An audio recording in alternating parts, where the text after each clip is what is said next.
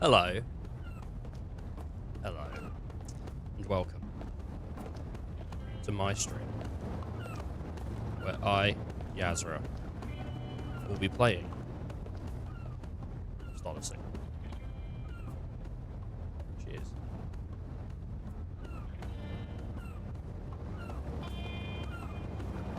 That's nearly gone.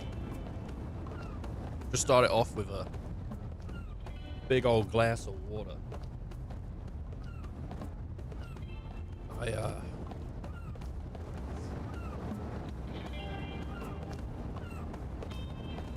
What can I say? I'm gonna just do the checks to make sure everything's working, because that's what's important. I'm later today than I would have liked. It's 12:30. I usually like to start for 11 to try and make sure certain people can catch me live, like our good friend Odyssey. But I failed him today, and I woke up late.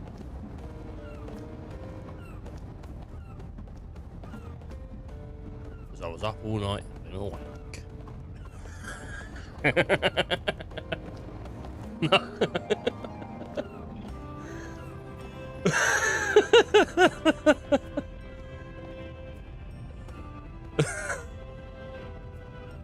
Anyway.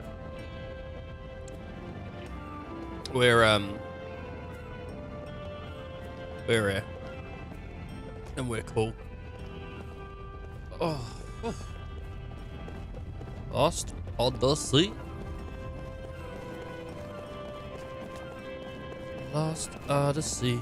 It's the only sea I see. Oh. Cool. We got a town to just continue exploring, basically. It's a pretty big town, even though we've done all the shopping. What's this? This is the port, Namora. We've yet to see this. Let's see. Okay. Things were quiet lately with the things were quiet lately with the general gone, but now that he's back, things have tensed up again. General Kakanis is a real pain in the butt. Oh, if anyone hears me saying that, I'll be in trouble. I've been on this long patrol since the morning. My legs are starting to be really heavy, I'll tell you. Boy, I just flew in this morning and my arm's tired. This place used to be a civilian harbor, bustling with fishing boats and merchant ships.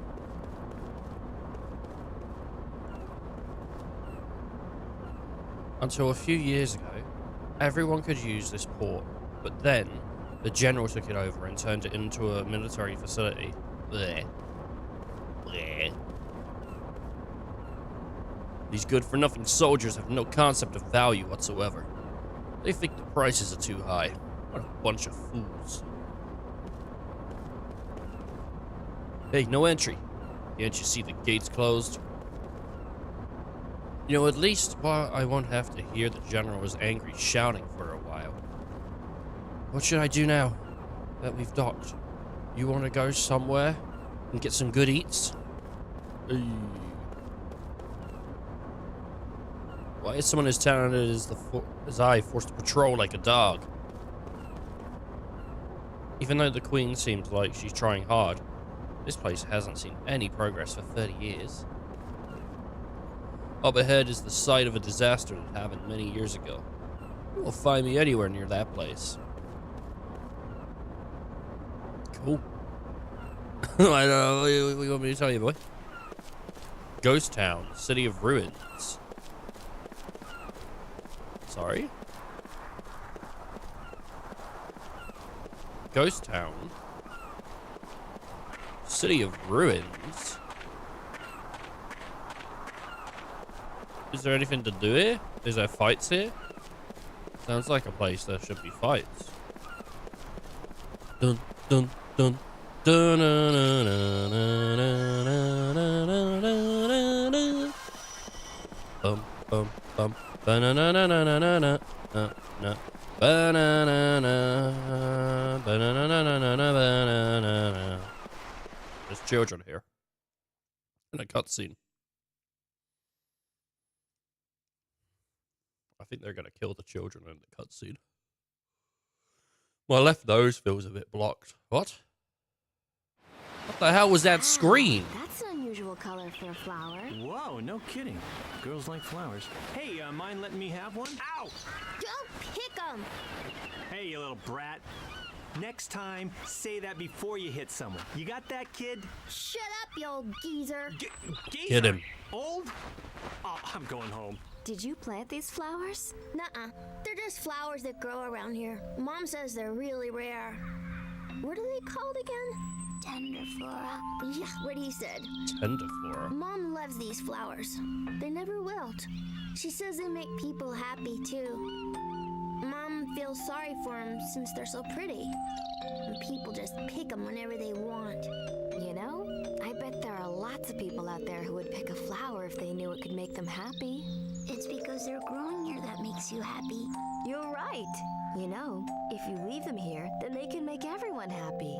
You're the only one who's ever said that. You must be a good person. Well, thank you. What's your name? I'm Cook, and this is my little brother, Mac. Cook? This conversation's Mac. cooked. Gotcha. Tell you that, I'm mate. Seth. Nice to meet you. Kime? Hey, half hour, buddy. He had that story about flowers before. Pals now, right? Hey, you're giving me What? a look again. You were blooming. What? Back what? Back then? Back when? Oh no, they're gonna get trampled. Trample the children! Turn them into paste! Oh god. Check it out. It's those prisoners the Queen just released. Yes, this looks suspicious. What are you characters up to? Characters. Stay back. Watch out for the flowers, please. Flowers? Hey, if you want to pick a fight, do it someplace else. Hey, those are tenderflora. You know, the ones that'll make you happy. Oh, I've heard good things about them. You're thinking about your girl, aren't you? Yeah, if I bring her these flowers, getting her in the sack would be a snap. Whoa, I boys. am on the same wavelength with that guy. Hey, let me get some of that action. Don't even go there, Jansen. All right. Hey, you can't have them. What's with you, kid? She sounds sort of familiar. Are you okay? Like from a kid's cartoon. Yeah. Real Specifically mature, that. You kicking can't out have the them. kid. That sounded familiar. Uh-oh. Hey, fine. Listen Maybe up. I'm just thinking of the lady down at the bakery when I keep asking for more cakes. You can't have them! I'll put on one of you, bitch! You bitch! Flowers. It's silly to pick a fight over something so small. What's Whoa, with the you? little one's gonna stand up, dude. Out of the way, kid. It's no big deal. I'm just gonna take 2 or 3. No, What's Whoa. with you, kid? I can't hear you. I said no. I still can't hear you. My god, dude, this is I'll assault. shoot. Hey, check out the tough guy. I'm not moving. Oh, I put my controller down. And it vibrated. You scared my horse. Now you must die. My god, dude. This is before we met Charlie and Dennis. What the hell's got him so worked up? Hey, we could use this kid as the official flower. What's going on with the... I think they're tears. I don't know what's going on. The eye... the bottom of the eye looks weird. You get lost. You're mucking up New Mara. Get your hands up here! You idiots are the ones who should get lost. Your breath is so bad. It wilts the flowers. Oh my god, these kids are gonna get... Not bad. I like that. Get Good choice of killed, words. dude. Very nice. Good. Loved it. Hey, you little brat! That's not how you address a Numaran soldier. Just because you're a kid doesn't mean you can get away with stuff like that. Oh my god, dude, they're gonna die. It's 5 against 2. Because I'm not stepping in there. Ah, shit.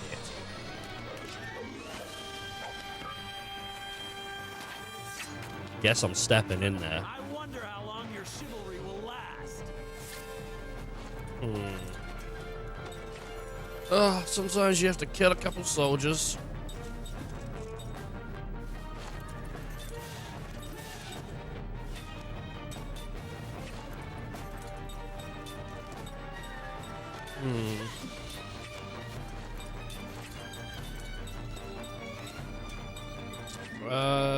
Poison.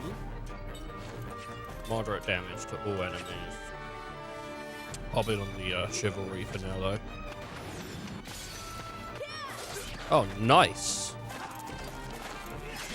That's... Oh. That wasn't so nice. Oh, that's pushed my cast time back. I need a stronger front line.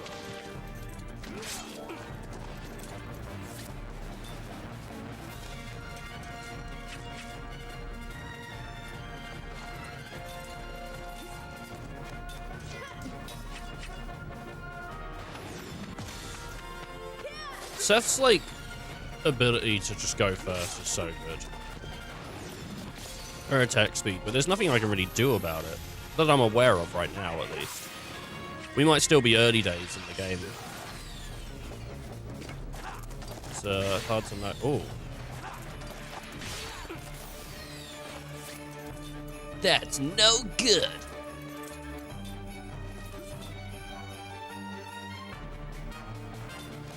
Yeah.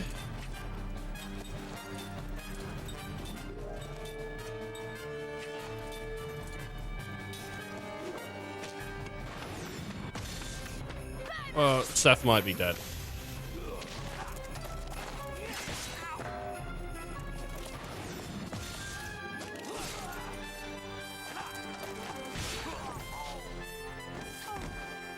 That's no good.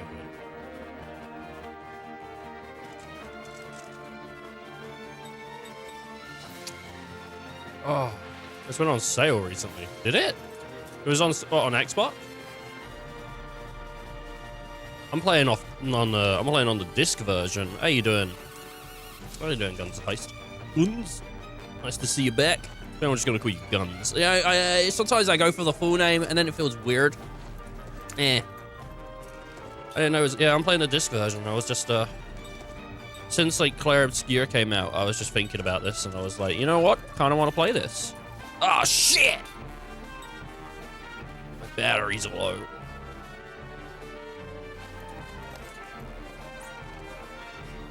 I could just go for it. Or I could hit. I think I'm just going to go for it.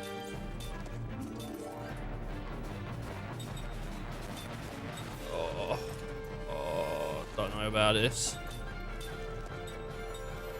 I'm just like, I might die really quickly. Oh,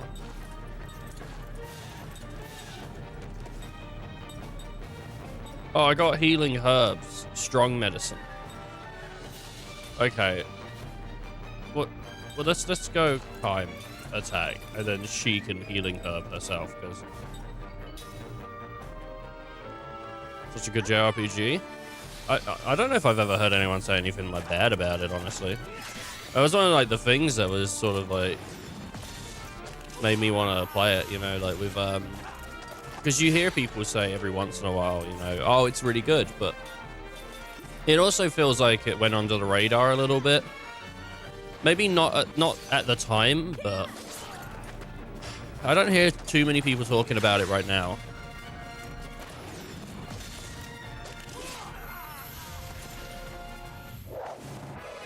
But it's quite fun. Yeah, people. That's what I heard people say. I mean, I like 13. You know, I'm a big 13 fan. So, yeah, personally. But I heard that people saying like, this is what it should have been. I knew they weren't ordinary travelers. We'll find out who you really are one of these days. Hey, don't you forget it!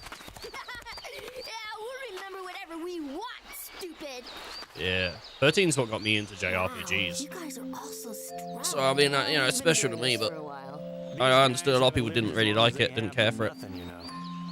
And this is from the creator of Final Fantasy, so. How about we bring him home? Home?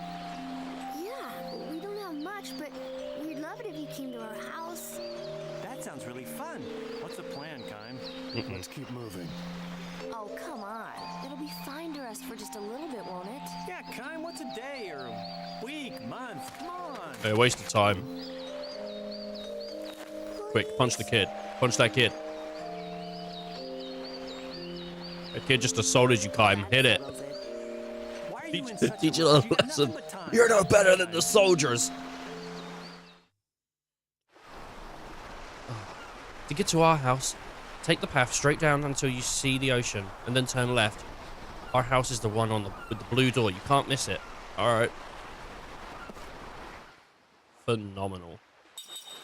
Let's see here. Jensen. Let's do Zephyr. God. I am looking forward to getting a new party member. I think we'll be getting the Queen as a party member pretty soon. I'm not sure, though. I just get a feeling that that's going to happen. It felt like that's how the story was sort of going with that. So... Alright, I'm going to run back just in case I missed anything in town. I probably didn't miss anything in town, though. But there was a little bit more to explore. Oh, god damn it. Right. Leave Ghost Town. Oh, good. We can just leave the town of ghosts. Why were they even out here patrolling? I don't know. For the monsters, I guess? I don't know. It's not like a part of the city, though, right? It's old Ghost Town. You'd think it since it's been abandoned, they wouldn't even patrol it anymore. Where does this lead to? The Crimson Forest. Okay. Let's go to the city of Namora. Oh my god. You been playing anything interesting recently, Guns? Got any cool games on the trail? I don't know. On the go, on the trail. Cowboy, he's a cowboy. Oh no, I didn't see him. Oh, shit. I thought it was in a zone that I was not in. So I immediately went exited. Misjudged. Free Ocean State. Alright. I think I actually did explore all of the goddamn town. Oh. Not really, just waiting for Death Stranding 2. Oh, cool. I'm excited for Death Stranding 2, but I'm also like... I don't want to buy it twice, so I'm just going to wait on it, I think. Death Stranding 1, though, was like so goddamn good. I got like all the achievos on that game on PC, and I played a bunch of it on console when it originally came out. So, super good game. I'm hoping it'll come to PC. Like, if it doesn't come to PC, then I'll have to eventually just buy it on PlayStation 5, but I keep doing this. Like, a game will come to PS5 or something, and I'll be like, oh, but I'll buy it then and play it when it comes out, and then it comes to PC, and I'm like, oh, well, I want it on PC, so I'll buy it again. I just don't want to do that. But it does look fun. I really liked the first one. The first one was kind of strange because it was like dividing, you know? I think there was a few people that were, you know, not expecting it to be as, I don't know, traversal heavy. Because obviously, you know, Metal Gear came before. But I just really enjoyed all of the gameplay, you know? It's hard to explain to someone as well. Like, oh yeah, you take packages from one place to another, but you also get to unlock features that make it easier, like zip lines, and you can build roads, and it's like, you know, it doesn't sound entertaining, but the reality is, like, it's very entertaining. It's very fun. So, yeah, I really liked the first one. It's super chill as well.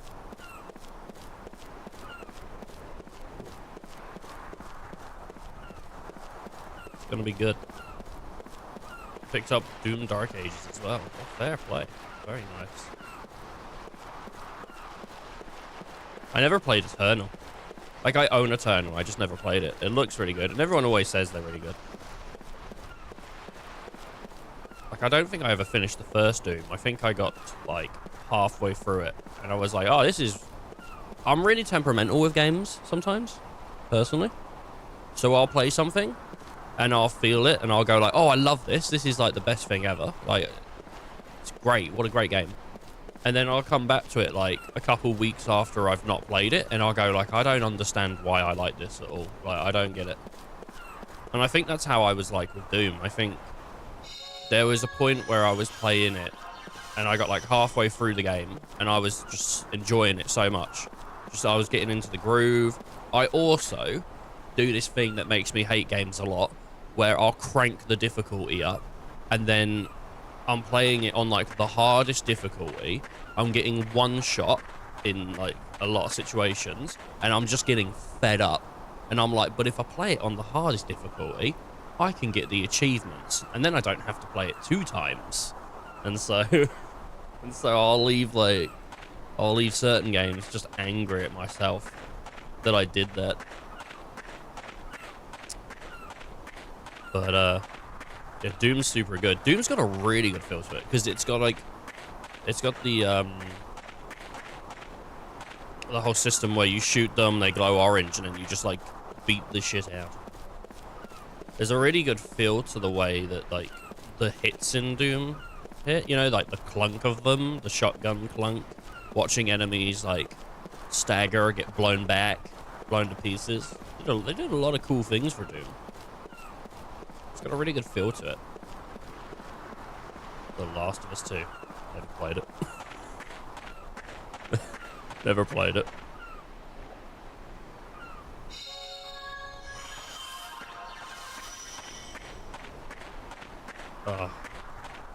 I'm in a weird state with The Last of Us. I'm in a weird place with it. I'm just a moaner. We're finding out this morning. I just moan. This is how I feel about The Last of Us, right? I kind of like The Last of Us 1, but I also kind of don't. I think it annoyed me how much people spoke about The Last of Us like it was, like, the most amazing thing ever, and I didn't think it was. I thought it was okay. I didn't think it was, like, that great. But the main thing that annoys me with The Last of Us is that I don't like Uncharted. Like, I've tried to play Uncharted multiple times, and I think it feels like shit. Like, I think the gunplay feels fucking awful, and it's what you're doing predominantly most of the time. I think the gunplay suits The Last of Us, but I think on Uncharted, it just feels awful. Granted, I haven't played Uncharted 2 or Uncharted 3, but what really upsets me about that is Naughty Dog made Crash Bandicoot. I love Crash Bandicoot. I love it to pieces. And they made Jak and Daxter, one of my favorite series of games. Like, I love Jak 1, like, again, to pieces. Like, one of my favorite games of all time. And then after they made those, they made Uncharted, which I fucking hated. Didn't give a fuck about it. And then they made, like, The Last of Us, which was, like, pretty good. And I was so fucking upset. I was like, I wish they just made more of the games I liked, because they went from, like, one of my favorite companies to one I didn't give a shit about at all. Anyone out there that's like, you're wrong, fair play to you. You know, I mean, we're all different. We all like different things for sure. But, like, that's just, I don't know. I really liked, I guess, platformers, and Uncharted didn't scratch that. It is a platform. It's an action platformer, and a puzzler. An action platform and puzzler. I think Uncharted, I think the gunplay in it is just, it's atrocious. I do think I need to play Uncharted 2 though. Yeah, no, for sure. I have heard Uncharted 2 is a lot better than 1. So I do need to give it a go. But every time I go back to the series, I'm like, well, I should beat 1. Like, I should beat 1, shouldn't I? I think then again as well, the last time I played it, I cranked the difficulty down. because I probably didn't like it because I put it too high. And then I think there's a stream. I wouldn't suggest anyone go watch it, but I think there's a stream where I was playing it and I'm moaning. By the end of it, I'm so upset. I'm just like, I don't want to play this game anymore, and I feel like I'm forced to play it now because I'm streaming it. I don't want to play it. I don't want to play it. So, it was bad. How you doing, Icy? Good morning, buddy. I'm not trying to just rag on every game you give me, by the way. I don't think I ragged on Death Stranding. I just don't want to, like, I bought, like, Final Fantasy Rebirth when it came out for, like, PlayStation 5. And I bought Final Fantasy 16 for, PlayStation 5 when it came out, because I really wanted to play them the day they came out. And I played them, and I enjoyed them, and they were really good games. But then I bought them again, like, a year later on Steam, and I went, like, I don't see the fucking point in, like, having a, like, I don't like the PlayStation 5. I think the PS5's awful. It's like, it's one of the worst consoles I've ever owned.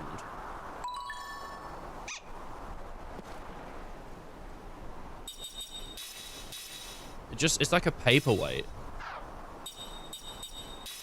But then again, I'm very fortunate and I have a good computer that can run stuff. So don't take him too seriously, young. He has demonstrated generally bad taste. I do have generally bad taste. I don't know what it is. I don't know why. But I do have, like, a lot of things I love that people hate. I don't think The Last of Us is that bad. I used to hate it a lot when I was a kid. I used to hate it a lot. When I was younger, I hated it a lot. And then I found out that I have played it 3 times over my life. And I think, you know,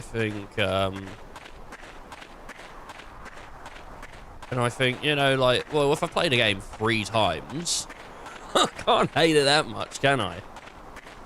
You know? Look, you chop your balls off once, shame on you. Chop your balls off twice, shouldn't have done it. Chop your balls off 3 times, now you got a fetish, mate. It's ridiculous. Favorite drink's piss, by the way. Love piss. Alright. I should explore this town before I just go into there, just real quick.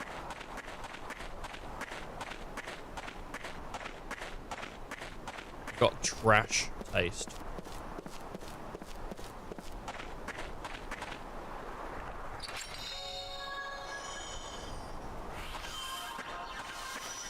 Trying to think of things I like that people don't like. Most of the things I like, I think, are Final Fantasy things. Like, I like Final Fantasy 2. People don't like Final Fantasy 2. I like Final Fantasy 13. I like the whole of those games. People don't like those games. I like Advent Children. I think Advent Children has like 2 or 3 good scenes in it. I don't think like the overallness is, I don't care about like the story. I just think the fight in the church is really cool. I think Vincent showing up is really cool.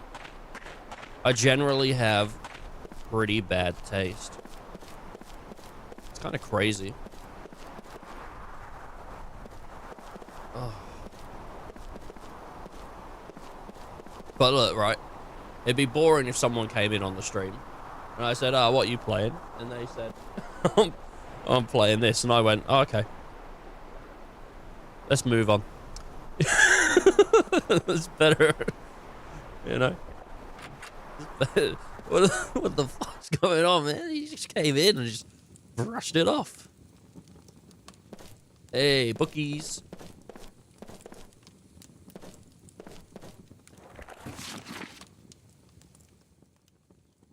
The medicine you ordered in this package. The medicine you ordered is in this package. However, I must remind you that it is meant as a pain reliever, not as treatment for the disease itself.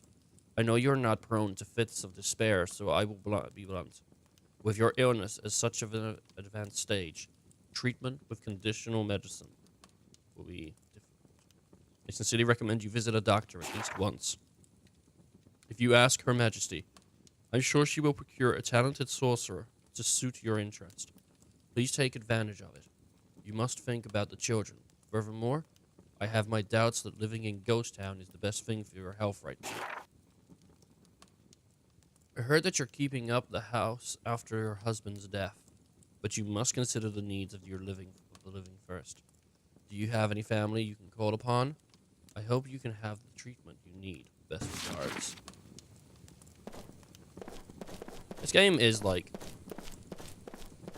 very depressing. Like, everything that seems to happen in it is just sort of, like, a downer. Wait, can I rest in these beds? Oh, hell yeah.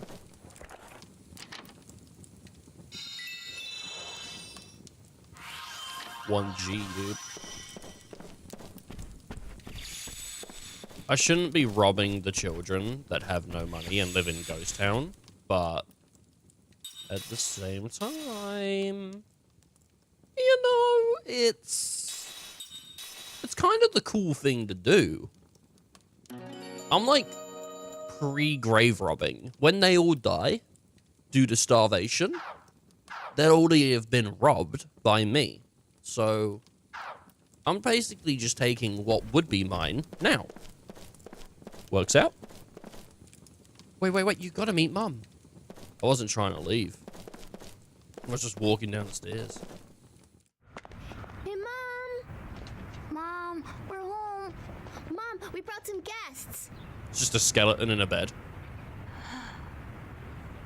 Is she sick? Looks like it. Good afternoon. Hey there. Jensen's gonna talk about These banging the people are mum. from Ura. They protected the tender flora from these stupid Here, I picked some soldiers. flowers for you. Flowers.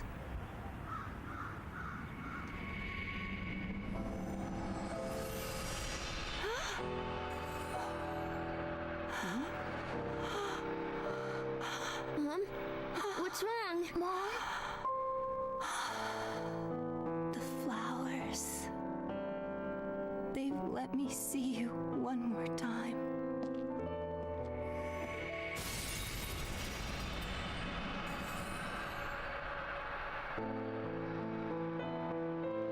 It's not the girl with the glasses, is it?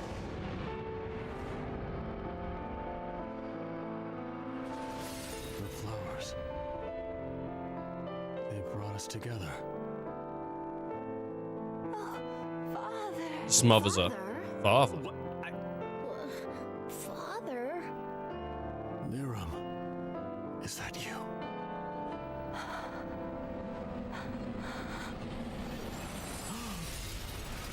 Whoa!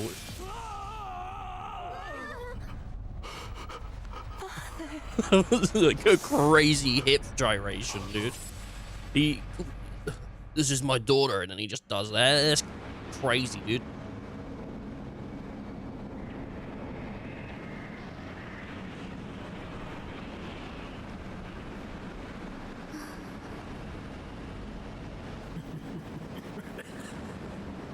Oh, it is in there.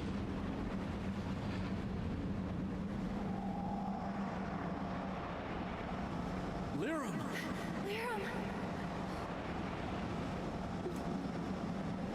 Oh my god, dude.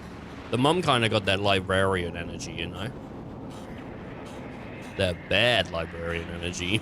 Yeah.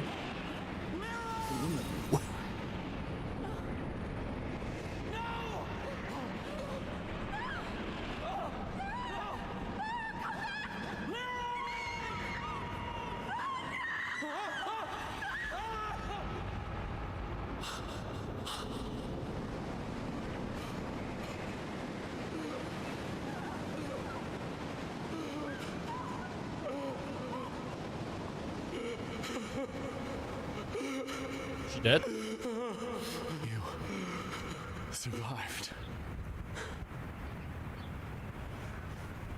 Time. Your memories. Is it meant to be making a wind noise?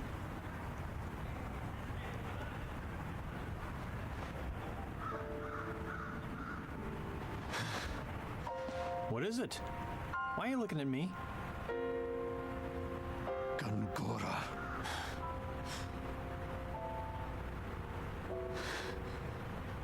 You bad. Gora was there.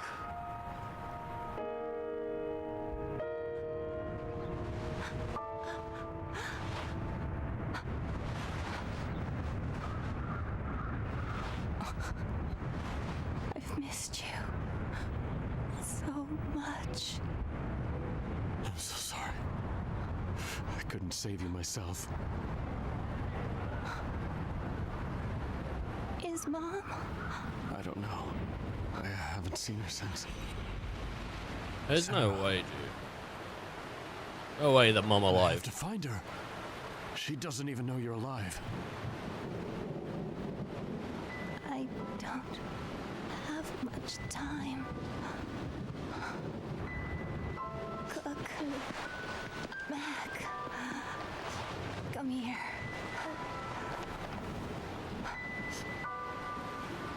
Listen, both of you. I die now!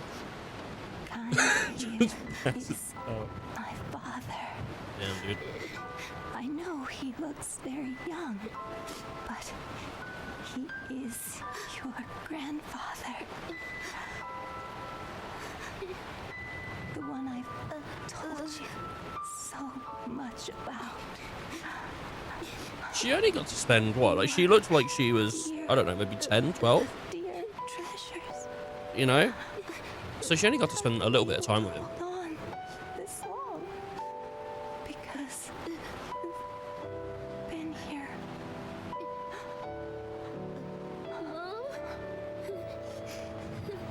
Father, take care of them. Please. Of course. Father, there's something I've always wanted to tell you. Oh, she ate the last donut, didn't she?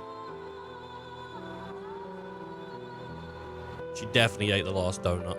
And I've been pissed about that for years. I know.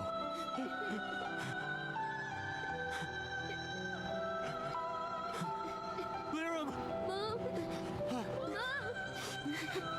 I'm glad. So very glad I'm not, they were limited edition. I could see you once more.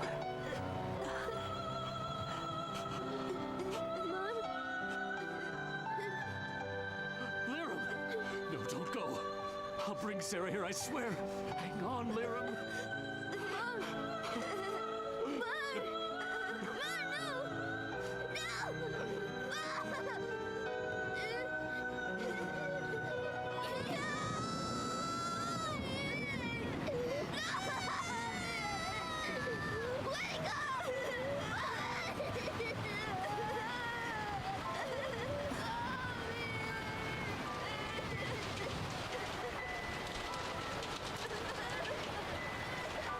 She dead now.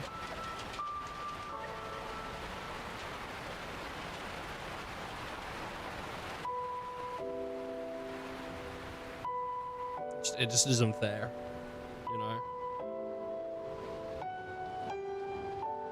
Mummy gone.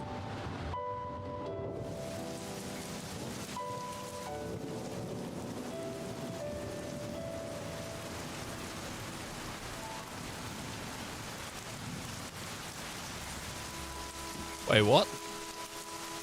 We're playing as, like, the prince? Oh my god.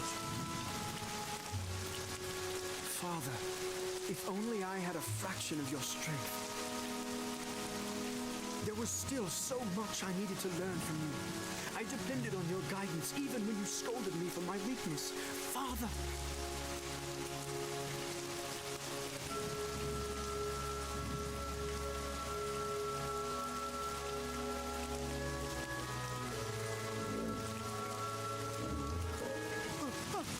What is this?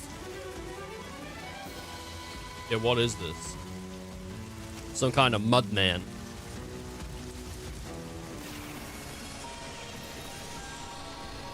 Some kind of man of mud. Okay. We got any cool skills? Stay back! Power hit. Cut down. Inflict damage to an enemy front row. Okay. That sounds good. Oh no, he's weak. Oh no, they. Oh god damn it! They're hitting him for 19. Stop! You're hurting him.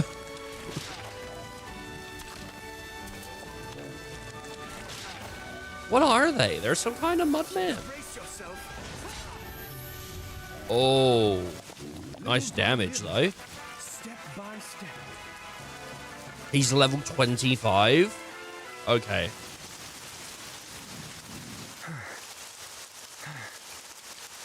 He's still only doing 100 at level 25. I guess everything's based relatively towards the sort of area and level you should be. You fought rather well. I'd expect nothing less of you. You were watching. Why didn't you help me? Well, I didn't expect a frail puppet like that to best someone of your blood. I sent it simply to test you. Huh? Do you Sent understand it? what I'm saying? What? That puppet was one of your pawns? Why would you do something like that to me? Because I do not wish to see the throne restored. What? Throne restored? Wait, was the poison soup you're doing? Oh. Answer me! Gungaga's doing some like mind control or something.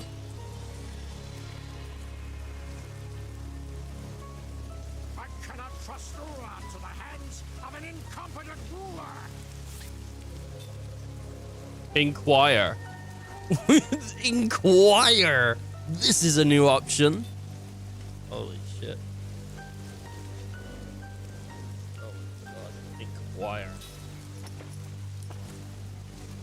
Wind. He's firing on us, boys. That's why you tried to kill me. As long as a member of the royal family exists, dissidents will try to restore the monarchy. The royal bloodline must be extinguished. Just by being alive, you give those dissidents hope.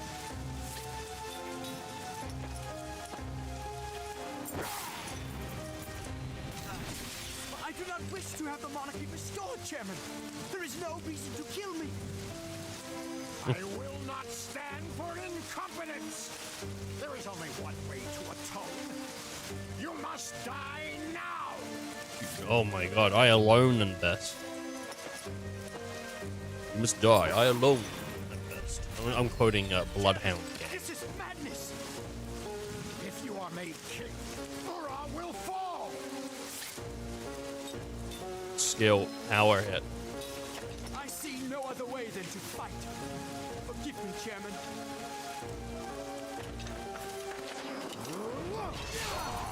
Oh, 460, Jesus Christ! Pretty goddamn good.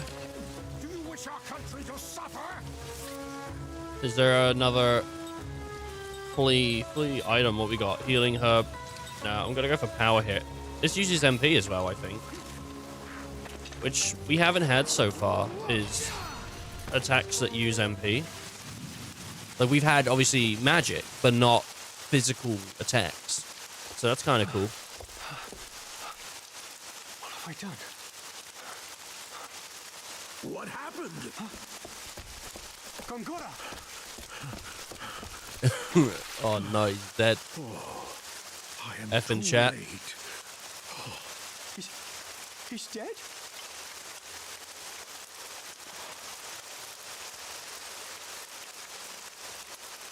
I had no choice. The chairman was trying to kill me. I know everything. All right, let's deal with this calmly, Your Majesty. Please don't panic. Starts screaming. Roxanne visited my men every earlier piece of tonight. panic. He spoke enthusiastically of his plans to prevent the restoration of the throne, to establish his own influence and such. To achieve those ends, he said the first thing that had to be done was to ensure Your Highness's death. I sensed peril, and although I am under house arrest, I escaped my incarceration and came as soon as I could. But I was still too late. I would never have expected the chairman to try to kill you, even as deluded as he was. Gongora.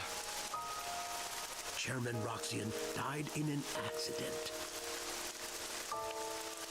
You always come. Put him on the toilet like Elvis. You are the only one I can rely on. Put a sandwich in his hand. Majesty, I believe your late father watches over you and sent me to your aid. Father. Oh,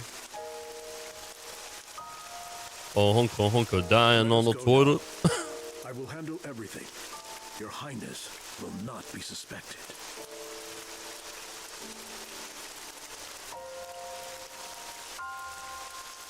Is that an M on his chest, or is it just like a linkage? I don't know what's going on. I don't know if that was like a peanut butter, jelly, and bacon. That sounds awful.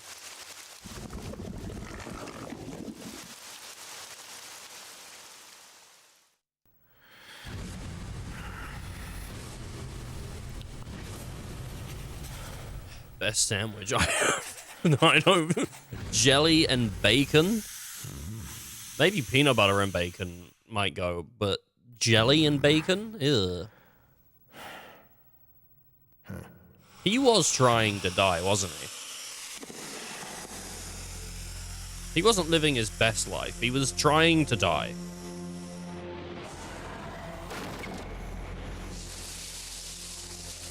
Yeah, if I was in my office and this thing just showed up, I would shit myself.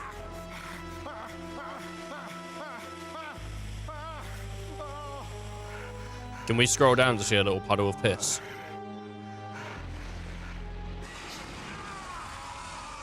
He didn't really attempt to get out of there that well, did he? He just sort of went into a corner. You could have gone for the door, mate.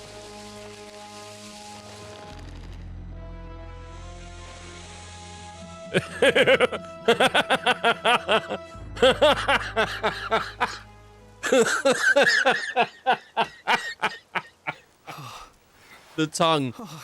Oh, the tongue. Drink this. It will calm you a bit. Right. Oh. God. Ooh. The vapors. What should I do? Have I ever tried jam, bacon, and peanut butter? No. I've killed a man. No, I haven't.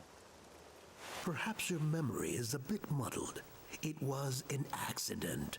I haven't had bacon Roxian for passed like away due to 2 unfortunate months. circumstances. But The chairman fell prey to a sudden illness. It was beyond the doctor's abilities to save him.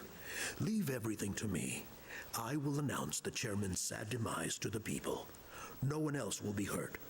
No one will question your Highness's integrity, and the chairman's good name shall be preserved. Snake in the grass, dude. Consider this. It's quite funny that they Our made him a nation snake, lost innit? both It's the chairman and your Highness. It would plunge into chaos. A If metaphor. that were to happen, Gotza would undoubtedly take advantage of our weakness and invade. yes, Gotza would. Remember, they have plotted against Kent and wore down Ura during the recent war.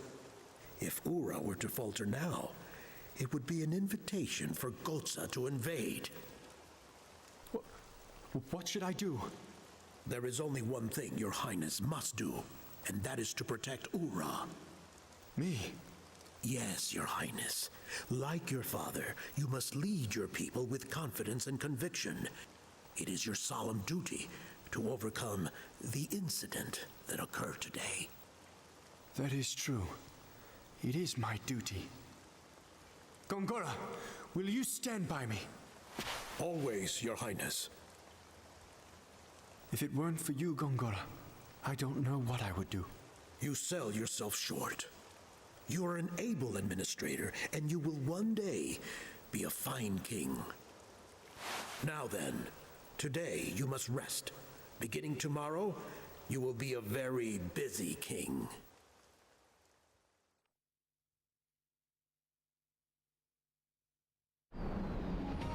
Time, Argonar. From this day forward, my servant. Give me a sign of your fealty.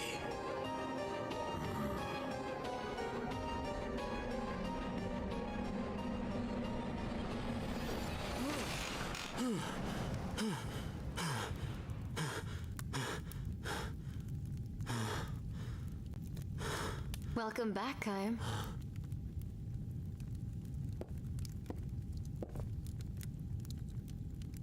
I think I'm gonna be sick. If Gongora wiped out our memories, he must be up to something. So he took our memories instead of taking our lives. By taking away what was most precious to us, he destroyed our hearts and reduced us to empty shells. If he's willing to go that far, what he's after must be this world. The world itself. What? Yes. Ridiculous. Yeah, that's what I was thinking. Me, you, Gongora. I remember two others. One of them is Sarah. The other one is Ming, the 1,000-year-old queen who founded Numara. Does she remember?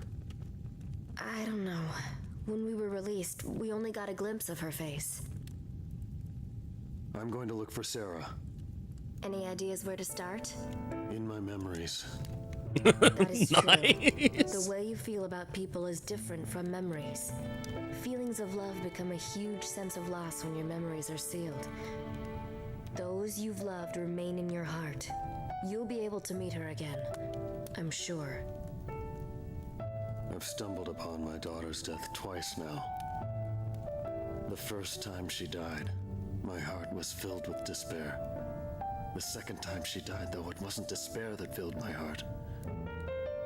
It was hope. If he won't die, Yeah, no, I swear I've I'll heard. bury Gongora in so much pain he'll wish he was dead. We have all the time in the world. That's the hope that I live for. He's just hoping to torture someone. To live again. Ah, they all lived happily ever after. Kai, if the send-off tomorrow is too hard for you to bear... No, I'll see Lyrim off. It's my duty as her father. Could you imagine if Jensen goes through all this and he's still like, oh yeah, I'm gonna just go for the money? What an asshole. Miss Seth contacted me. I'm here to assist in sending Miss Lyrim off. Where's Mom going? She will return to Mother Ocean, who brought us to this land long ago. Even though her body goes to the sea, you will still have your spiritual bond with her. She's returning to the live stream. Spiritual bonds? Yes, your souls as mother and son will always be connected. Even though the body may have gone, these bonds are eternal. Oh, we're gonna get a new menu called Bonds. I'm gonna teach my children about the live stream. I'm gonna teach them that everything that happened in Final Fantasy VII is a historical recount. Rather than a game. They're gonna think that 7 is a historical recount. And they're like, why did they do that to Aerith?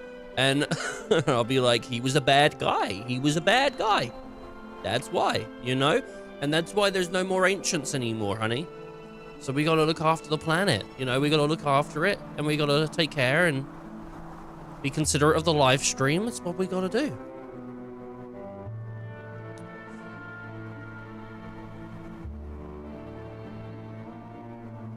I'm not going to teach them about Rebirth or Remake. Separate thing. I'm going to teach them about the original. I'm going to say this is heresy. This is this is what happened. So there's enough Final Fantasy VII stuff in the world that we could probably get away with it for a while. What should we do? It's nothing difficult. We'll need flowers to adorn Miss Lyrim and torches to light the send-off flame. I understand. I'll get lots of flowers, so Mom will look extra pretty. Is it child abuse to just tell your children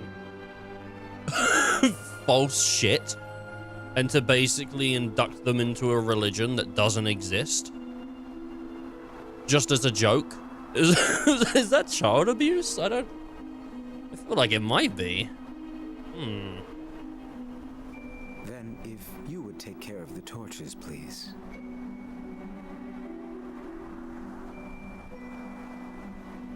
You all right? Yeah, but I want to do something too. Nah, I don't understand. It'll be alright. I'll have you help me later.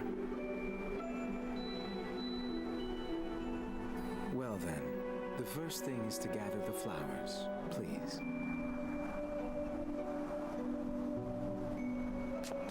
Man.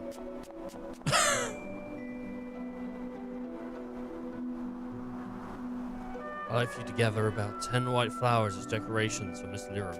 And I play as a child now. Whoa, she's like super fast!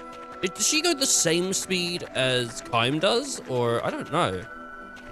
Yeah, I feel bad about Guns. He came in this morning. It was like, this game's good. I was like, yeah. And then he starts naming all the games he's playing, and I just ripped it. I'm just being honest. I feel bad now. He was probably a good sport about it. I've seen him before, actually. I've been editing. I know he's been around on the channel for a bit, because I was editing Tears of the Kingdom recently, and I think on the first stream of Tears of the Kingdom, he was in the chat as well when we were having a chat. So, I don't know if he did. I think he followed me when I was playing Metal Gear Solid 4. I think he, like, raided my channel. I could be wrong. Could have been someone else, but I think it was him. So, pretty, it's always cool to see returning viewers.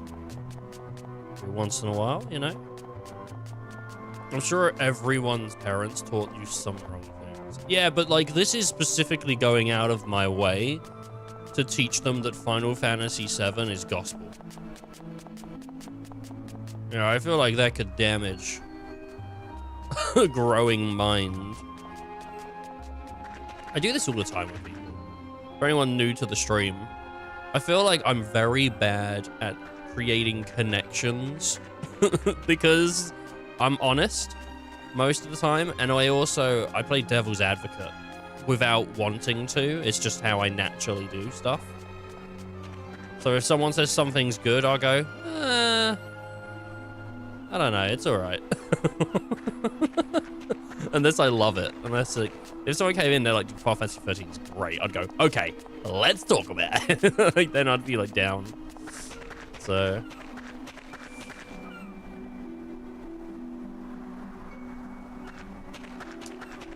very good at it. You'd think after like streaming for 10 years I'd be better at it, but it is what it is.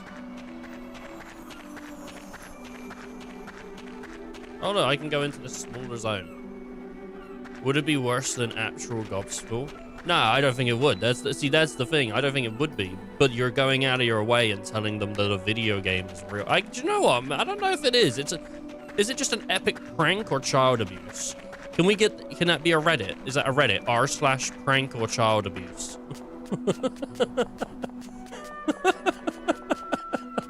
That would be so good.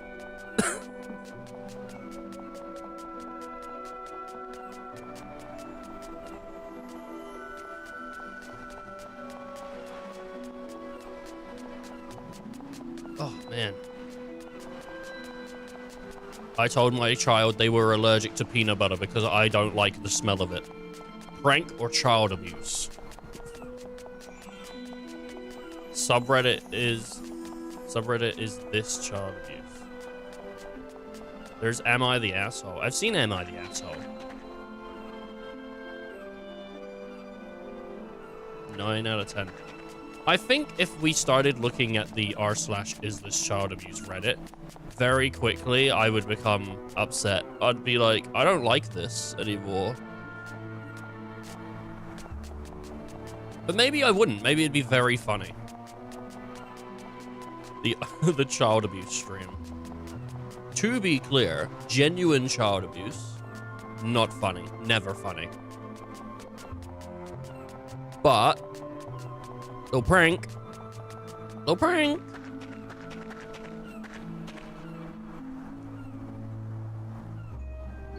Okay, this ought to be enough.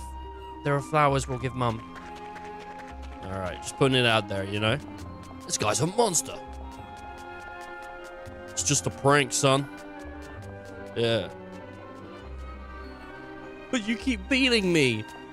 Yeah, at Mario Kart, the way that you word it makes it sound worse. Now go get the wooden spoon, because Daddy's making pasta. Look, I'm filming it. There's a camera. That is awful. Because there have been, I know there's been at least one channel that's had their children taken away due to like content kids, you know, having content kids. I like it when parents are sort of like, oh yeah, I'm a creator, I had a kid, but I'm not putting the kid in the content because they can't consent to it yet, you know? Like, if the kid grows up and wants to be a part of it, that's their decision. But I'm not going to force it on my kid, and I'm not going to do that because it's kind of, like, messed up. And putting photos of your kid out for strangers is kind of weird. Celebrities can't avoid it, but YouTubers can. To some degree, at least. You've gathered the flowers. There should be enough to send Miss Lyrum off through her final journey. All right, Mr. Kime, please gather the branches for the torch.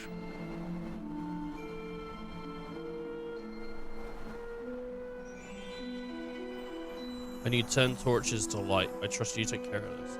I need to gather branches. Oh, these little sticks on the floor. Yeah, jokes aside, kids should be given good memories and learning experiences, not treated as actors for YouTube. Yeah. It's a hard not life. Not life? It's a hard knock life. That's the one. I always thought it was nut life. I remember watching Austin Powers, like the prison scene, and I'm like, it's a hard nut life. All the time. And I grew up and I was like, ha, nut life. And then I think my mum said it's knock. What the fuck are you talking about? It's knock, not nut. I'm like, oh no, it's not nut. That would have embarrassed me. Go on stage, do my comedy bits, you know. Do stand up every Thursday, go on stage, you know. It's a hard nut life. What the fuck is this guy talking about? What were they thinking? It's a hard nut life. I've never nutted hard. What? It's knock. What's a light knock life, you know? Barely even hear the door go off. Postman just leaves. It's a light knock life. I got knocked up twice. I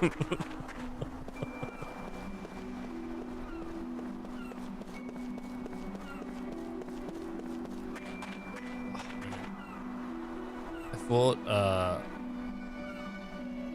exponential was exponential for 10 years. What? Exponential? What is I thought exponential. Exponential. What's exponential? Exponential.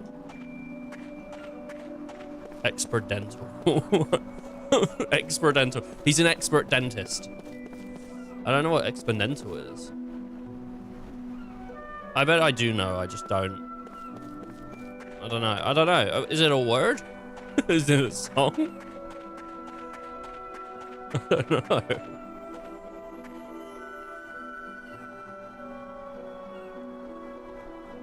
Exponential is a word describing the rising costs of dental prices. Wow, dude. He's trying to get me out of house and home. These are exponential prices. You can't do this to me. I went in for a cavity, now I got a 401k, man. I can't believe it. Why would you get a 401k from a cavity, you fucking idiot? Isn't a 401k an investment option?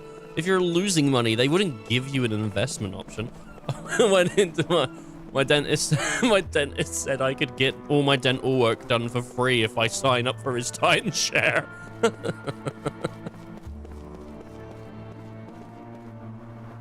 Everything is prepared for Miss Lyram's send-off. Let us begin. Everyone is waiting to give Miss Lyram a final farewell.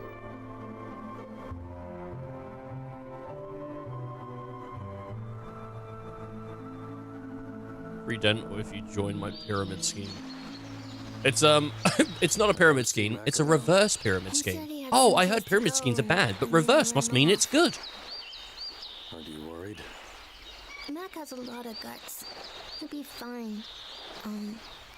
Is he? I think he's got the regular amount of guts. Honestly, I'm your probably grandfather. You can call me Grandpa. Even though you're younger than Mom? Yeah. He's not younger than Mum. Saying Grandpa just doesn't feel right. What about Gramps? Whoa. Look at that, Seth. Kime's actually being nice. Huh. Well, he is a grandfather with his grandchild. Wow. I guess getting grandchildren can really change a guy. I don't think it's quite like that. I think I've got a pretty good guess where Mac went. Where? He went to cheese. To get those flowers. I see. See, for us, we figured that as long as those flowers were blooming, Mom would stay healthy. So you protected them? Yeah. Mac and I, we both knew that Mom wasn't well. Mac and I, play the clip. We wanted to stay together, even if it was just for a little longer. So we would pray to those flowers every day.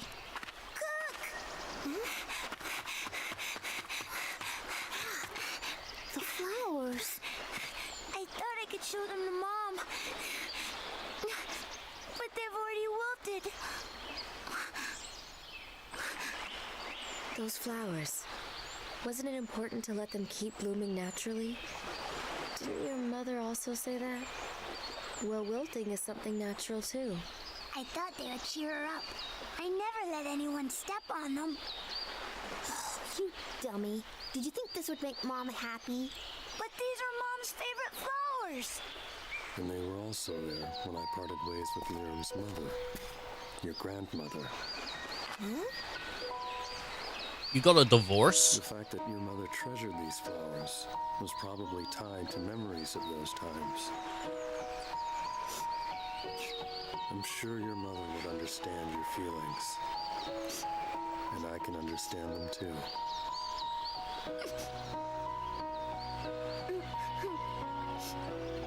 You're a good person, Mac.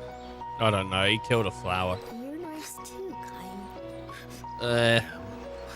Yep. I thought that about you just now. So, It's very accurate child. show them to Lyram, Mac. It's very accurate child. Mom. The fort pops in. Say it. I'm a little emotional about things like this, I guess. Well, I don't handle these things too well either. I don't think people are good or bad to children. I think they're just what they are in that moment to them, you know? Mr. Kime, take hold of the ribbons, please. I'm talking about a way like a child might perceive a person. Not like someone is not good or bad. Like, obviously you can be a good or bad person, but I think for children sometimes it is like whatever you are at that moment. It's the same way, you know? I think for a lot of humans, that's how people are, to be fair, actually. Is how a person is in the moment. You know, like, yeah, sometimes they've done good things, sometimes they do bad things, but how they are in that moment is how you perceive them, you know? I'm not saying I do that. Maybe a little bit, though. Even made it clear the fort just came. Yeah. You're a good guy. Yeah, I thought that just now. No, bad kids, just bad behavior. Bad kids. I think it's the same way though, that like someone can be nice if they're helping you, but they're bad if they're not helping you, you know? It's like that's how people perceive sometimes. I'm not saying that's what I view it. I'm saying sometimes I think that's how kids might view it. You know? This one's not helping me, they're bad. The kid isn't bad, the behavior is bad. No, the kid, no, people are bad. There's bad people out there, dude. And especially children. Especially children. People like kids can't be bad. Kids can be super bad. Okay? They go around murdering people, killing people, eating food that's not meant for them, stealing. And it's up to us to teach them, don't do that. I think people are naturally born bad. And we have to fix them. I think everyone is born naturally bad.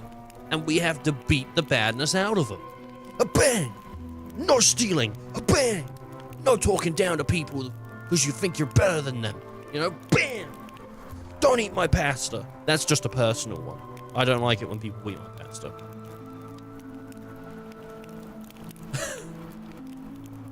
Oh, fix them.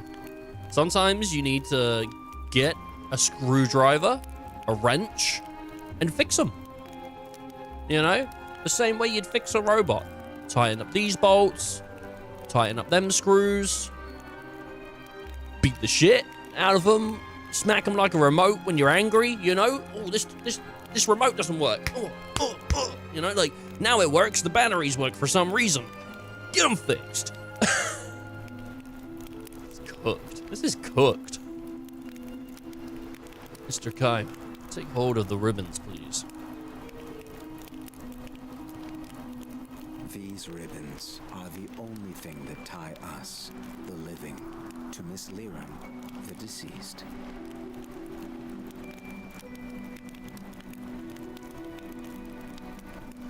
I don't think these ideologies are from now begin her new journey.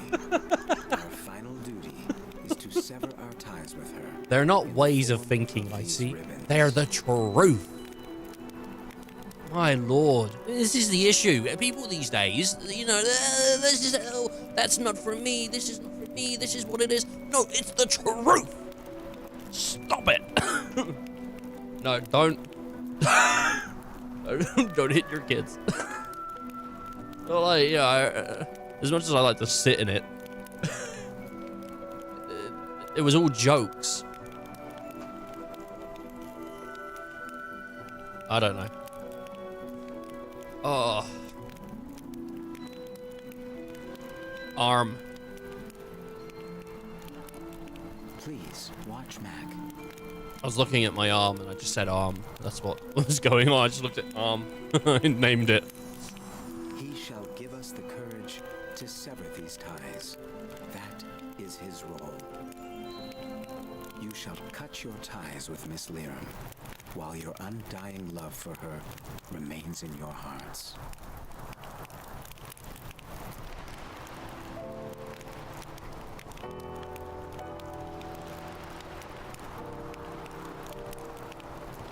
You said that even if we have to cut our ties, we still have our spiritual bonds, right? Spiritual Yes, bonds. those bonds are eternal. Now, let us send Miss Liram off. We'll meet again in the live stream. Does heaven exist in FF7? Or is it just like return to the planet? You know? Like, is there a life after life? I think you're somewhat alive in the live stream, right?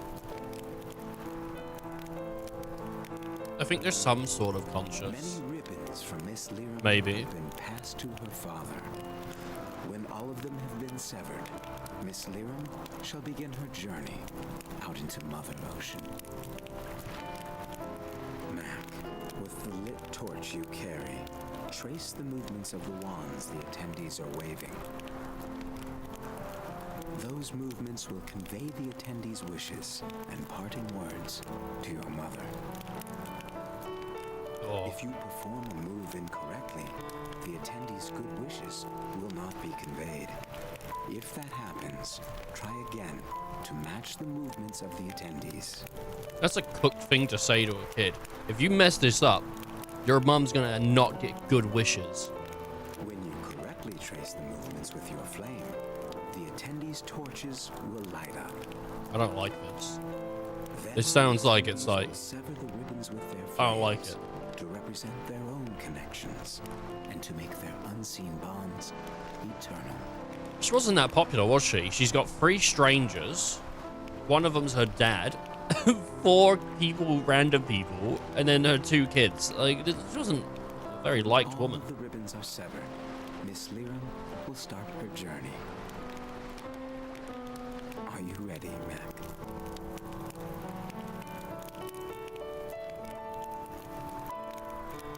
It is time, everyone. Let us sever our physical ties with Miss Liram.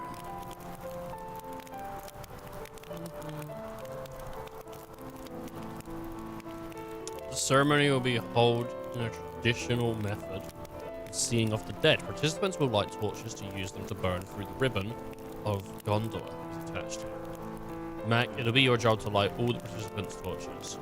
Liram was a good, kind person to all. Now then, let's begin. After expressing their condolences, the participants will move their torches forward. Move your torch to the right to bring the flame to the top of your partner's torch. Swing right.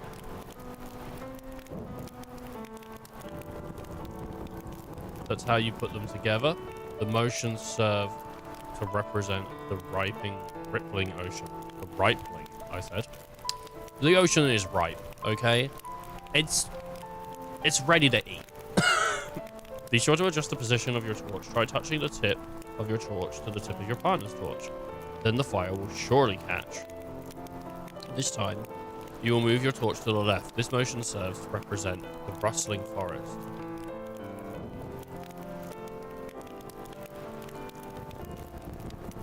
Next, you will raise your torch up. This upward motion serves to represent the endless skies. Now you will move your torch lower to the ground. Downwards motion serves to represent the solid earth. The torch has been lit. It's time for you to say your final goodbyes to your mother. Stay strong, alright? You got Cook with you.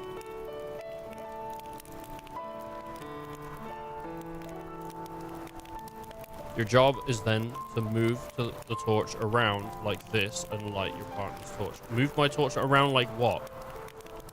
You'll need to pay attention to your partner as each Nemoran will move his or her torch in a different direction. Since ancient times, every Nemoran family has its own particular custom for sending off the dead. You must be aware of that. If you're unable to light a torch the first time, you may retry as many times as you like. The important thing is that everyone here fully extends their feelings out to Miss Liram.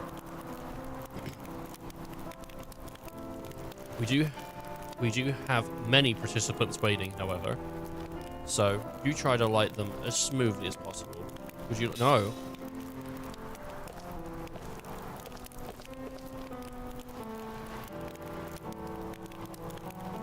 My condolences for your loss. If you need anything, just ask.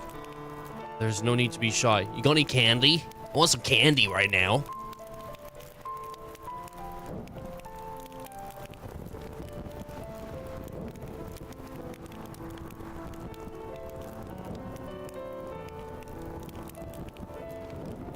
It sounded like it was going to be easier to mess this up.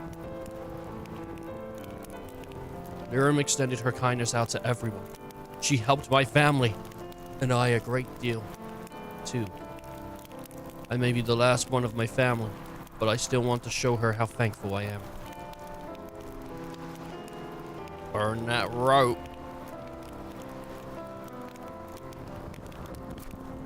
How would that not catch fire on other bits of the rope when he did it where it was all nearly bunched up? Liam was such a gentle person. I knew she was ill, but I never thought it would claim her so fast. Hang in there, all right?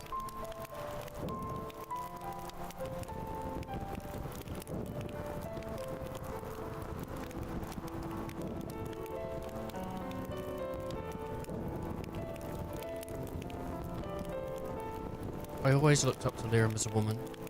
I wouldn't mind becoming a mother like her someday. I miss her dearly, but I want to show her my smile one more time. Well, you're wearing a mask, so...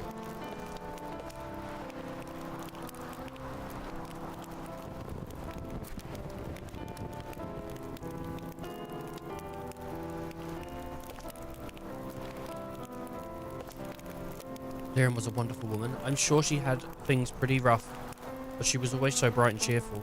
Let's see her off with a smile.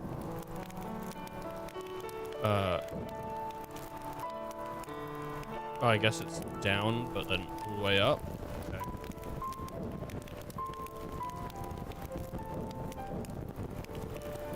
Oh, here. Oh, here.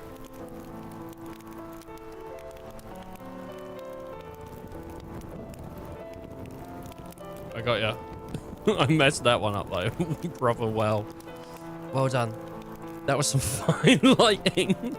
Now it's time to say my goodbyes. I'm sure it'll sure be lonely without Liam around.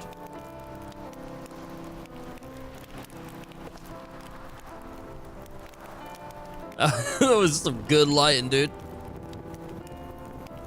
Oh, man.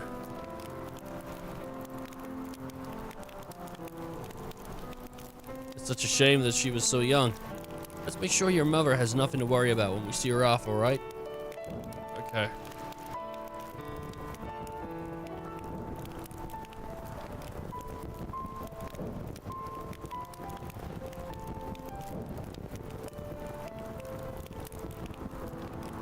What a good job you've done with the fire. I'm sure Liam would be overjoyed to see how well your kids are turning out. Now for my final words.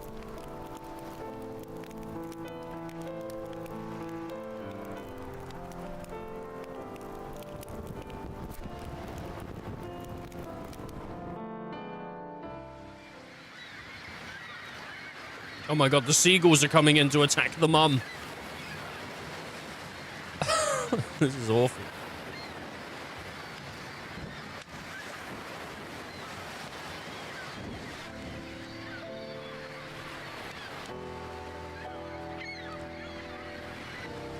She's just gonna throw it in the water. Oh. It's gone.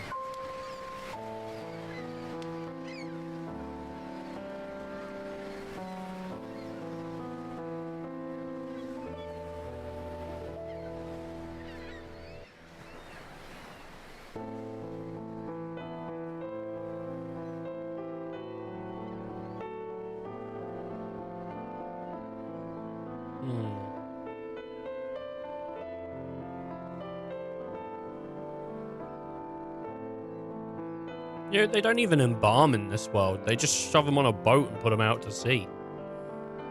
You know? Someone gonna shoot her with like a flaming arrow? Or was that Vikings that did that, I think?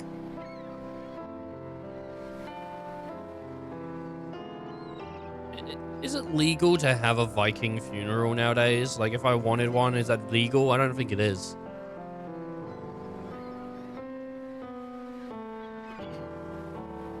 I think the government force you to have a certain kind of funeral.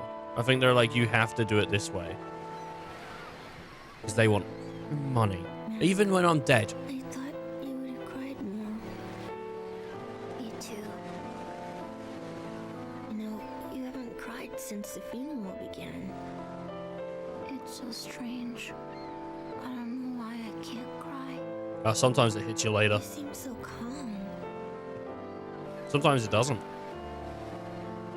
Sometimes, you know, people, they don't cry or get upset because they have so much that they need to do. So that they, I don't know, they naturally sort of put it off. She had lots of friends, and Dad was a really great person. Even the Queen cared about her and helped her out a lot. I'm sure she must have been happy. She always missed you, Kime. And Grandma.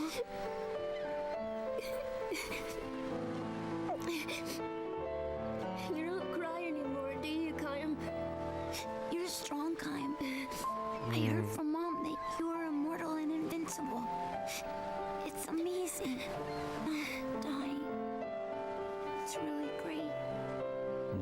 necessarily.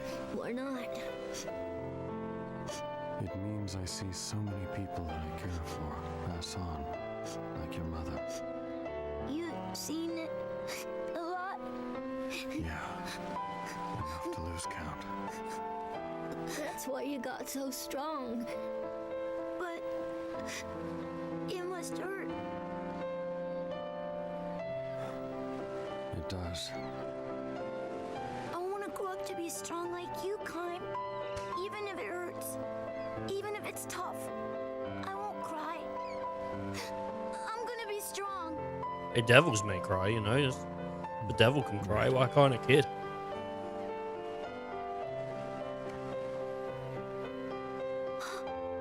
Look, check it out. I'm back to life. I just knew it. I just knew Mom heard our wish. They captured their mum's soul Don't you think Mom would have done this? by Ermac. Gotta be because of her the flowers are better. Mom is close, and she hears what we say. It must mean she's with us, Cook. That's impossible. Yeah, crush his dreams. Do it early. There's nothing like it.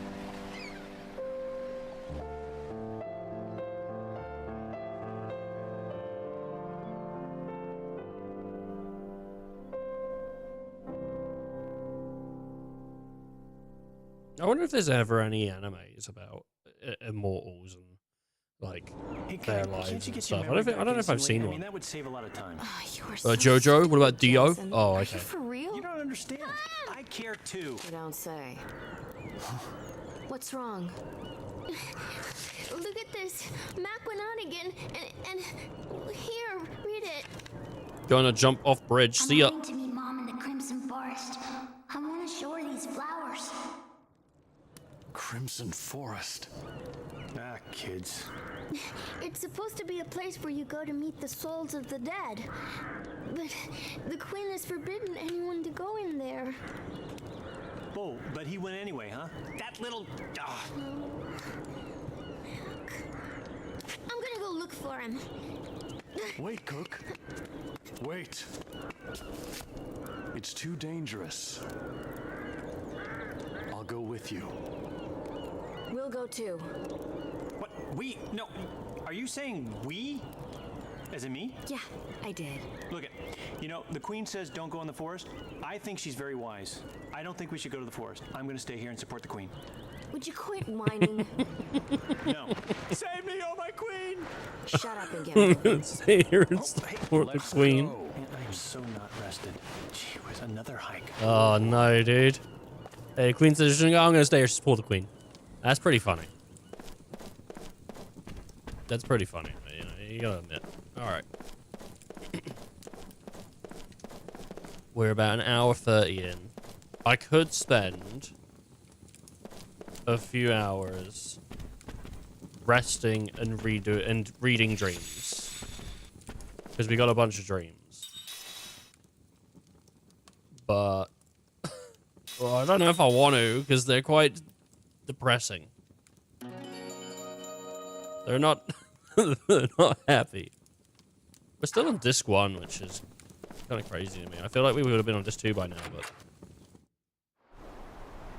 the Crimson Forest is in the mountains to the west. Oh look, she's got like cool clothes on now. Nice. We better hurry. There are monsters showing up outside of town. She's in the party now. Oh shit, she is in the party.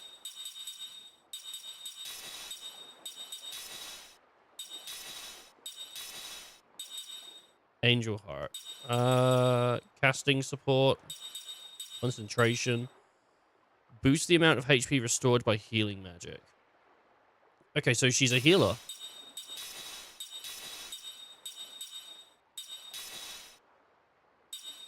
Alright, that's cool. Her attack speed is 7, which is on the same as thingy. Let me have a look at formation. Oh, good. They're standing behind. Let's just do it like that. Wait, did I not change it? No, I want to change it, so he's... Okay. So I think we can have one more party member.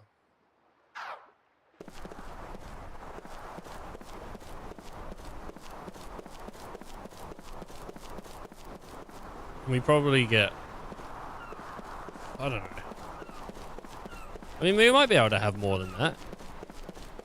I'd be chuffed if we had a full back line and a full front line, but it just seems like too much.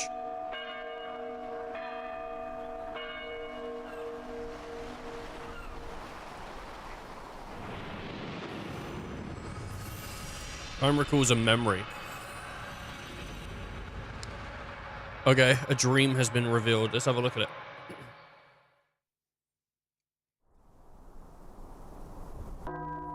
Evening. Bell. Toast? No. Just bell. Rolling farmland spread out before him. Kine harvests his vegetables, wielding his hoe with deep concentration. The sky on this autumn evening is in a deep crimson. Maybe we should call it a day. No, maybe we should call it a day, says the heavy-set woman who owns the farm. She drops an armload of vegetables into the basket. Kime nods and wipes the sweat off his brow. You're a tremendous help, says the woman. Look how much we've done. Kime responds to her praise with a slight nod. You still remember where you came from? She asks. You still can't remember where you came from? Afraid not. Well, the way you work, she says with an easy laugh. I don't care if you're from the moon. Seriously, Kime. What will you do when the harvest ends? I don't know yet. I haven't made up my mind. There's plenty of work to do, even in winter, she says. It'll be fine with me if you wanted to stay a while longer. Thank you. She herself. Sorry, man. Oh my god. She herself is a hard worker and a warm human being. This is not a life that allows for luxuries. But I think I'm just going to do it in my voice. But going out to the field at dawn every day and ending work as the sun goes down softens the heart, even as it toughens the body. As they prepare to leave the field, a small bell begins to ring. The hour is still somewhat early, and the church's evening bell. For the church's evening bell. Kime glances down at the road at the base of the hill. A funeral procession advances slowly along the road. The mourners surrounding a horse cart bearing a coffin. The woman sets her hoe on the ground, removes her headscarf and clasps her hands together. Kime scans the hills to find out all the other workers on the surrounding farms. Are doing the same thing, clasping their hands, bowing their heads, and closing their eyes in the direction of the distant funeral. Kime follows their example. The old man leading the funeral procession swings a little bell. Its ringing echoes among the hills. The mourners pass in silence. The woman in black veils, the men in black coats, heads bowed. The children in the rear elbow each other. The children in the rear elbow each other.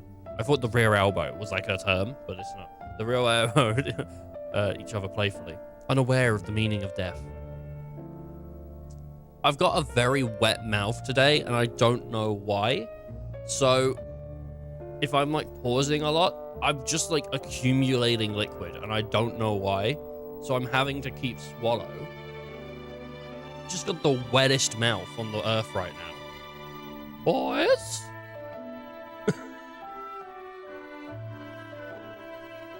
When the funeral has passed, the woman raises her head and blinks her moistened eyes. My moistened mouth.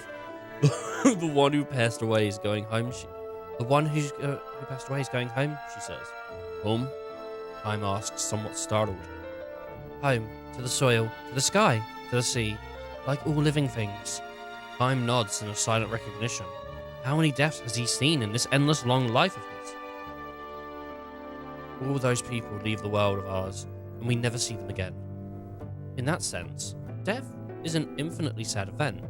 If, however, we think that dying is to go back to their home somewhere, a certain comfort And even joy might come to mingle with the sadness. But Kime, who can never grow old or die, can never go home.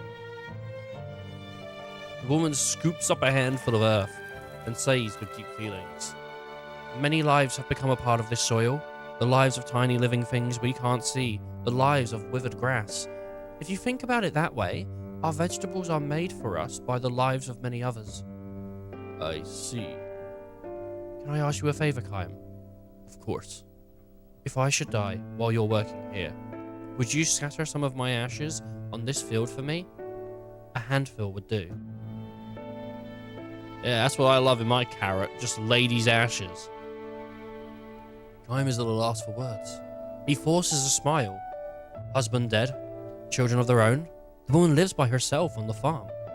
Kime knows that if he goes on working here, like it or not, he would eventually have to watch this woman's deathbed. Watch over this woman's deathbed. Even if she were to die 100, 200 years from now. The church bell rings, signaling the end of the workday. The woman clasps her hands as she did when the funeral passed. I've been allowed to come home. No, to come safely through one more day. I have been allowed to come safely through one more day. For this I give my heartfelt thanks. May tomorrow be another healthy day for me. Her voice in prayer resounds forcefully in Kime's breast. This happens every time he hears the church's evening bell.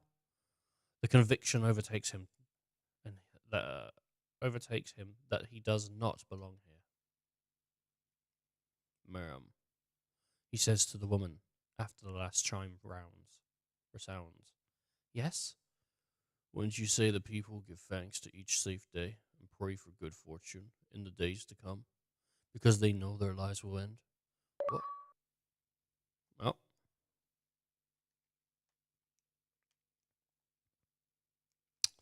Whoops. What's wrong, Kime? "I'll be leaving the village when the harvest is over." "Why all of a sudden? What happened?" "I have no right to live here," he says, ignoring her stupefaction. Stupefaction? I don't know. Kime lifts a vegetable basket in both arms.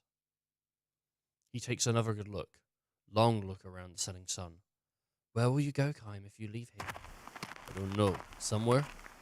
"Are you really just going to go wander off like that?"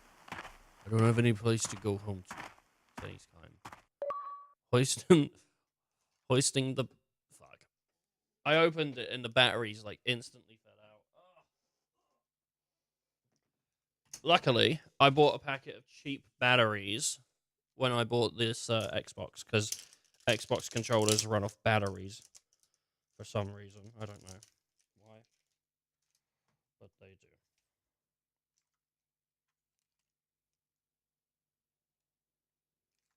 Is it this way? Or is it this way? No, I think it's this way.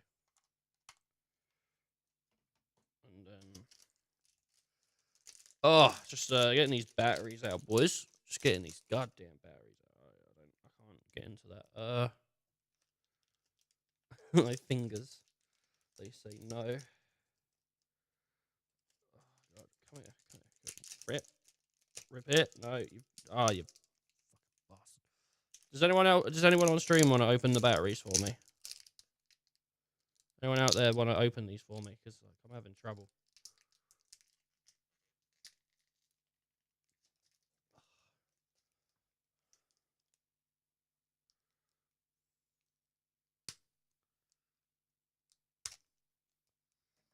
No? Okay.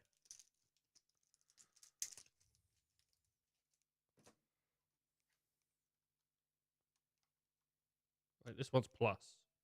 So then this one goes like that then. In the bottom. And this one goes like that. Okay. Alright, we're back. Controller has got battery.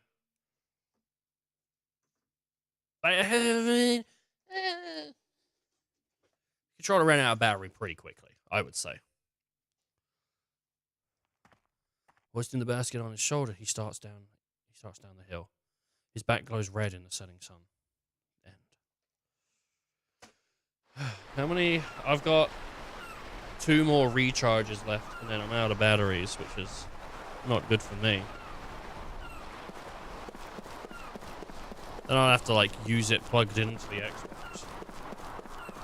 I could just do that, though. God, I don't miss the days of putting batteries into controllers, I'll tell you that. Don't miss those days. They were rough.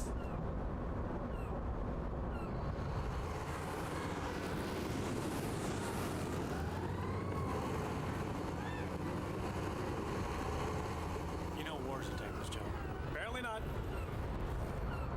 So war is a tankless job. War is a tankless job. Damn, they What must a- be planning to invade Ura. Goddamn joke. What? What the hell happened there? Was I like sparkle? Why did that happen?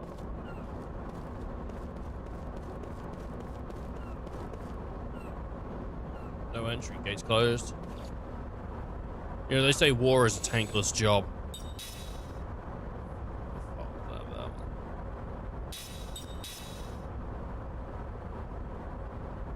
What if Mac's dead? They just kill Mac.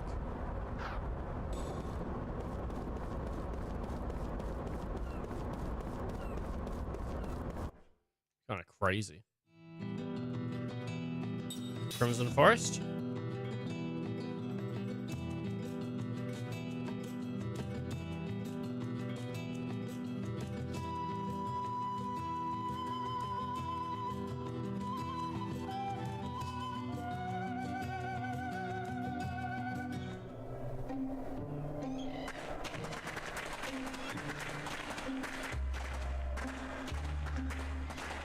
Wow, it really is crimson. Well, I overheard in town that there's a reason this forest has been crimson for years. Blood? Isn't it just the color of autumn leaves? Although, it is incredibly intense. The reason the queen forbade entry was because the Crimson Forest is cursed, stained with blood. It's also called the Forest of Sorrow. What? Who is like this? I know this voice from like some cartoon. Oh, I'm trying to think of what. Lost Odyssey, VA.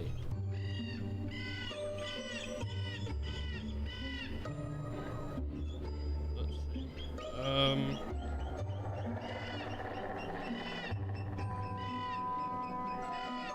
Voice actor.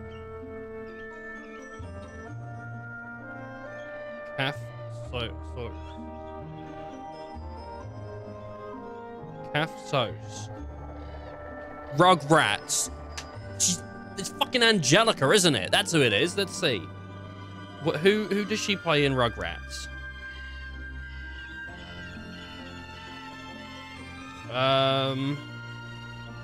Known, right. So, American voice actress known for Phil, Lil. Oh, it's Phil and Lil. I guess it's not Angelica. And their mother, Belly DeVille in Rugrats. Oh, god damn it. I got it wrong. I got it wrong, dude.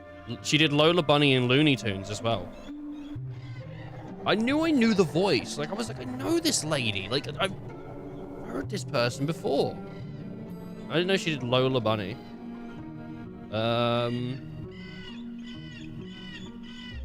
Alien. Okay, I knew I heard that shit, dude. What? Blood? Oh, don't be a wimp. It was 500 years ago, wasn't it? Huh? Oh.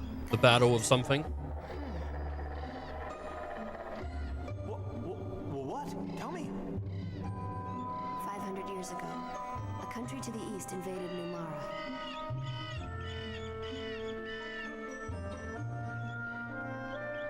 This forest is now crimson, the color of the blood from those who fell in that battle. Oh, is this the one that they got set on fire? Who knows how many thousands of forgotten soldiers lie beneath the soil, staining this forest red for eternity.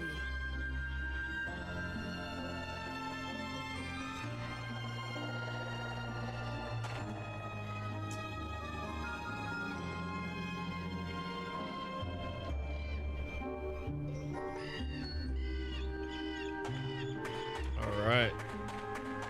We're in the forest now.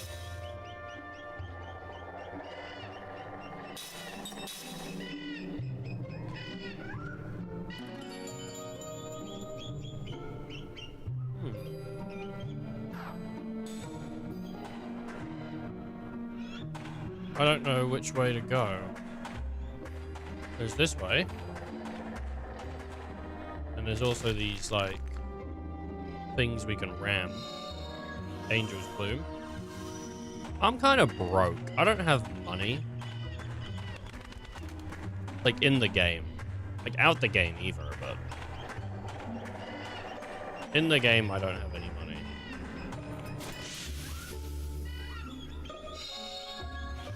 Crystal fragments.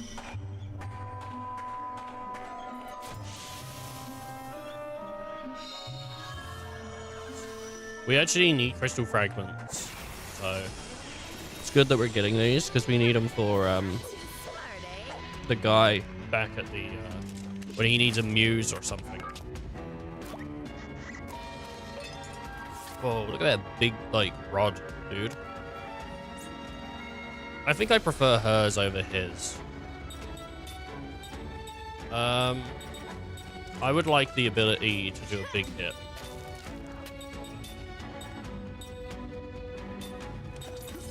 Alright, spell, that magic, charism. Yep. Spell. She doesn't have black magic. She has skills though. Casting support. Oh, awesome.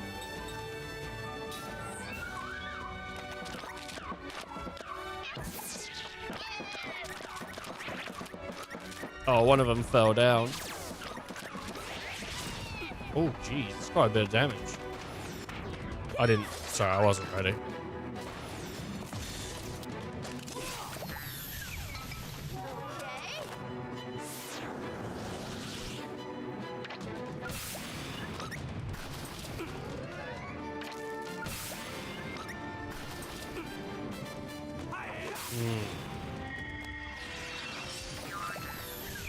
Look at that, dude. Are you kidding me? I didn't kill him. Just go for it, I think. How comes Cook didn't get a turn this time?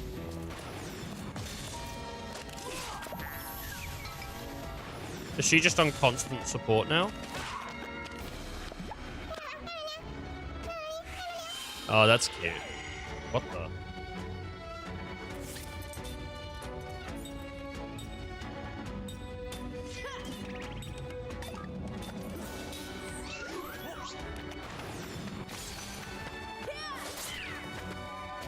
Yeah, Cook hasn't got a turn this time either.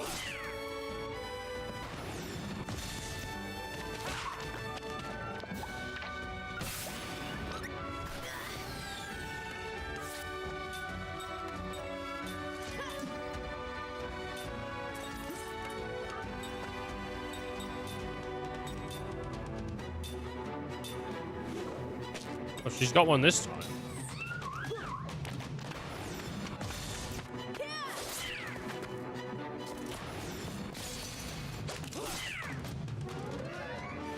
Yo. Oh, great. She did 3 damage.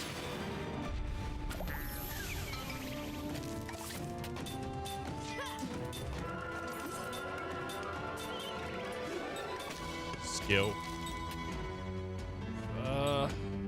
Reduces the spellcasting time of the user. Spell. I got a bunch of crap here. Go. It's a waste of a turn, really, but...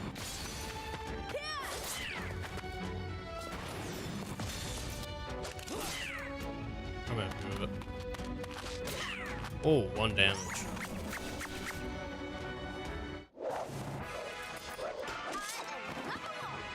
I don't know why it wouldn't die. Okay. She learned prayer. Time learned relax.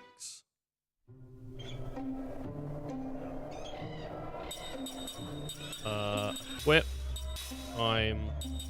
Circlet. And then... Grand Hill? Guard Hill. MP max +1. Anti-poison. MP something.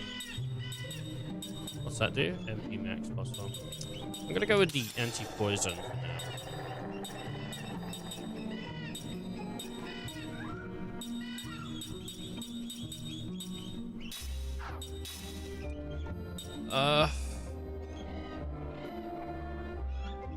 That's pretty cool. Water, biokiller. Sure. What about MP up +1? That's pretty good. Recovers MP when defend is used. That'll be pretty good.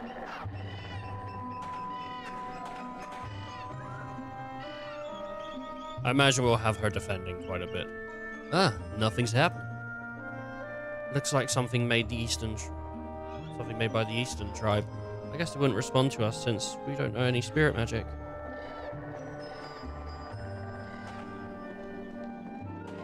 Okay, well, something to come back to.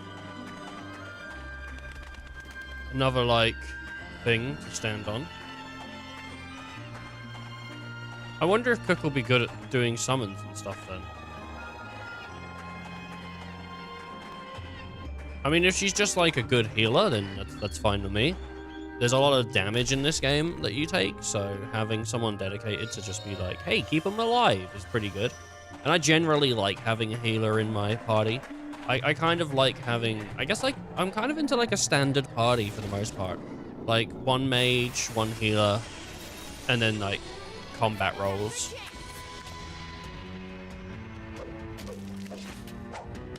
Jensen's animation is the best one when you start. Jensen's animation is the best one. It is. Spirits. Soul Eater Bug.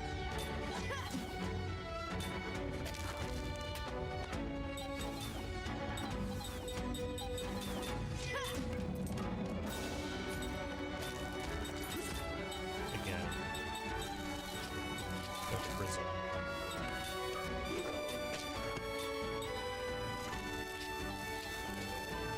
She's like that was cute. She did a she did like a thing as if like na na na na na, you know. I don't know what you'd call it.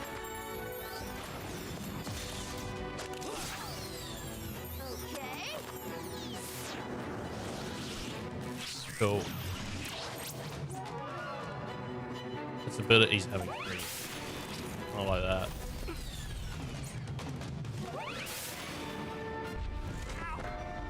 I don't have like a multicast of Aqua. Slower?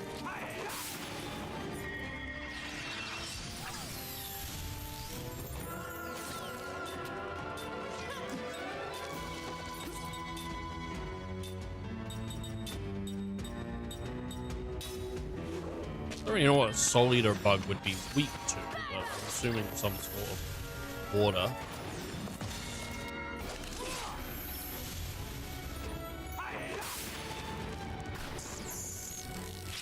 49 Prism.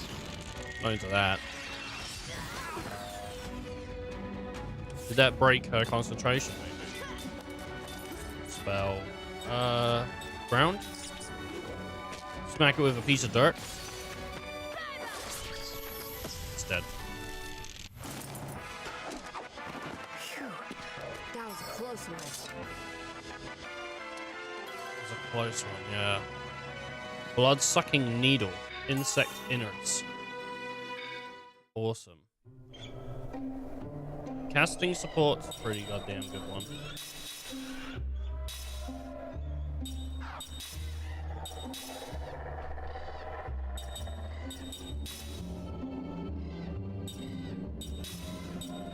I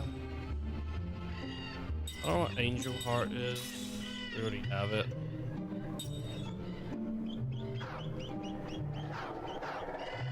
Our front line's kind of dying.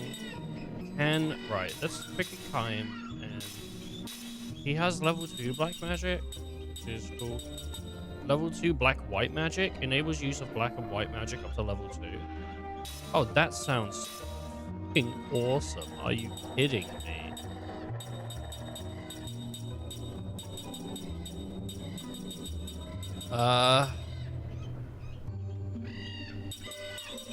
I think we don't really have...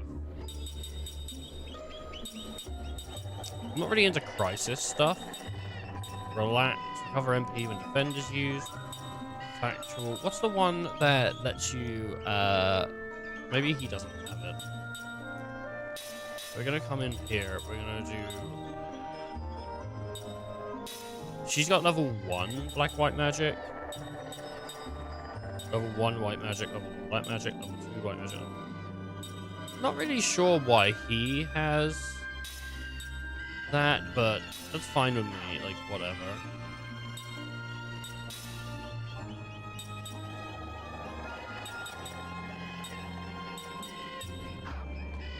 Anti-paralysis and factual analysis, which we put... We don't want factual analysis on him. We'd want something like... I don't know. I guess we could crisis attack boost.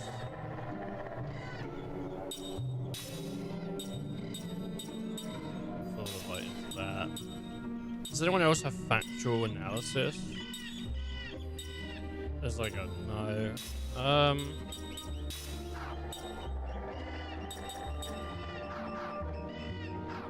Okay, I don't feel like I have enough skills right now to really make a meaningful difference. Which... It would be nice to have more. I'm gonna have a look up this route here. Cool. I might run back to town and see if we can go give that guy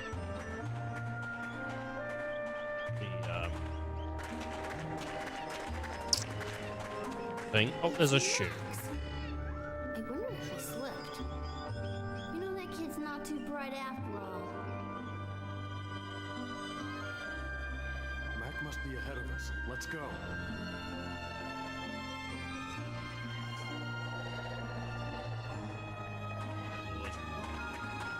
Alright, let's run backwards for now. Oh, lights.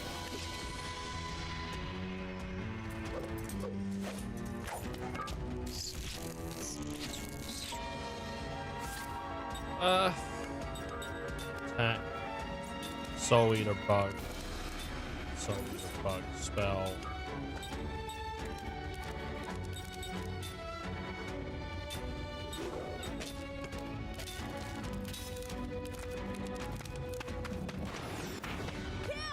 I'll scratch in my hand.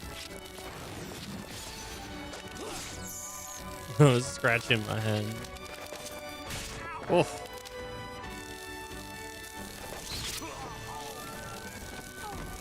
Well, Jansen's dead.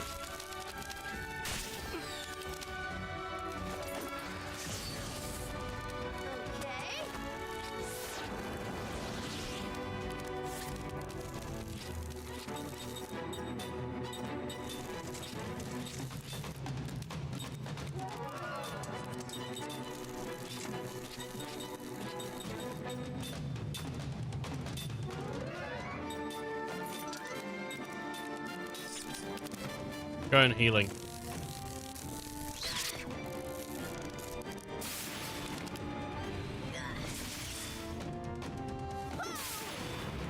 What's our healing like? 150.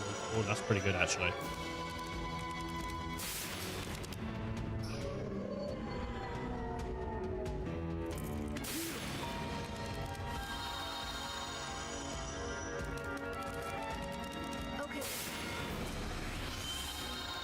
We could get Jensen up.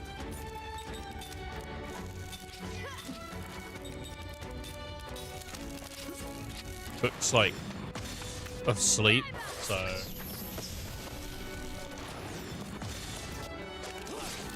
there's no help in that one. The big bugs are the scare we the most. Because that thing is... Could you imagine getting stabbed by a needle like that, dude? Oh, great. We've got 2 asleep. Oh, no, we don't. She is paralyzed. And she's doing faith. I'm gonna do prayer. You know, fuck it. It's not gonna work, but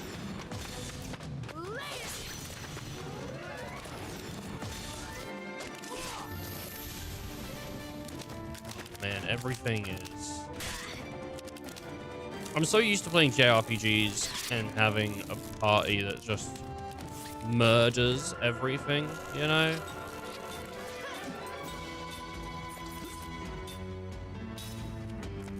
And so being in a situation where that isn't happening, I'm not just automatically having everything dead within 1 to 2 turns, is a little frustrating, honestly.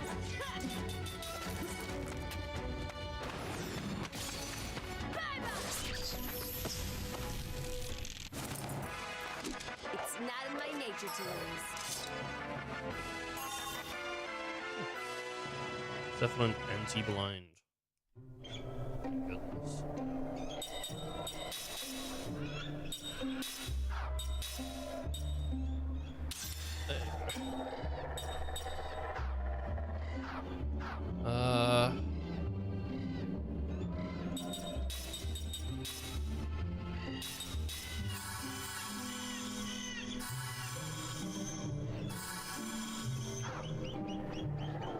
Her healing is pretty good, so we're lucky with that.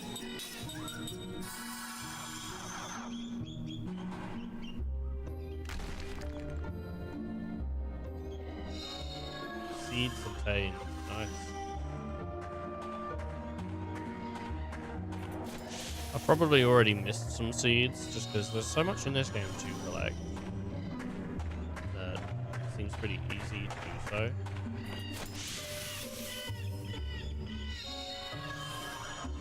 Got a lot of crystal fragments. I'm hoping that it's enough. If it isn't, it isn't. Let's go to Port of Nemora, I think.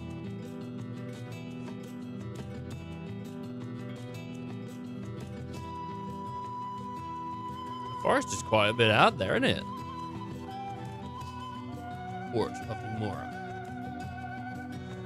Numara. Alright, we're just gonna leg it up here. Take this turn. And not too bad, not too bad.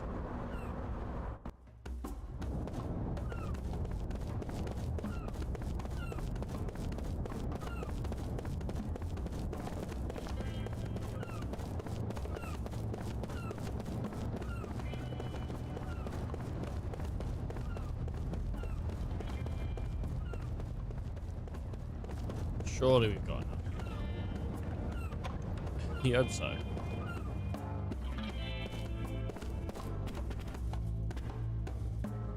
Still not feeling right. Sure, I can make something if I had some crystals from the forest. I know, maybe I can get 19. Give them. Oh, you brought some for me. That's not enough. No, can I get 13 more? Okay. Why do you need that many crystals, dickhead?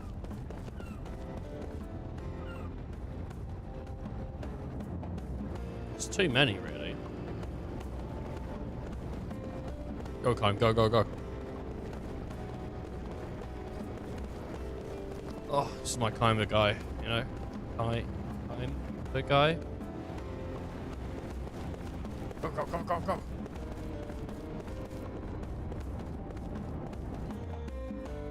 I wouldn't say Kime is aesthetically the most rememberable of protagonists.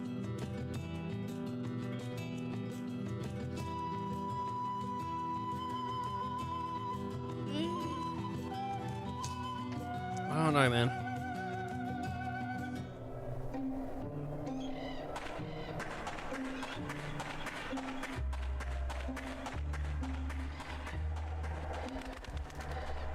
Maybe someone out there is like, well, actually, I disagree a lot. Let's take him down.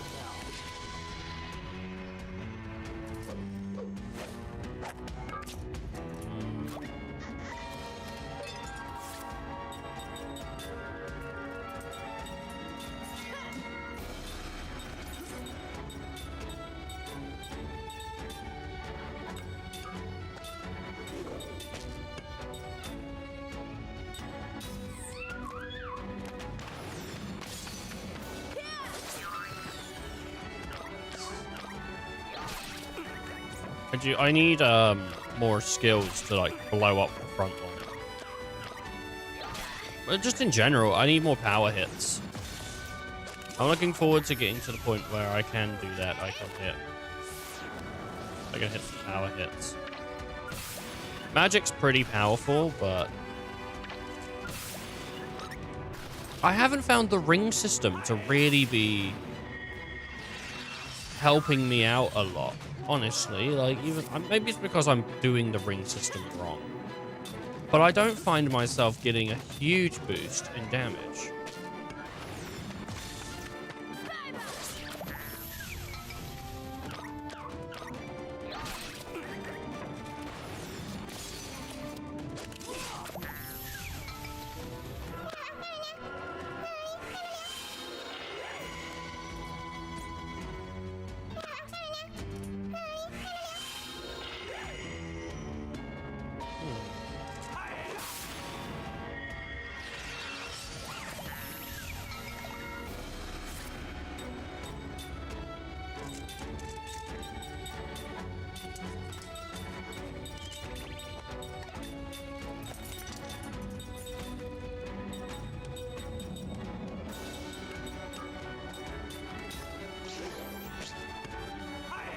Trying to kill one.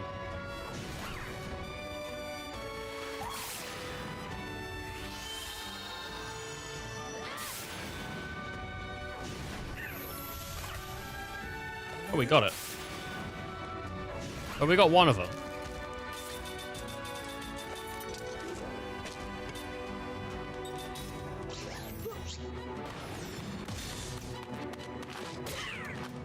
Nice.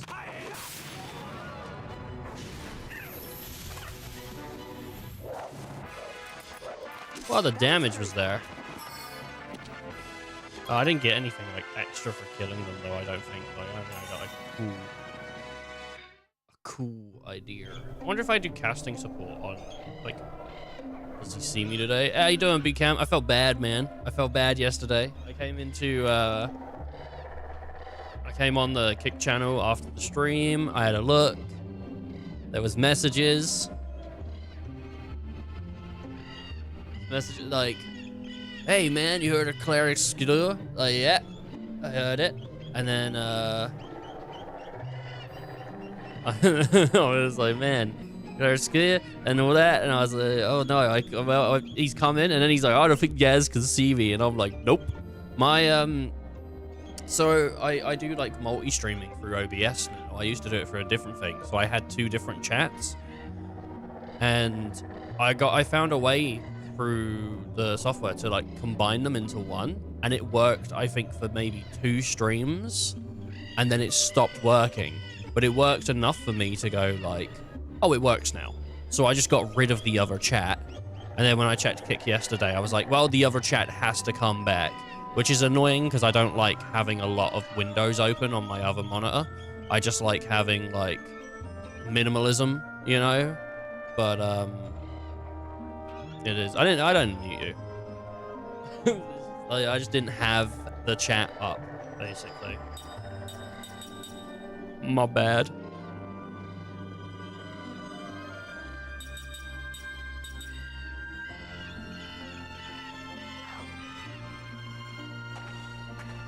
There we go. How you doing, though, bud? How you doing?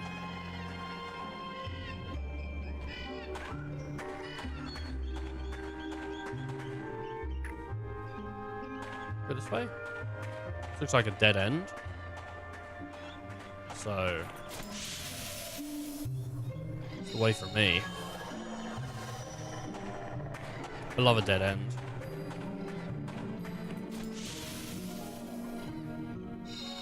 Nothing like it, really. The best thing about a dead end is you get secret stuff. This does not look good. Smells. I don't know what these are. They are balloons.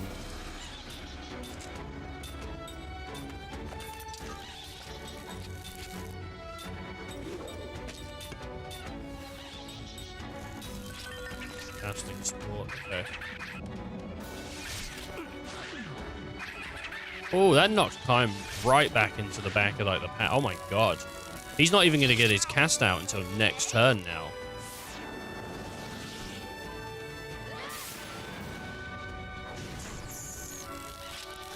That's how bad that was for me.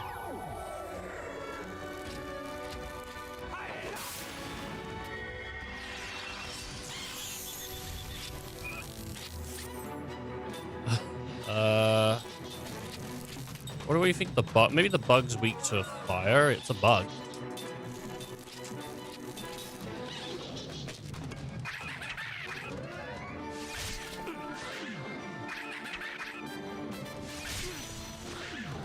I genuinely thought he was going to get knocked back to the next turn again. I was like, that's awful.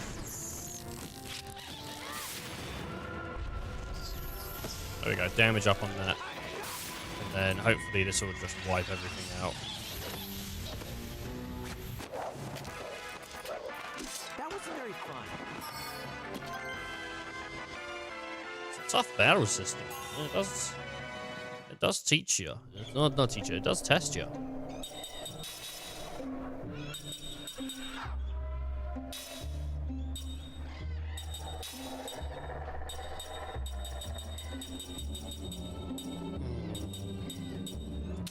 And blind skills. Let's have a look here.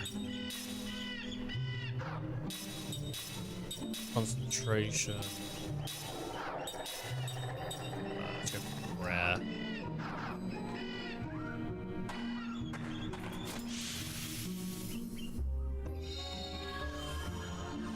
Okay. Well. We're doing all good, and everyone's in the party and everything like that.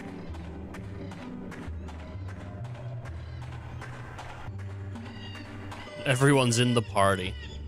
Everyone's in the party.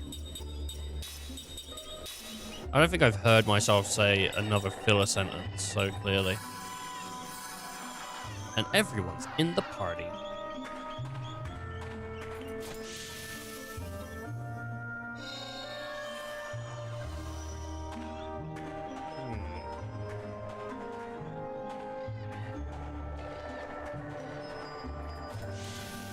Hi, man. I think I'm gonna get spirit magic by the end of this. Maybe, like, Mac will die and I'll get to summon him.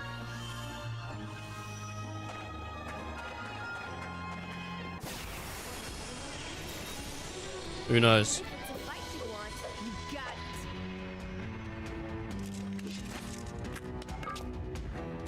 Oh, shit.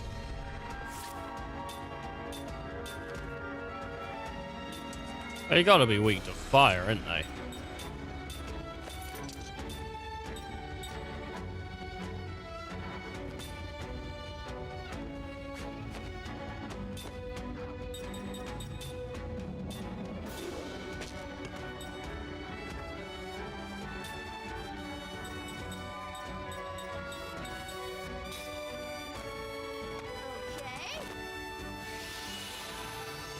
Oh, such a good...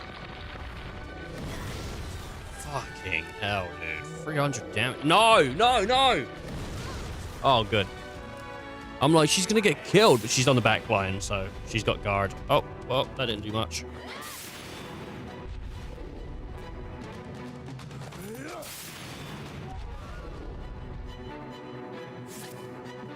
Okay, attack, attack, spell, aqua. Heal yourself, Cook.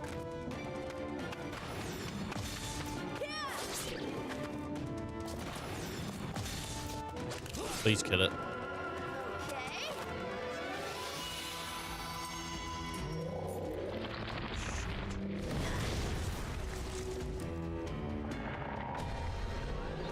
Seth's dead.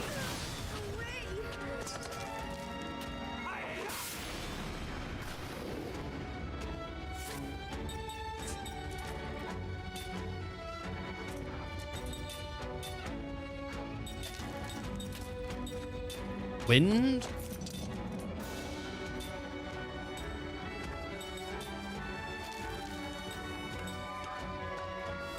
I don't even know what this guy would be weak to. Don't do prison. Do wind.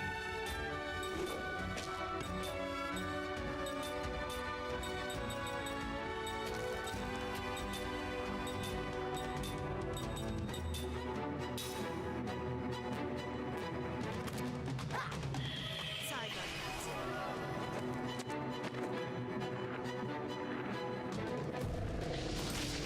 Oh.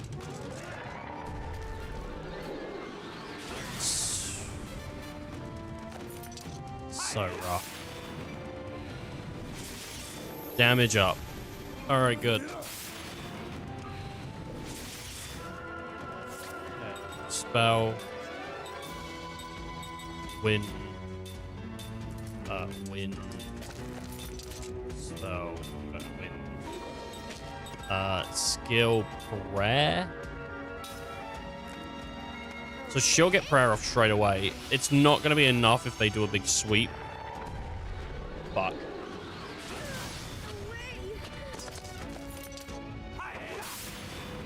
That's what I was worried about.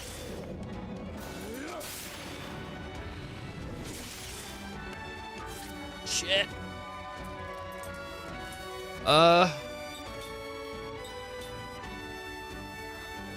Yeah, Angel's Plume. Black magic, wind, spell, white magic, Zephyr. Okay. Angel Plume. He gets a hit, which sucks. Oh. Seth is getting destroyed on this.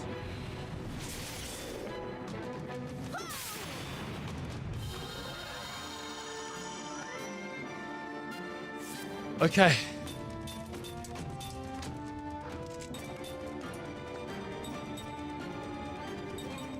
Let's save our magic.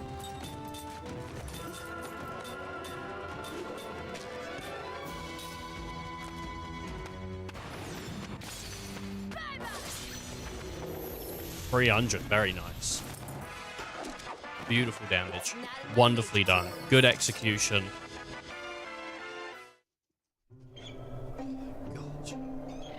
That sucked. That sucked, dude. Like, every fight is just a struggle.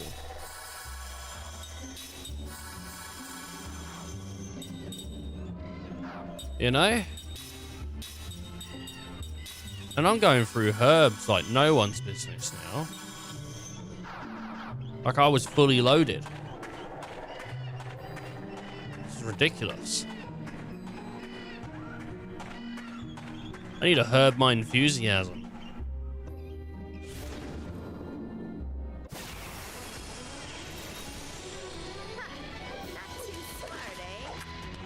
Fruit.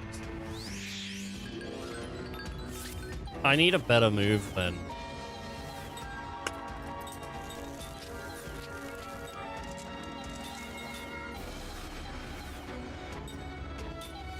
I guess Aqua on these guys.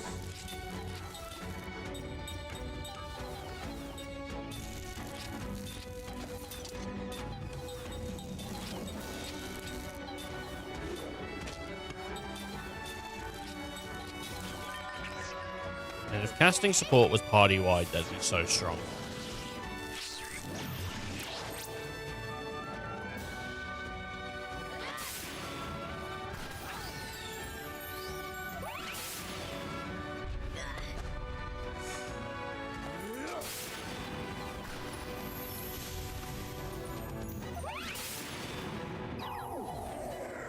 Okay.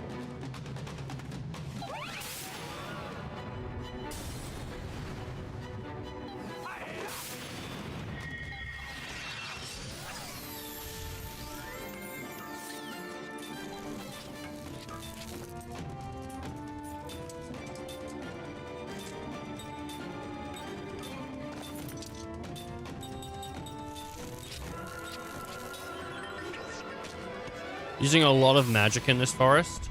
It's just the way the crumble has cookied.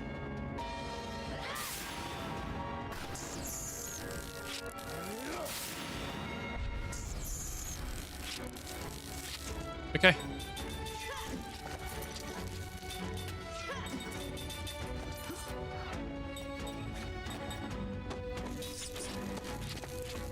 Gonna defend him now.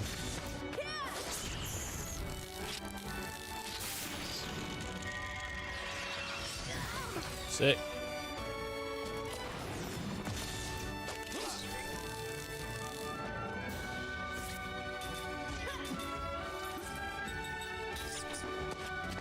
Yeah, if she defends, she'll get MP back, so that's pretty good. Why was she getting hit with fire? Phew. That was a close one. I don't know. We've learned level 3 black magic though, which is sick. And I think Cook's learned level 3 white magic, so.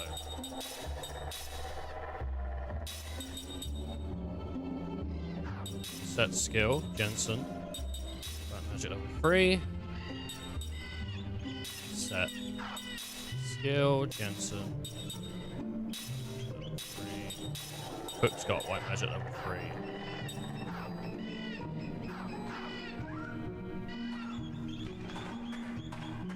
So this way.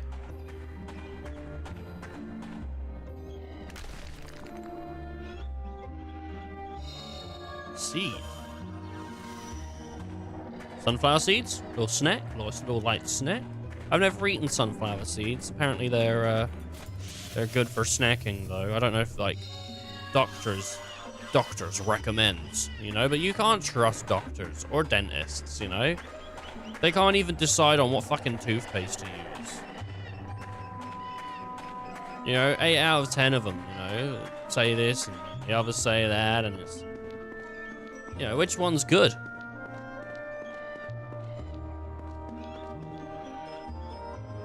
I don't know.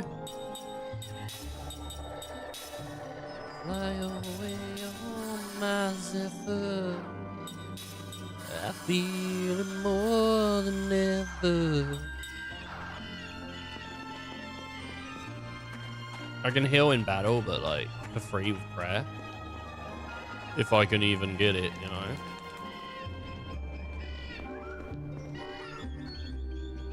Zephyr, the song I was doing is by Red Hot Chili Peppers. In case anyone's like, that sounds familiar, but I can't place it. Yeah, my singing's pretty awful and all, but I don't think it's that bad.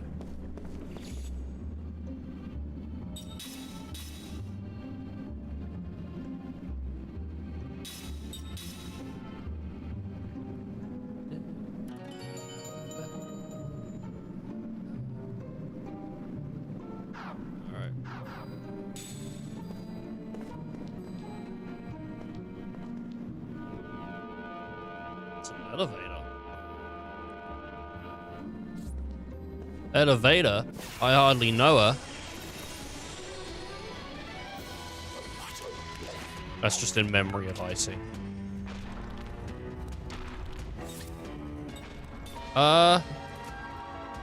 Earth Colossus. I'm gonna say... there's more. Steel. Steel is one enemy. Oh, seals. One enemy. Sign petrification. One enemy. Paralyze, sleep prism. I'm gonna say aqua.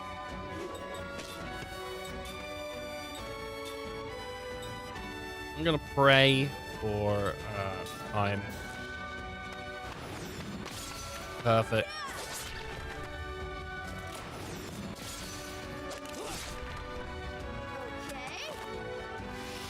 I think these guys are gonna hit me for a lot of damage. They're charging. Fuck.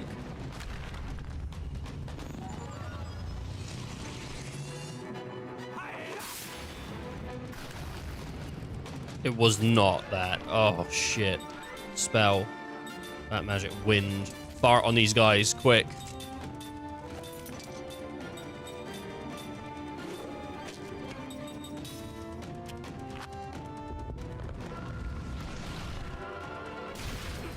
Fuck.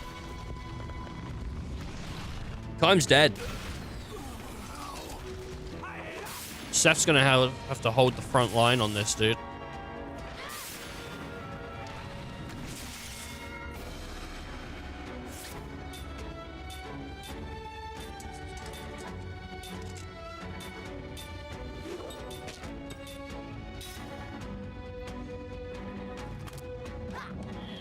This isn't good.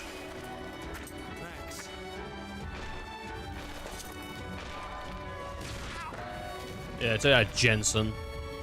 He's a bastard. I think he's dead this round.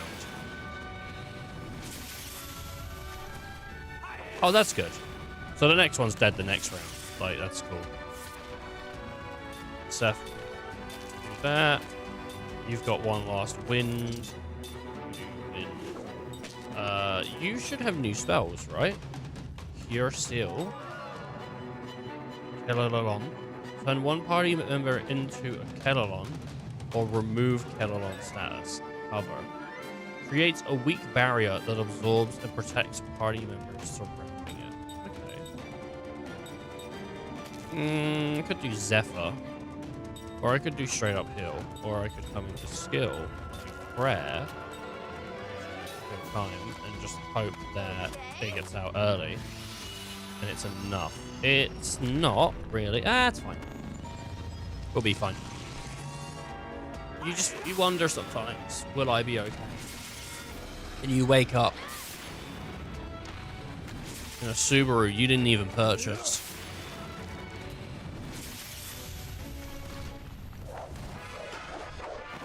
What a waste of time. And you think, how did I get here? This isn't my beautiful Subaru. My God, what have I done? Days go by, sucking down that hot dog juice. And the days go by, and I eat that ground. Subaru? Subaru?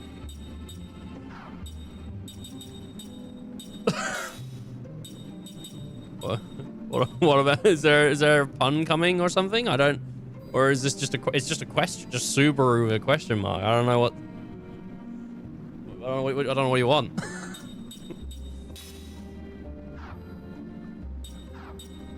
Same as it ever was.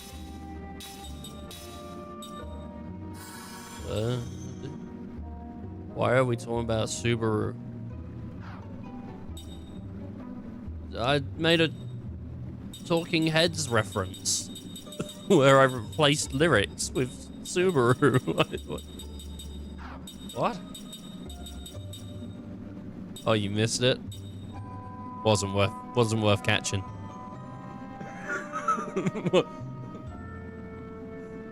wasn't worth catching then. I kind of want to run out of the forest and go grab more items. I wish there was shops, man. I didn't have any money, so I couldn't stock up. I just heard Subaru and I was like, what in the Subaru? You like Subarus? I like how they go.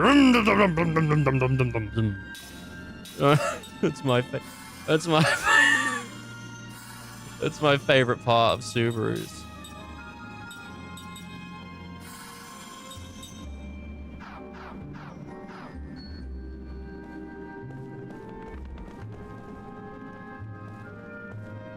There's a boulder here. Roll. Roll it where?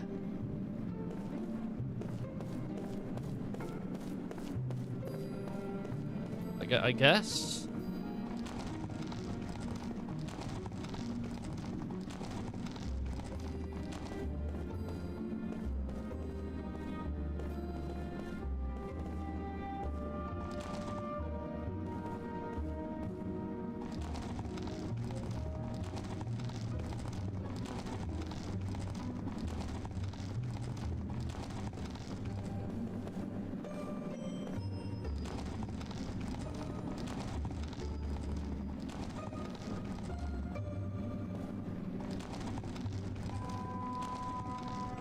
I don't know if what I'm doing is correct, but I'm sure we'll figure it out.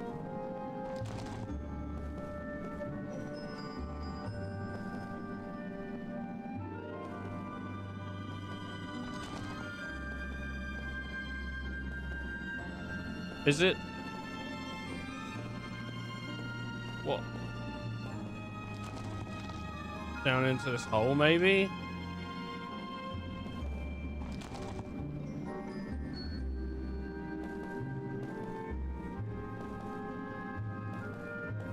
I don't I don't know. I meant to roll it onto this.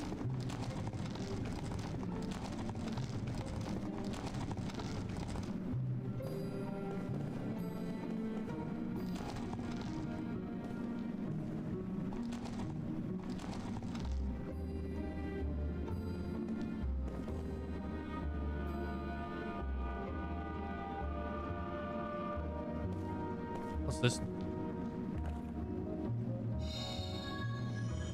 Tablet fragment. Okay. It was a puzzle.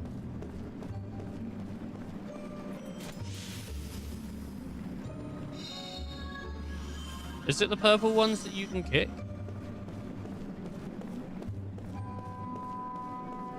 What was the pink ones? Oh. I don't know. I'm shitting myself that there might be another battle. I can't take it. I don't have enough MP resources to do it. And it's scary, man.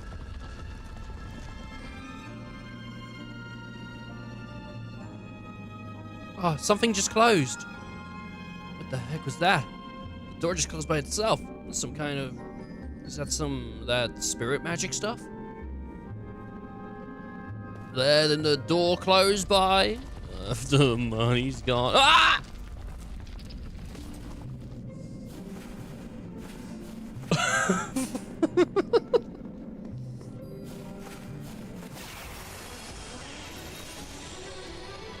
Boulder running over Kime.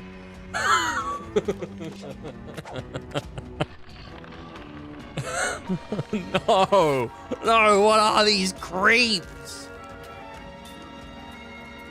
I wish I could survive a fall like that and have my brain injury. Oh, very nice. Good reference.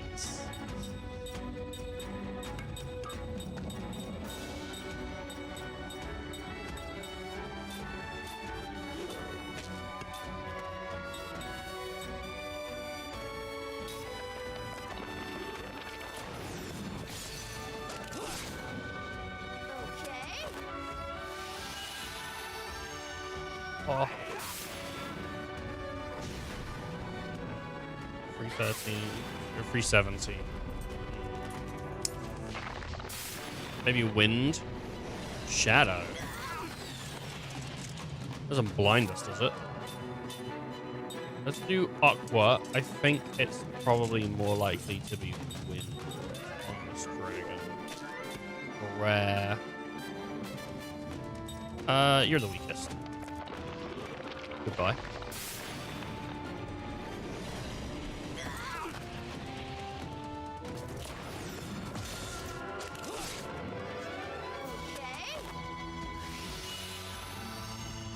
Six. 316. Good. I don't know what that thing's weak to.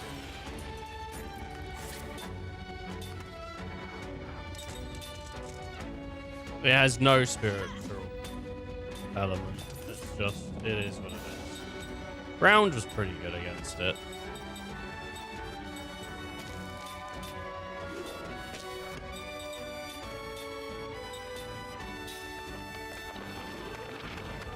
Whoops.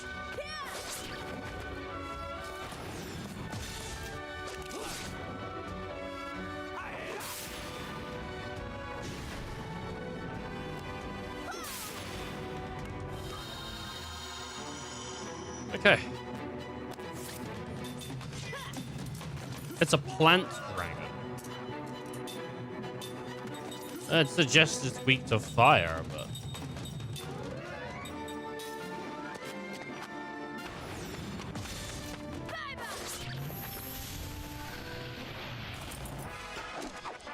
Didn't I try fire on it? I might not have tried fire on it because it was a dragon. I would have thought, hey, it does fire breathing, so probably not the best.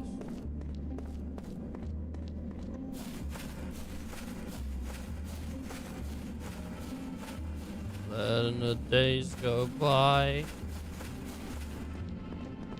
Set me up, bitch. Chocolate on a starfish. Everybody kiss it. Name is LB. I never hate to admit it. Chasing all you suckers and you don't know how I did it.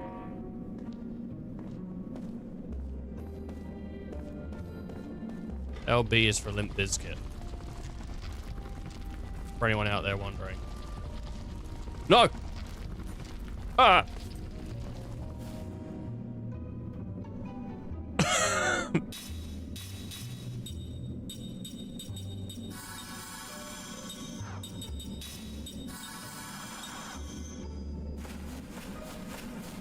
No more fighting, though.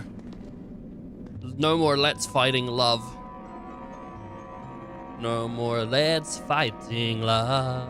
That's referencing South Park. Today we're doing references. It's reference comedy.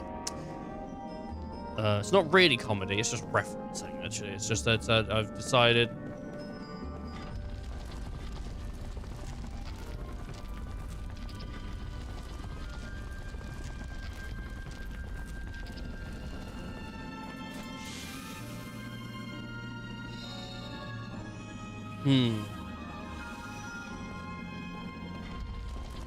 No!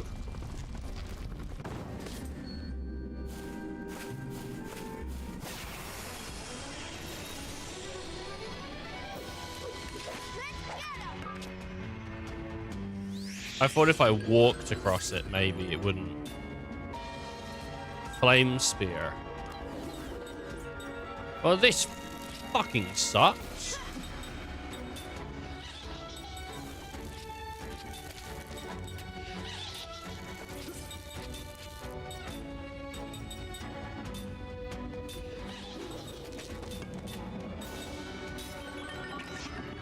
They've taken giving me a new party member to mean making the game harder.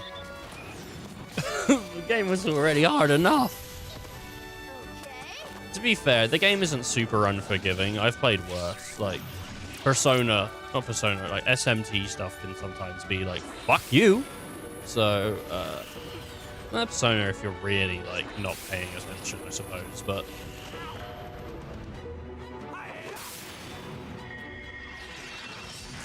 What if you're fighting like a super boss in Persona? Then the game doesn't care about you at all.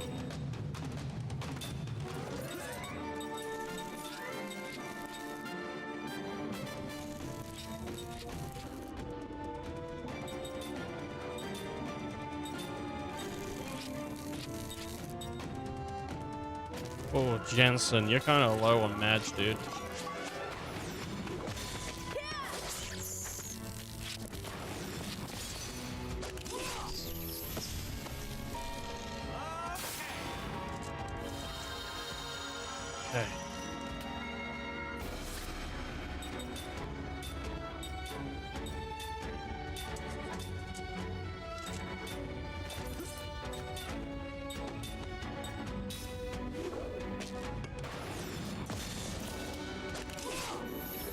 Oh.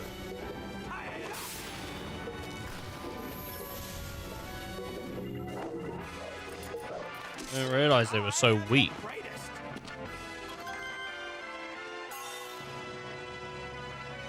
Okay, well, we've got a bunch of things that we've learned. Okay, baby. Let's have a look here. Items.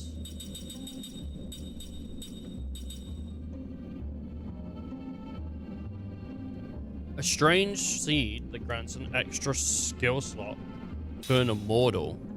Wait, what? Really?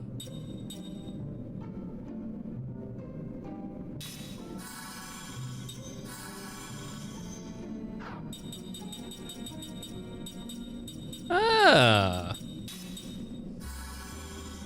You know what that requires? Learning about that. The fucking dance. The fucking dance.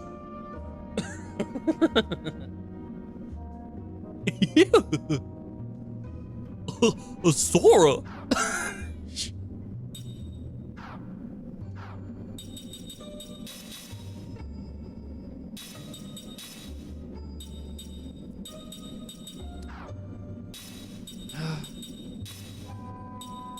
And a skibbida babbida boop.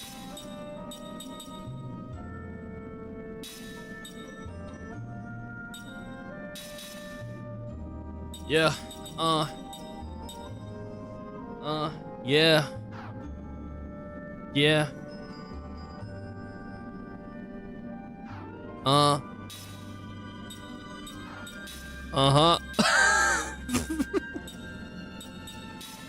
Yeah. This is my new song. I've designed it so it's accessible to everyone. Anyone can sing along. You could try in chat right now if you want as well. Yeah. Yeah. It's pretty good. It's pretty good. It's pretty good. Right, okay. Wait a minute. 10 toes in, I'm a big step off.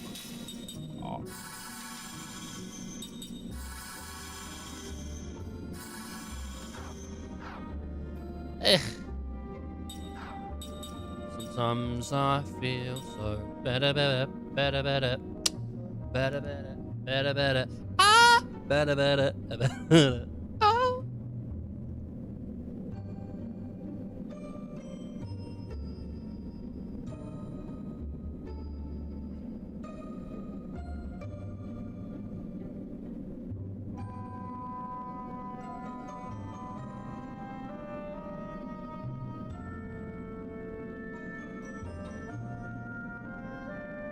Sorry, I'm just wondering. See, I have this skill on Kine, right? Black-white magic. And I don't know why it's level 2 on him, and it's level 1 on Seth.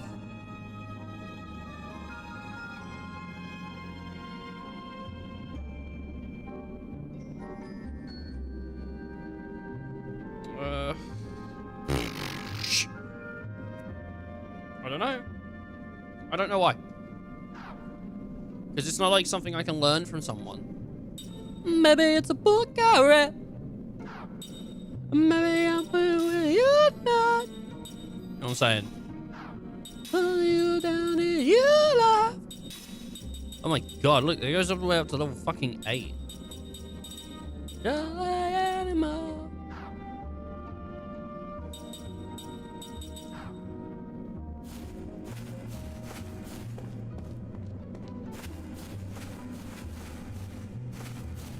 Oh, man.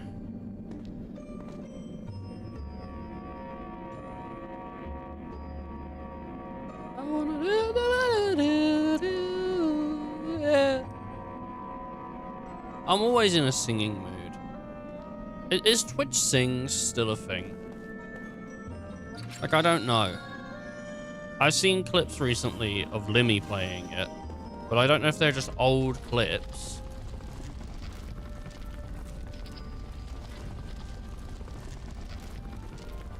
Or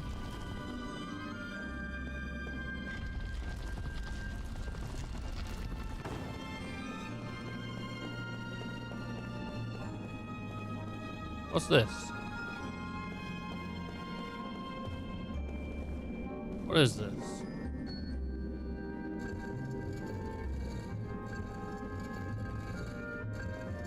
I wanna put my feet inside you, yeah.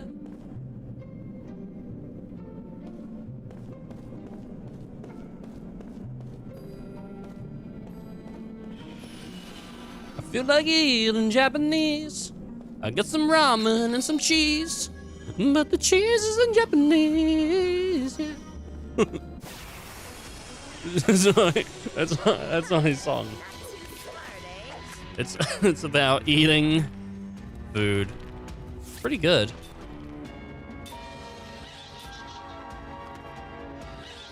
Baby, I'm sucking on you tonight.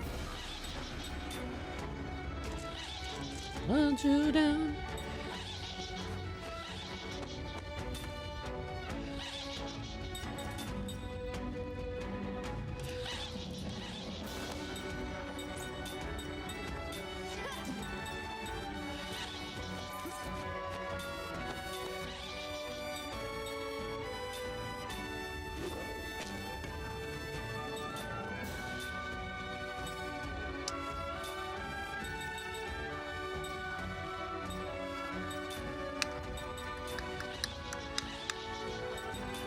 I've got one of them, but I don't want to build them.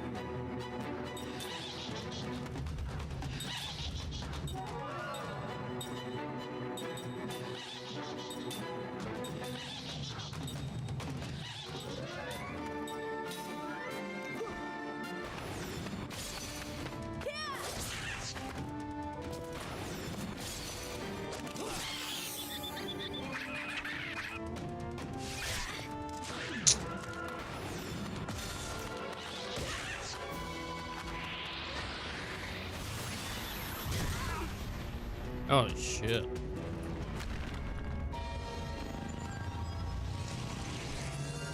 Did a big explosion. Hit me like Megami, dude, from goddamn Konosuba. Explosion! In case anyone out there was confused on who Megami is.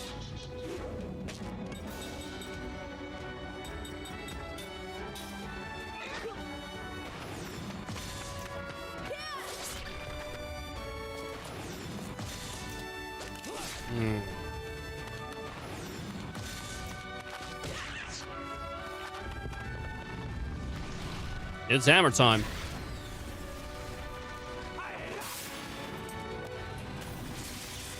Explosion.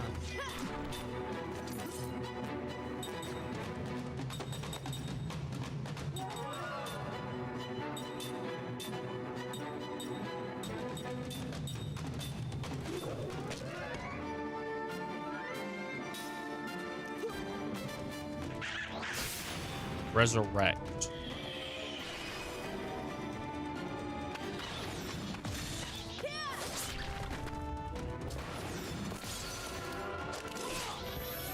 Just not on. Kill him.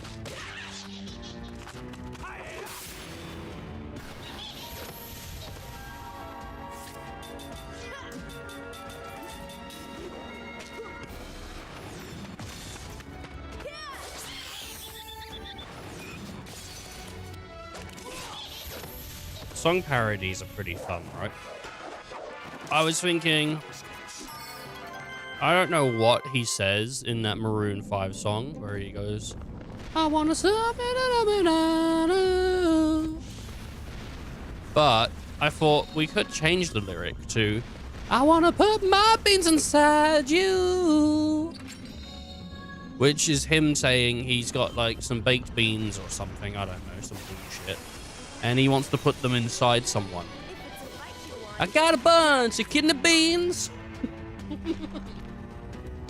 Take from the bowl, put inside of me.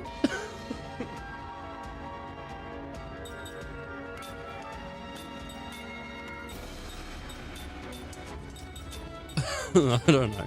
Sometimes you gotta like, entertain yourself. And to me, that's entertainment.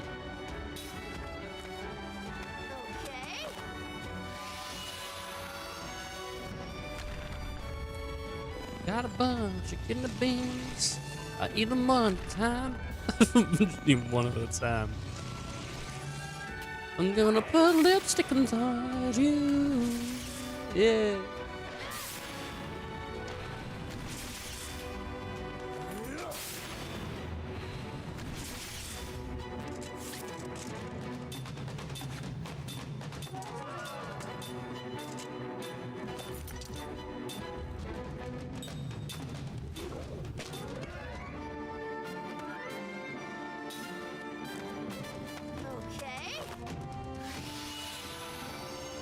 Steph's dead.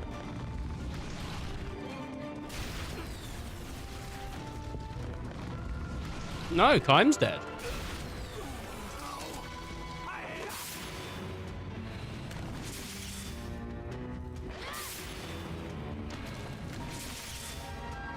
Fuck.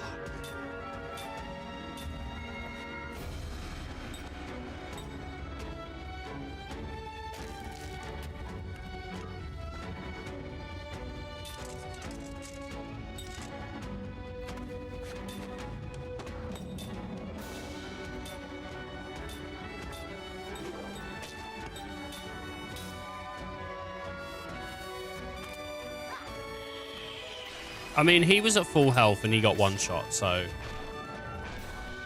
You know what I mean? Like, is it really my fault? Fuck me.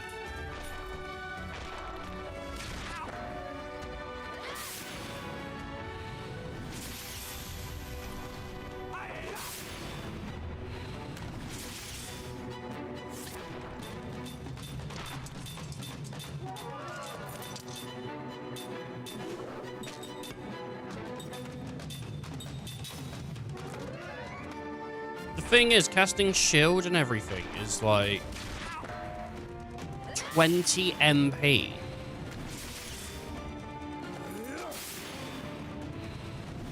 You know what I mean? And then that's the turn gone. I mean, like, yeah, she's dedicated healer and all, but like, they pretty much made her dedicated healer. She's like pretty fucking useless outside of it. I don't mind fighting these guys, getting XP and all, but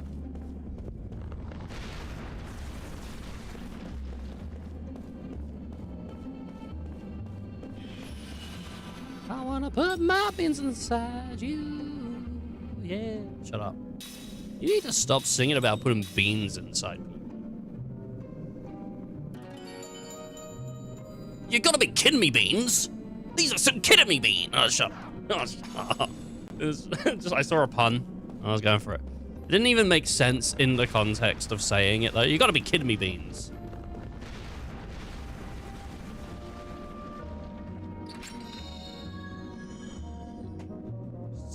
Slot seed. I don't know how many slots I can have. I bet there is a max. Like 6. Probably like 6. I am immortal and I own all the slots.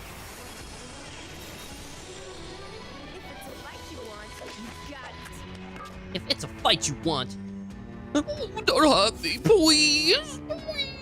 Please. Oh.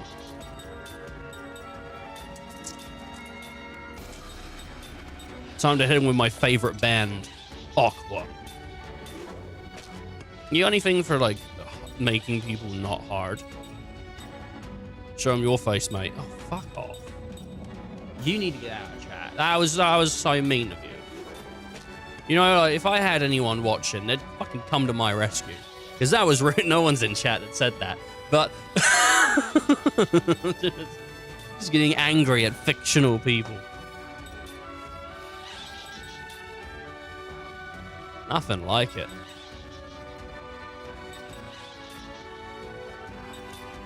Yeah, fuck it. Why not, dude? You know, all shield.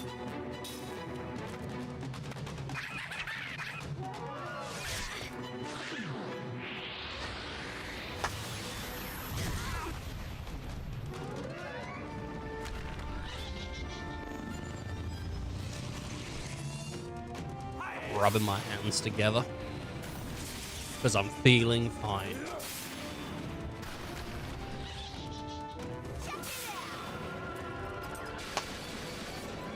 Check it out. Wow.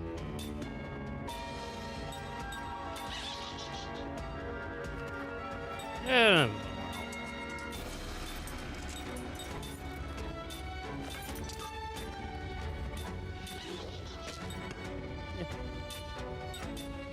Who's hurting the most?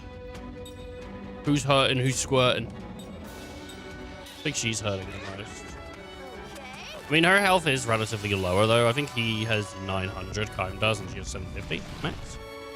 Skabash! I watched the Hammerfall. There's a game called Hammerfall. That's it. That's the pure. That's the whole level of that. That what I said. There's a game called Hammerfall. I think, or there isn't, and I just made some bullshit up. Yeah. I should be in an RPG. I should be in an RPG. But, like, everything I say makes, like, no sense, right? You know, like, we win a battle. Anal leakage! It's like, why is this guy in my party? It's gross. I don't like this guy. Like, no one likes me in their party. But I'm in there and I say weird shit. You know, I'll go to attack him and I'm like, this one's going for the jugular. You know, it's not always, like, gross. It's sometimes, you know, I, like, miss. I go, oopsie poopsie. Because I just watched Arnie Donna's Coffee Cafe and they say it in that, so now that's in my head. No, it's in my... No, Ethan, there's a fucking free hill right here.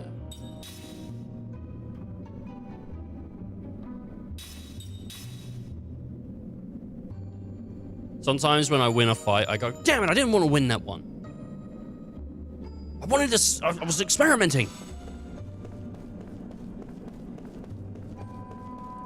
I say random quotes when I die, you know? Oh, there's a troll in the dungeon.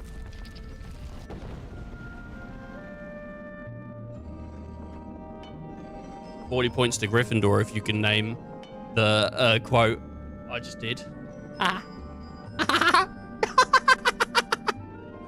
Woohoo, we did it. All right then, let's hurry on.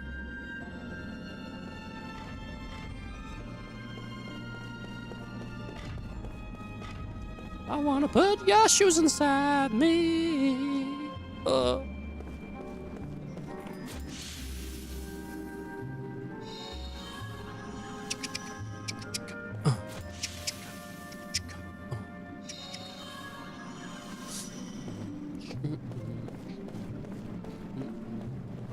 I don't wanna know about you, 'cause you're a fucking asshole.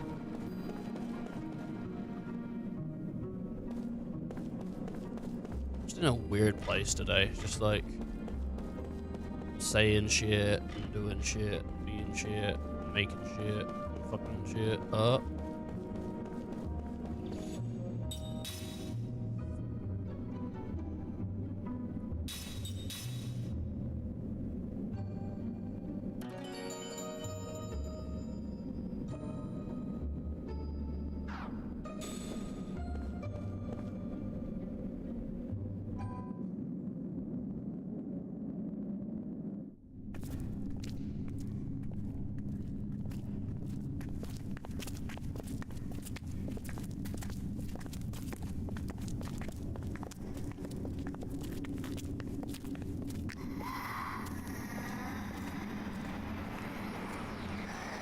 Oh no, he's been taken over.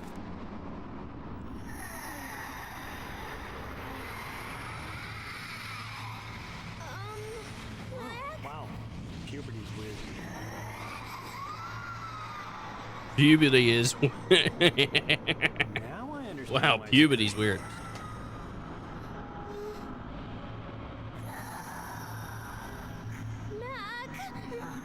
Mac and me. Wait. Wait. Mac is possessed by the forest. If you get too close, you might end up cursed also. I have to save him. No! Bad idea. You didn't do anything. You just ran up and shouted at him. Oh shit, dude. The shadow tendril. Lost my healer now. Can I smack that and get her back? I sure hope so. Yeah, I sure hope it does. Nah, dumb, bruh.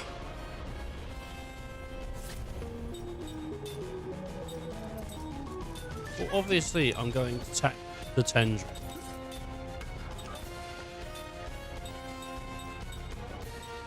Shadows are weak to, as we all know, water.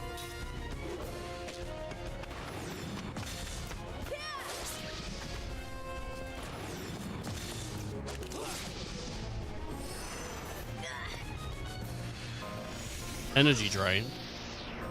Hey. Soul drain.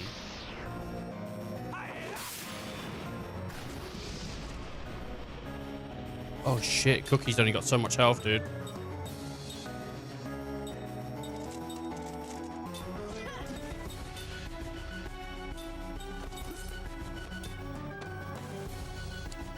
Elemental none.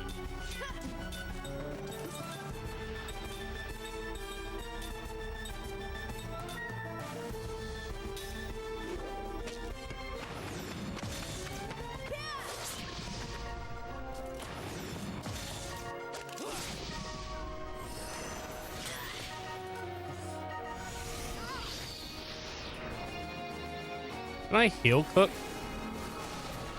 Her name isn't Cookie, but I feel like it should be. No time to heal. We have to save child. God damn it, you drained her twice in that fucking one, dude.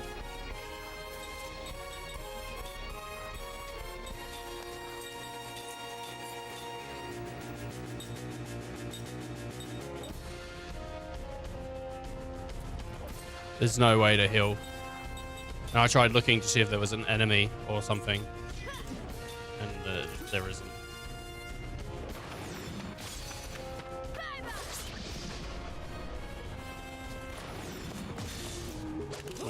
I tapped every button I could find. Well, I didn't tap start or select.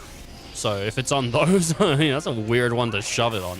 I would have put it on like right bumper or something. And I would have also made it like a tooltip.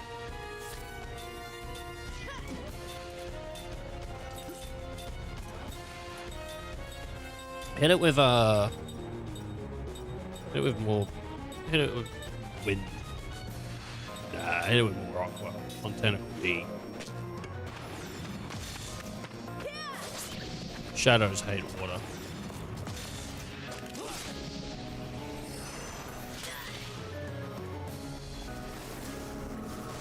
Obsidian sign.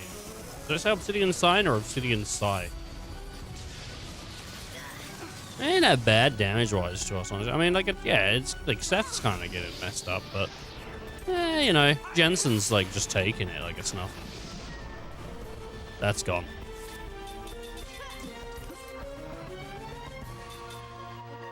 I think we'll be fine. Yeah, just go for it.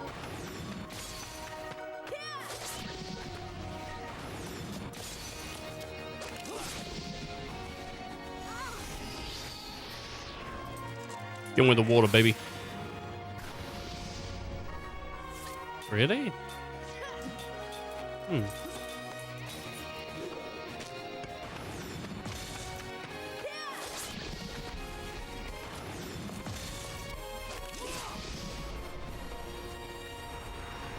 Alright, I think we may have got her back.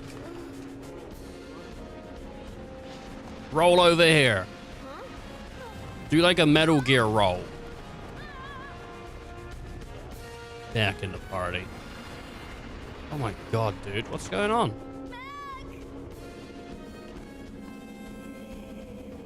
We have to kill Mac.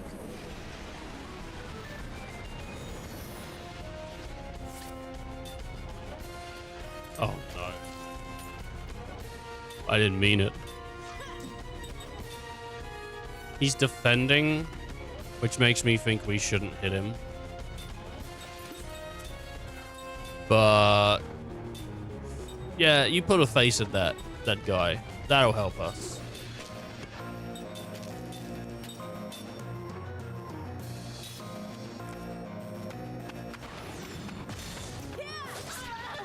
Mac's in the way.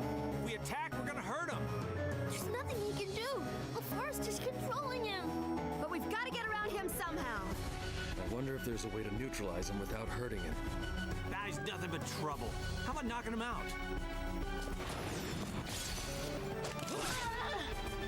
Say that, Mac, you're dead.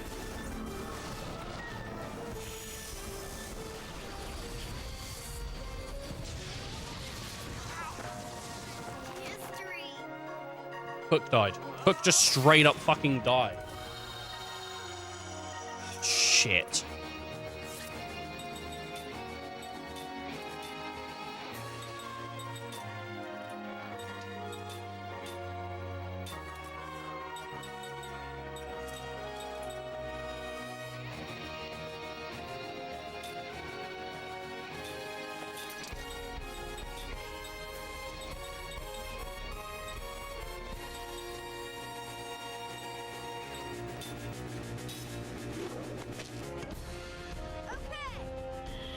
don't know.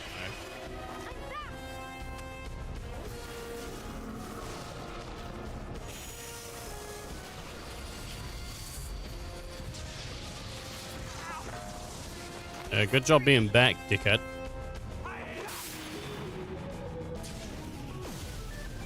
Miss.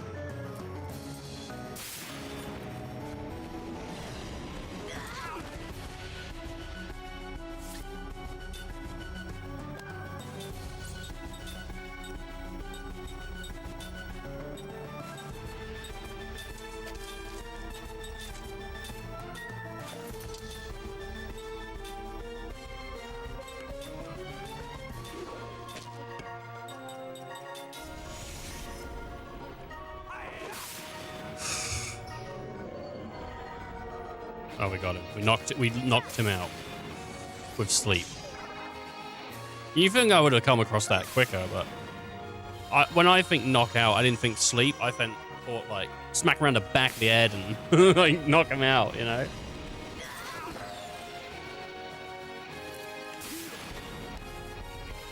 Of hitting children today. It's not good.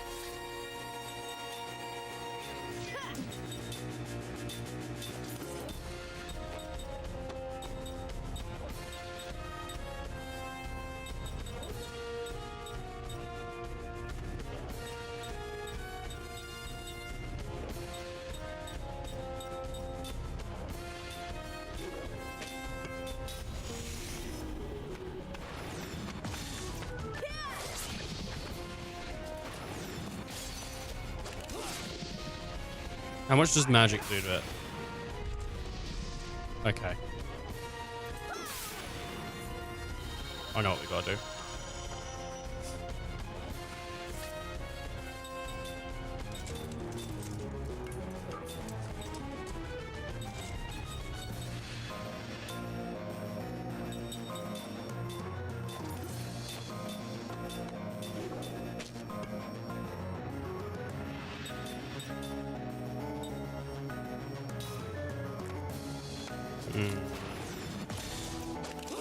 Time can only really attack it, unfortunately.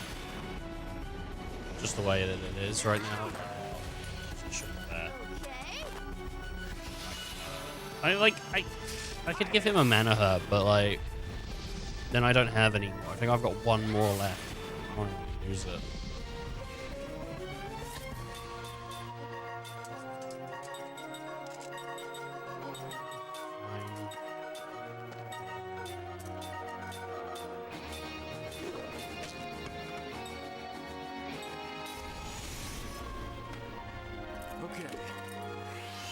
Finally, I can fight.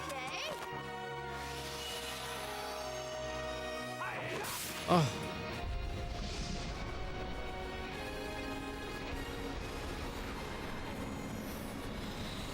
Great.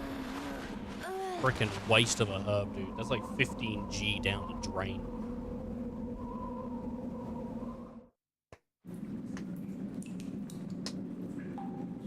I got something in my pocket. Mac! Mac! It's my phone. Cook! Oh, you dummy! Sorry. Don't you know how sad it would have made Mom if you died? Yeah. Dead already, mate, so. Why'd you go alone? How come you didn't tell me? Because, Cook, you're always so cranky when someone wakes you up. Well, sorry, but still. I wanted to show Mom those flowers. I thought if I came here, I could meet her. I wanted to talk to her. You can't do that. Mom's dead. You won't ever see her again. Whoa. You won't ever see her again. It's kind of like grim. When someone dies, what happens to their soul? Do you know? You lived a long time. Haven't you ever seen anything? No, I haven't. Inspires confidence. When people die, they just go away. If there's any place a soul would go, it's in your memories. People you remember are with you forever. Lyrum will continue to live on in our memories. And that's a good thing, right? Yeah. Let's return these flowers to where they belong. Bad Zeus. What is it this time? I don't know. It feels different than the spirit that attacked Mac. Well, not to me. The other one felt evil. This is different. It's warm, tender. It's almost tranquil. Told you, it's my dad. My dad's warm and tender.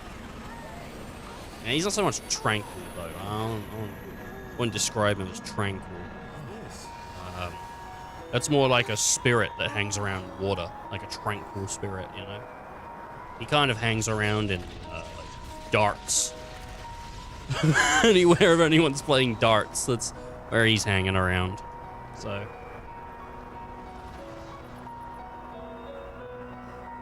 Flowers. What is this?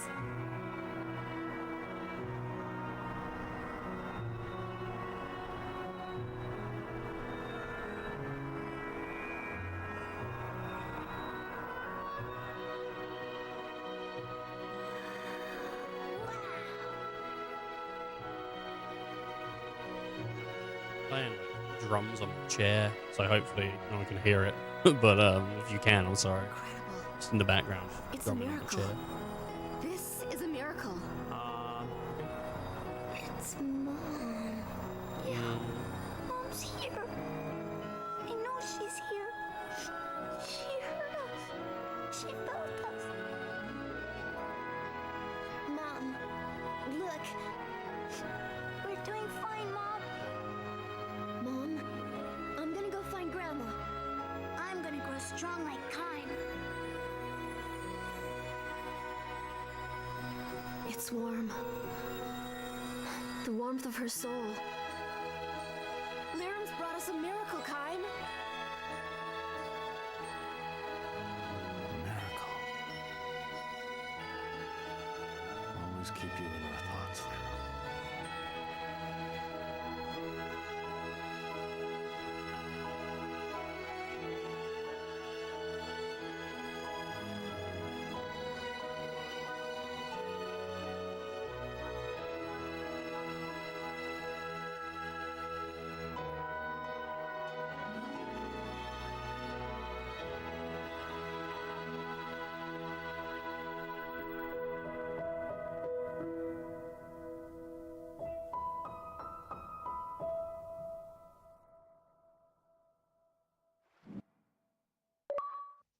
Preparing to change discs. Would you like to save the game first? Yes.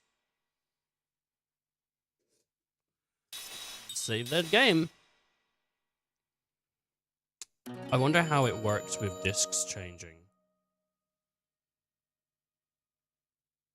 Cool. Please insert this too. Disc change complete. To be very clear here. Oh, the disc fell out, but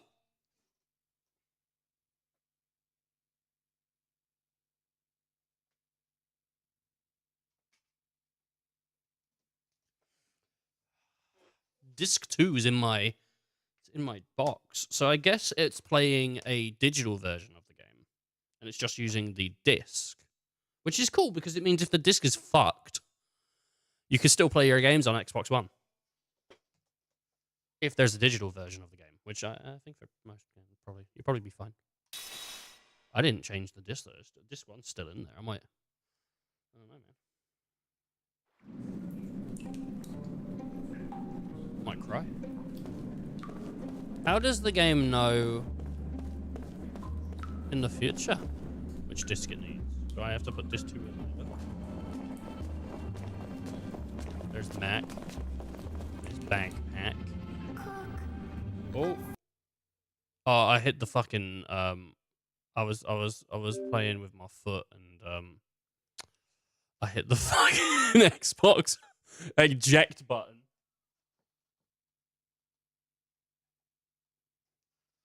I hit the fucking Xbox eject. God damn it. Oh.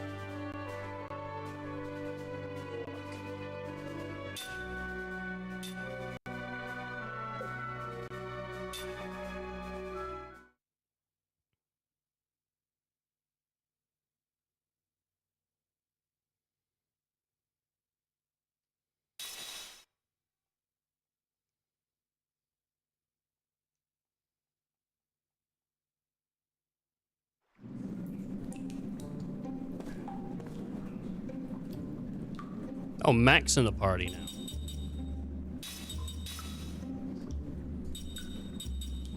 Combo power hit. Fucking power hit. Whoa.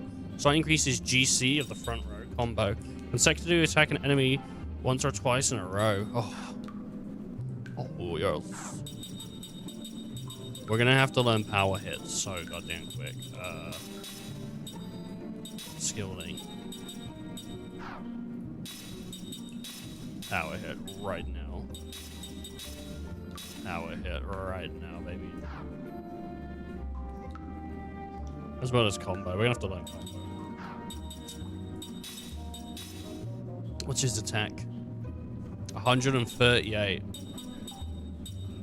Which, compared to the Immortals, isn't great. But he's stronger than Jensen. He throws a discus. He throws a discus. His health pool isn't fantastic either.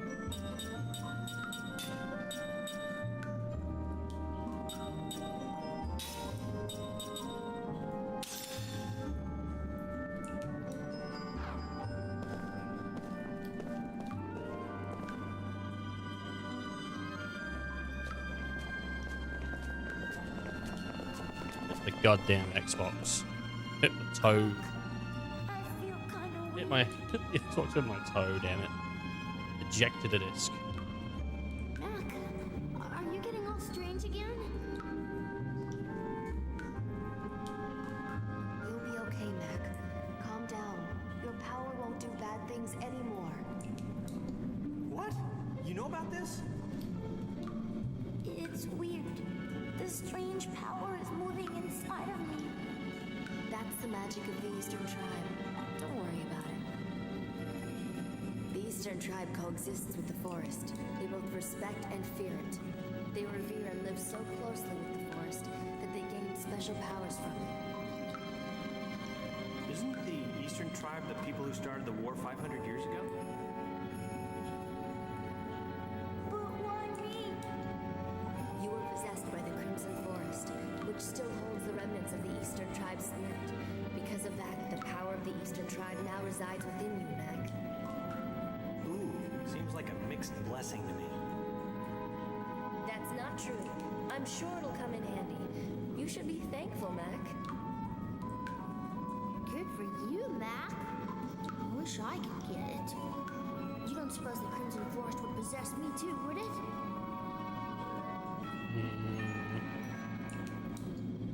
So he can do spirit magic?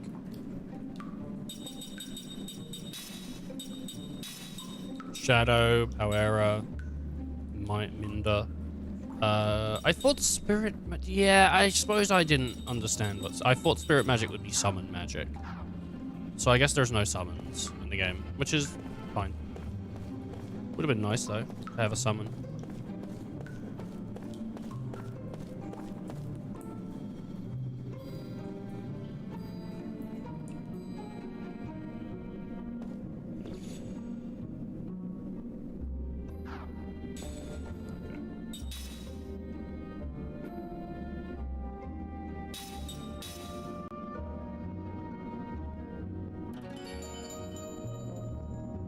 Oh.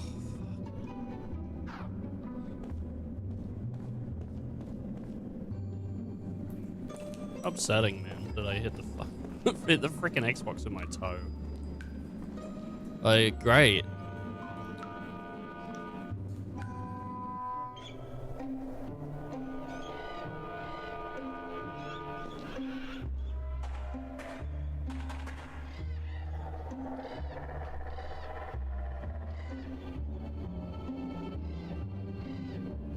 What's this? I don't know. What is it?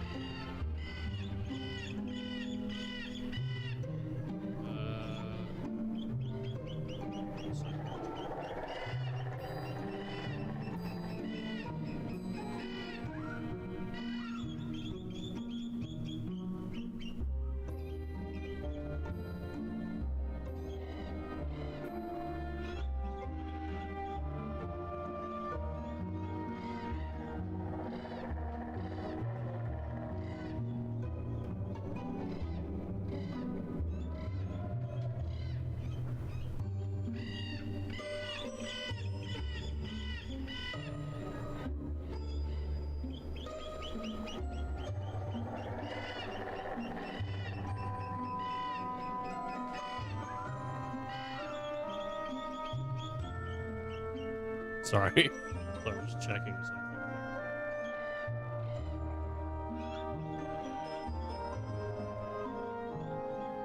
She's really annoying.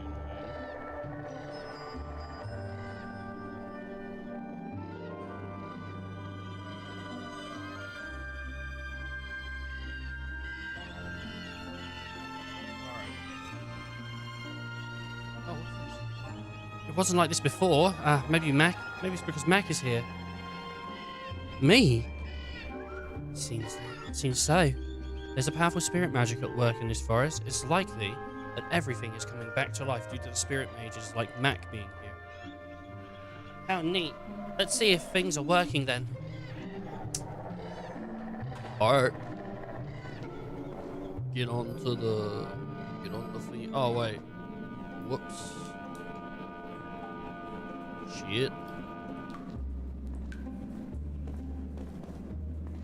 I guess the queen isn't joining our party. I don't know. We got like a full party right now.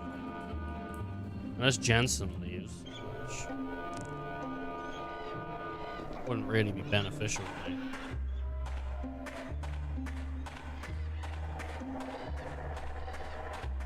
That. Nah, it couldn't be it.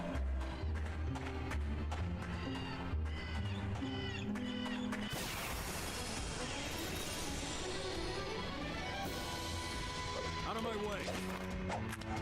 At least I didn't turn the Xbox off when I made Mum's like bug eaters.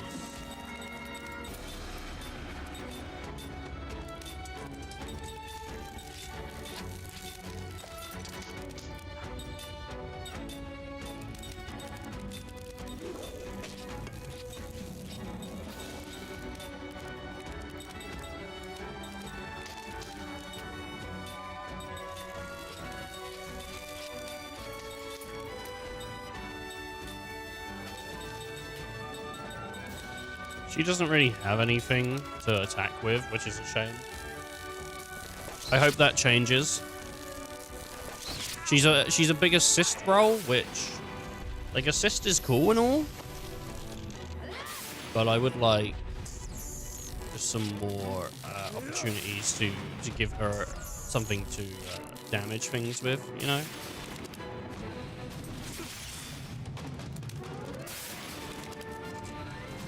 Oh my god, he was scratching his neck, dude.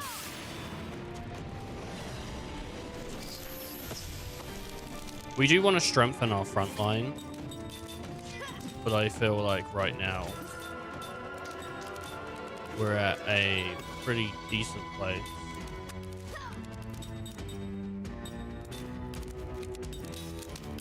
Alright, well.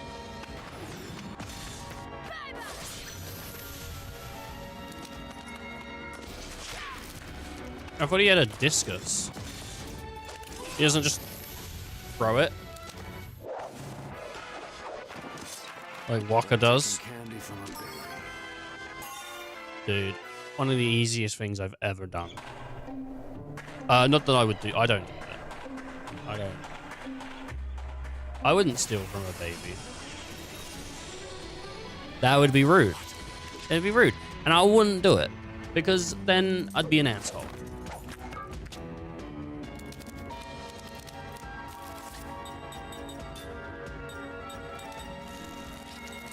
Anyone that's like, hasn't concerned you before.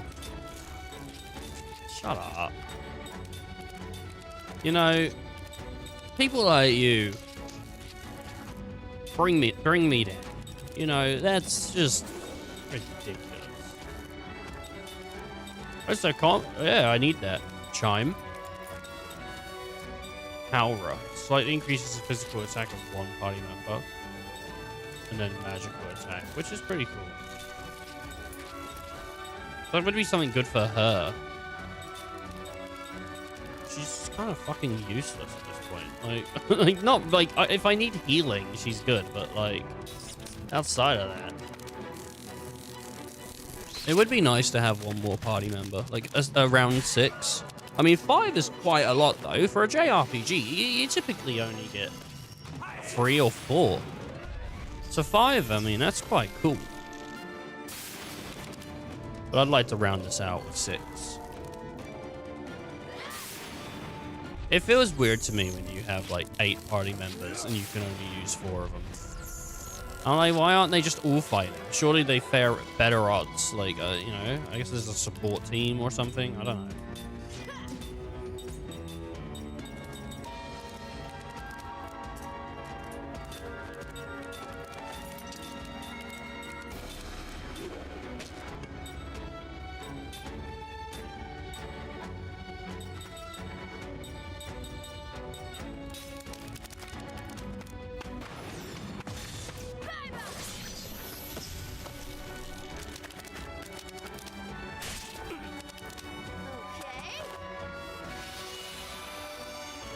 There we go. Nice and healed up. Fire, baby. The roof is on fire. We don't need no water. Let that motherfucker burn. Burn. Burn. Burn. Well, what did you expect? Oh no.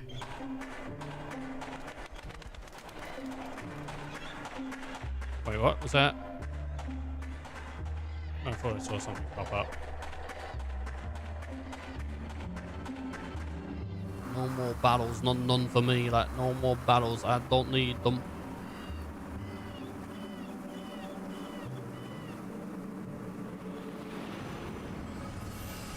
Time recalls a memory. Shit. A dream has been revealed.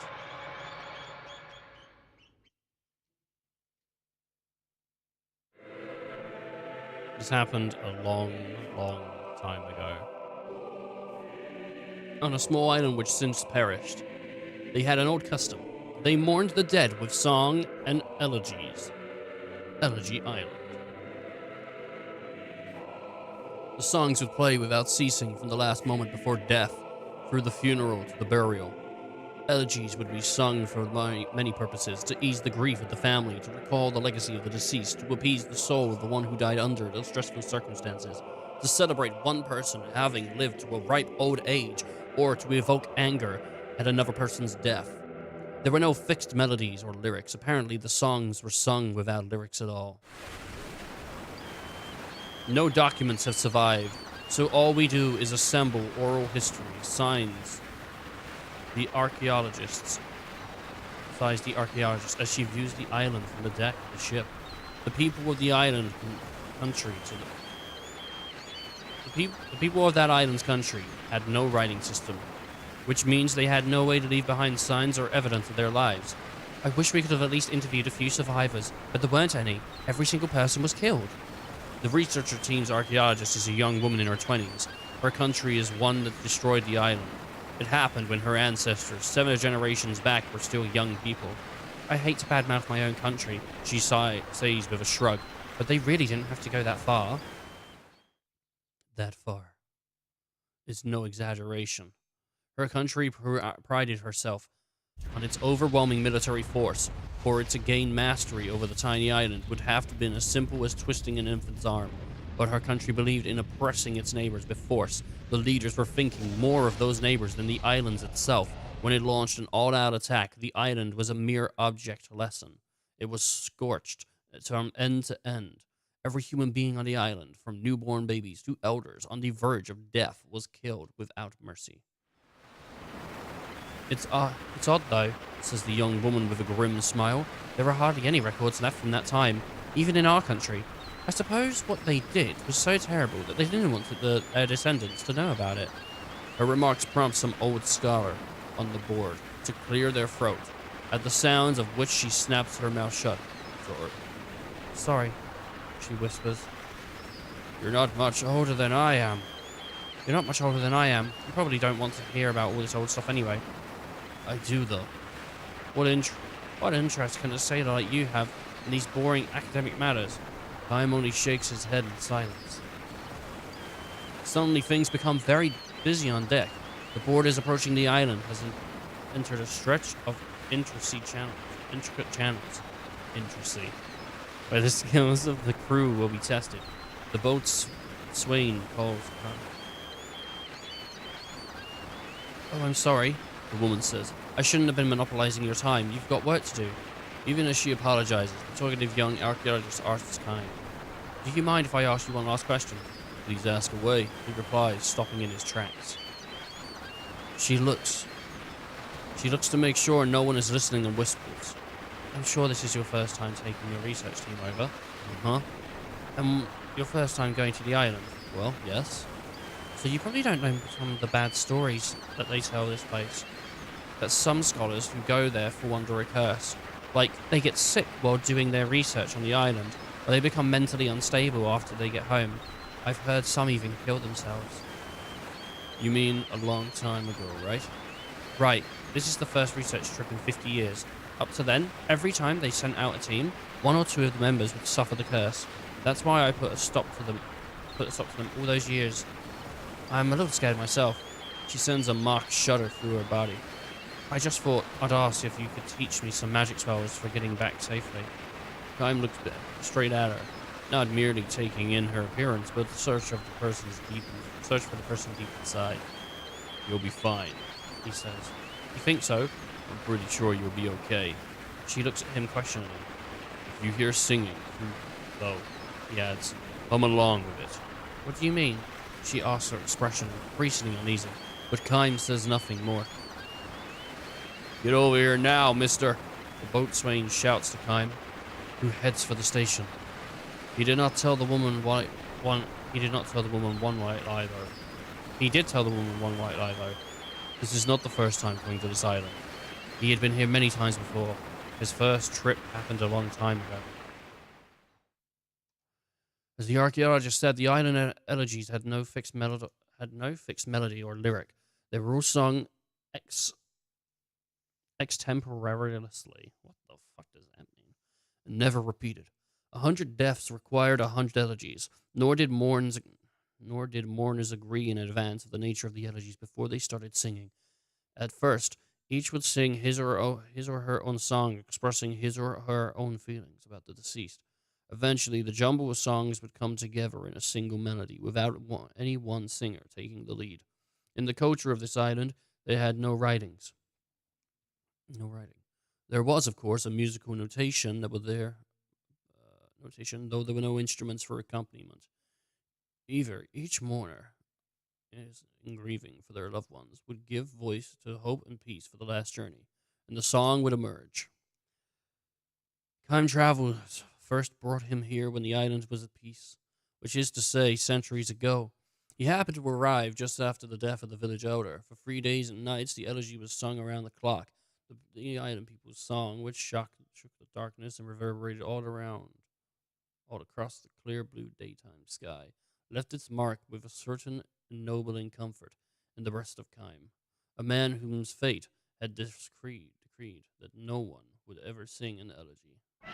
To think that such an island had been burned to the ground, the people fled in all directions at once and were murdered one at a time. It was an absolute bloodbath. Kime knows about the atrocities that accompanied the butchery. Things were not handed down to the generations of the young archaeologists had it wished to. The woman's country could have taken the island in a single night, but instead it used its military power to chase down each of the islanders' inhabitants over a period of several days, as if carefully filling in the blank spaces in the coloring book. The island became enveloped in energies. At first, while the living still outnumbered the dead, voices and energy songs all but shook the island with their volume. As the day went by, however, the dead came to outnumber the living. The sombering voices of the song grew even fainter. When the battle reached its final phase, a few remaining islanders who had been cornered in the island's northern tip fled into a large cave. They resigned themselves to death. All that was left for them to do was to pray that they might be allowed to die with some degree of peace. Jeez. But even this small measure of hope, they were unable to wring from their attackers. The army of the archaeologists' country went for maximum brutality. They entered the cave with every weapon at their command, and they dragged out and killed one islander per day. Today, it was the old man. The next day, a young man. The day after that, they tortured to death a young mother with an infant at her breast. And the following day, the infant they tore from her arms was put to death.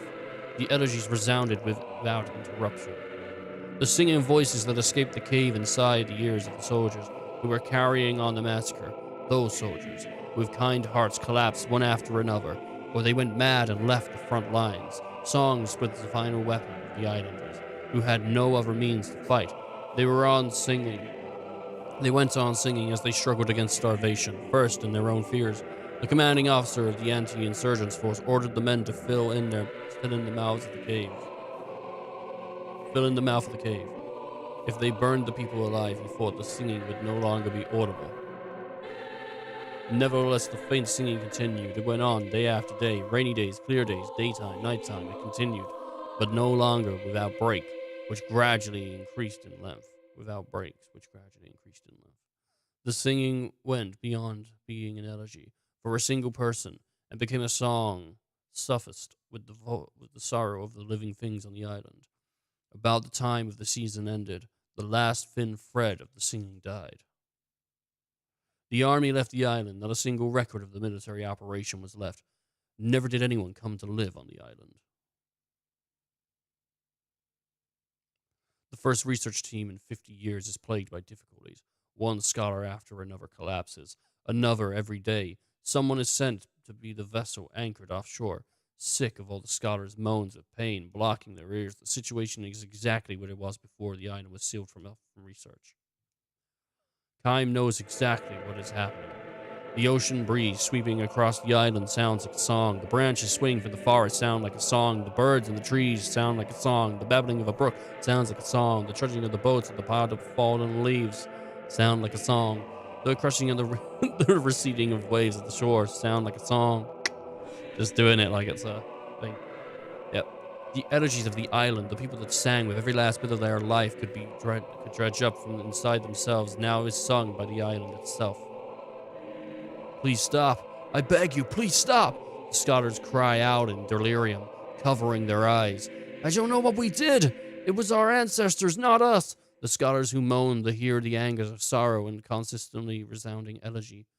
What they say is true. It is not their fault, but they have been given no question as to what happened on this island so long ago. Sometimes not knowing can be a profound sin. They should prick up their ears and listen all the more. This is what Kime has always done. The elegies being sung by the island is not merely hurling hatred and anger at them. The island is not trying to torture members of the young generation like them, who are without sin. Rather than blocking their ears, they should listen. If they do so, the message will reach them. For the island is telling them, you must know the truth. You must know what actually happened on this island so long ago. The investigation ends much earlier than originally planned. Most of the research teams have returned to the ship, their hearts broken, and some of them, more seriously ill members, have been sent home. It's no longer possible to continue their work. The young archaeologist who spoke of Kime on the way in is one of the few who have preserved to the end. Thanks to you, she says to Kime. As soon as she climbed for the launch of the ship, she saw Kime standing on the deck and hurried over to him. She looked haggard, but her fatigue is clearly less physical than mental. Still, her eyes harbor a strong-willed gleam.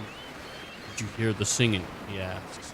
I did, she says with a nod, looking back at the receding islands. It was so sad. Just as he had thought, she was opening herself to the sadness. Did you sing along with it? Yes, I did that too. Partly because it was what you said to me, but I also found myself humming the same tune quite naturally. Kime nods and smiles at her. This is the first time he had encountered anyone with the heart to hear the island's elegy. This time, when I get home, she says, I will do some more serious research on the war.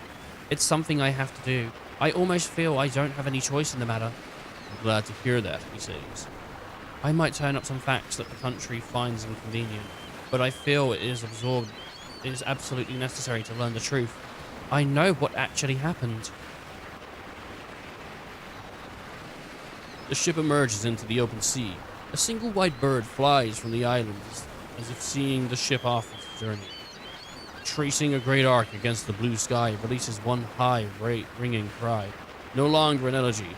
This is a song of joy and forgiveness, signaling the dawn of a new age.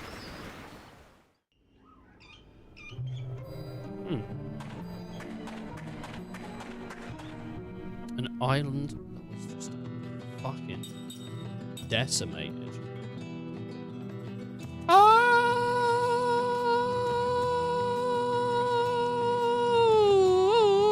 That's how I feel was the song was gonna go, you know, just some lady in the back.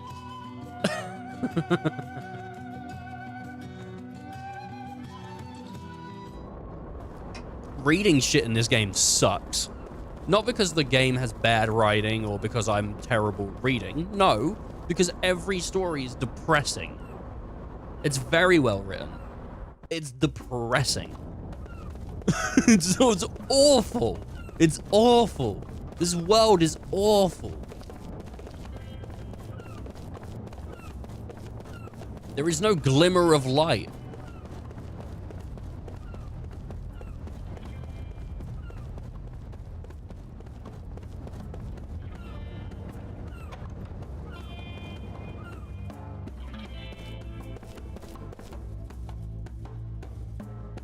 I know, maybe if I can get 13 more.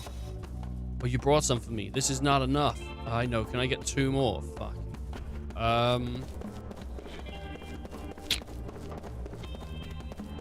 Do we do it? Do we go and find the 2 that we're missing? Or do we fuck him off?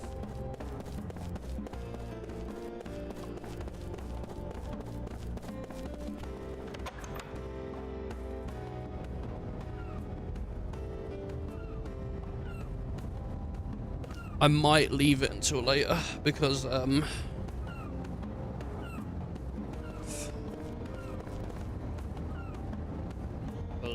I can go in there and just like basically insta-kill everything. If I'm like level 30 or something.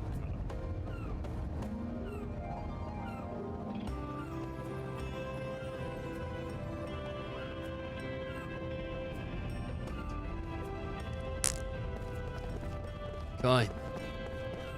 You are not a kind man. I thought the queen was gonna join me because she's an immortal, but I guess that she fucking is.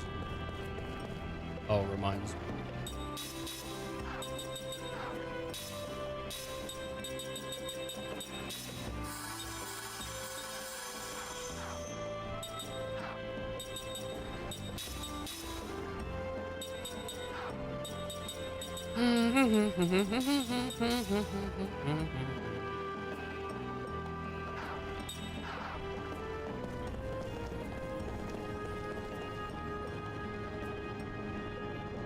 Counter is a skill. We're going to, what the fuck is this? Hello? Hello, hello! Cubic Musician Lado. Would you like to try playing this cube here? Why, you don't know what a cubic music is? Wow, I can't believe it. And it was so much fun too. This is a special cube, you see. When you hit it, it makes the most beautiful sounds. And it's even better if you can create the right melody, because the cube will open up to reveal fabulous prizes. You'll need a cubic music score to play. It's your first time though, so I'll give you one to start out. Oh, fantastic. I will give it a shot. That's the spirit, you piece of shit. Now, which song would you like to try? Cubic music score 1. First step, difficulty, C, E, G, C. Alright, try to play a song you chose. Okay. In that case, let's get into the formation and begin the performance. Okay. Get Steph out here. Get Cookie out here. Get Mac out here. Go. Get Jensen out here. Just alone in the back. Oh, I guess Yesta. Oh, okay, well, I'm happy with that.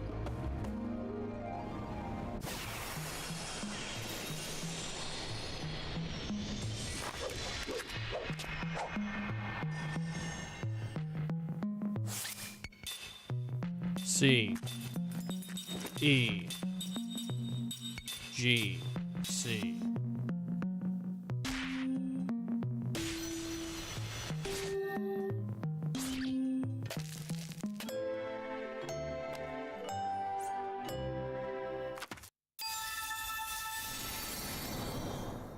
C, E, G, C, C, E, G, C. What did I get for that? Congratulations, that was some superb playing. To commemorate this first performance, I'd like to give you this. It's these nuts! Ha! Gotcha, you bitch! Force. Oh, very good. Force is pretty good. See you later. Come play again soon, you hear? Give it a shot. Would you like to play? Number 2. Dad. Alright, choose who you want to play, you fucking asshole.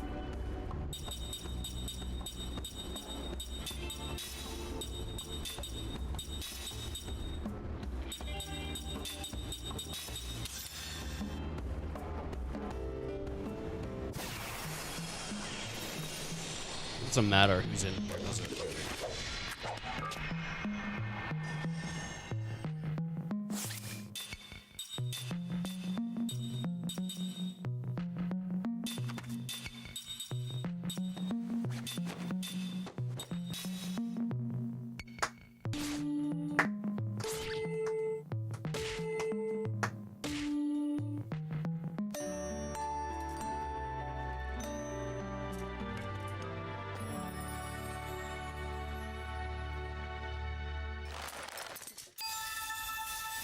I'm just not sure on the point of this. Like, I don't know, man.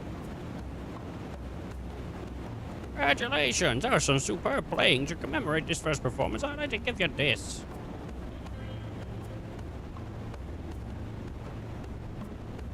Okay. Dodger. See you later, bitch. Okay. Dodger. Dodger. Yeah, tax evasion's really fun when you're doing it right. What? What the fuck did he just say, dude? Don't know.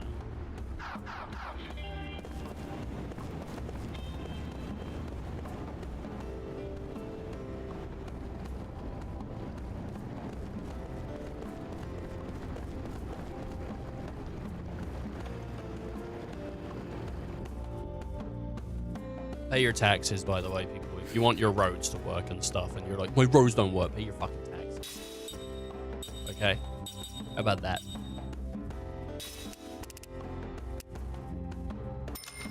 How about you pay your fucking taxes? Right, that cost me $2 grand. Well, let's see how this works, right? So that cost me $3 grand to get a bunch of mana herbs. And now I could have got other stuff, but here's what I'm thinking.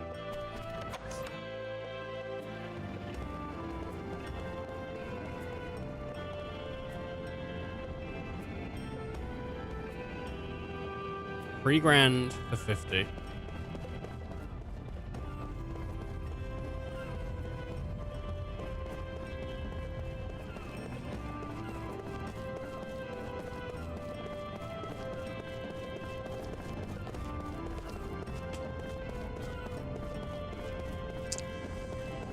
And I got a bunch of healing herbs too, so it's pretty cool. We're going this way. Isn't it weird how like running from one area to another just feels like it just takes forever? Like, how long does it actually take to run from one end of Final Fantasy X to the other? Like, to go from Zanarkand to I don't know. Yeah, I feel like in 10, you can get through that shit pretty quick, just running back and forth. Like, you don't need to do the air. You can do the airship, of course. The airship's pretty cool. We'll probably get some form of travel with this game as well.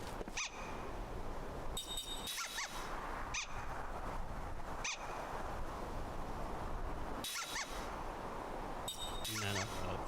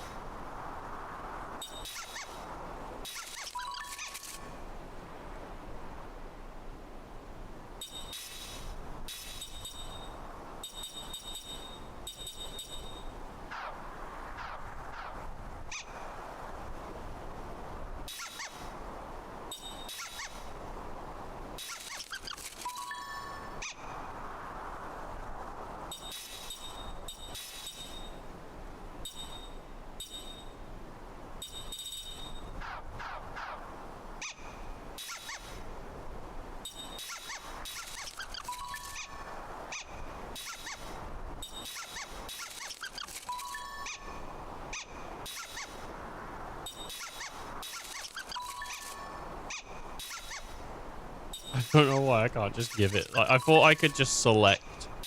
If I just keep giving it healing herbs.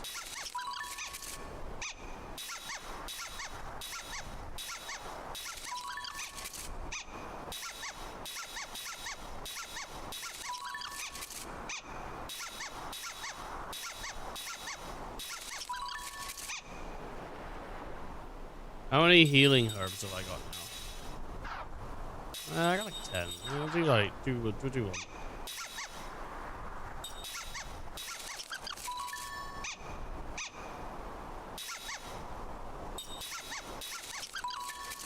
The exchange on mana herb is sick. What's that say? Give it status recovery medicine. Antidote. And equal paralysis.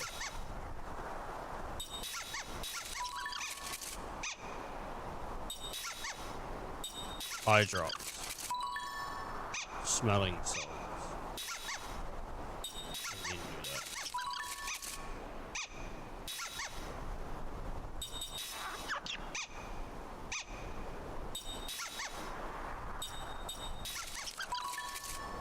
Antidote.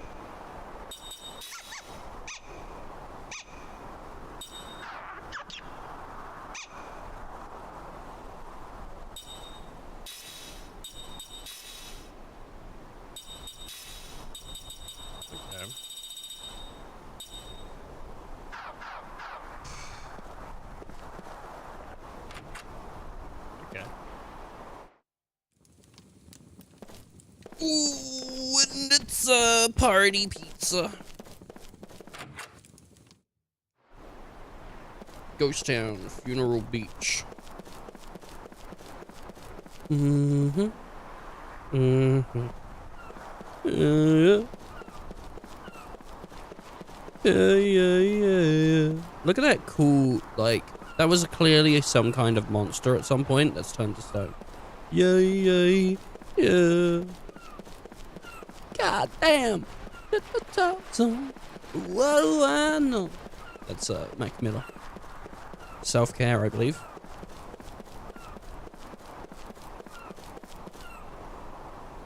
It's crazy that he's been dead for like, what? 4 years? No, longer than that.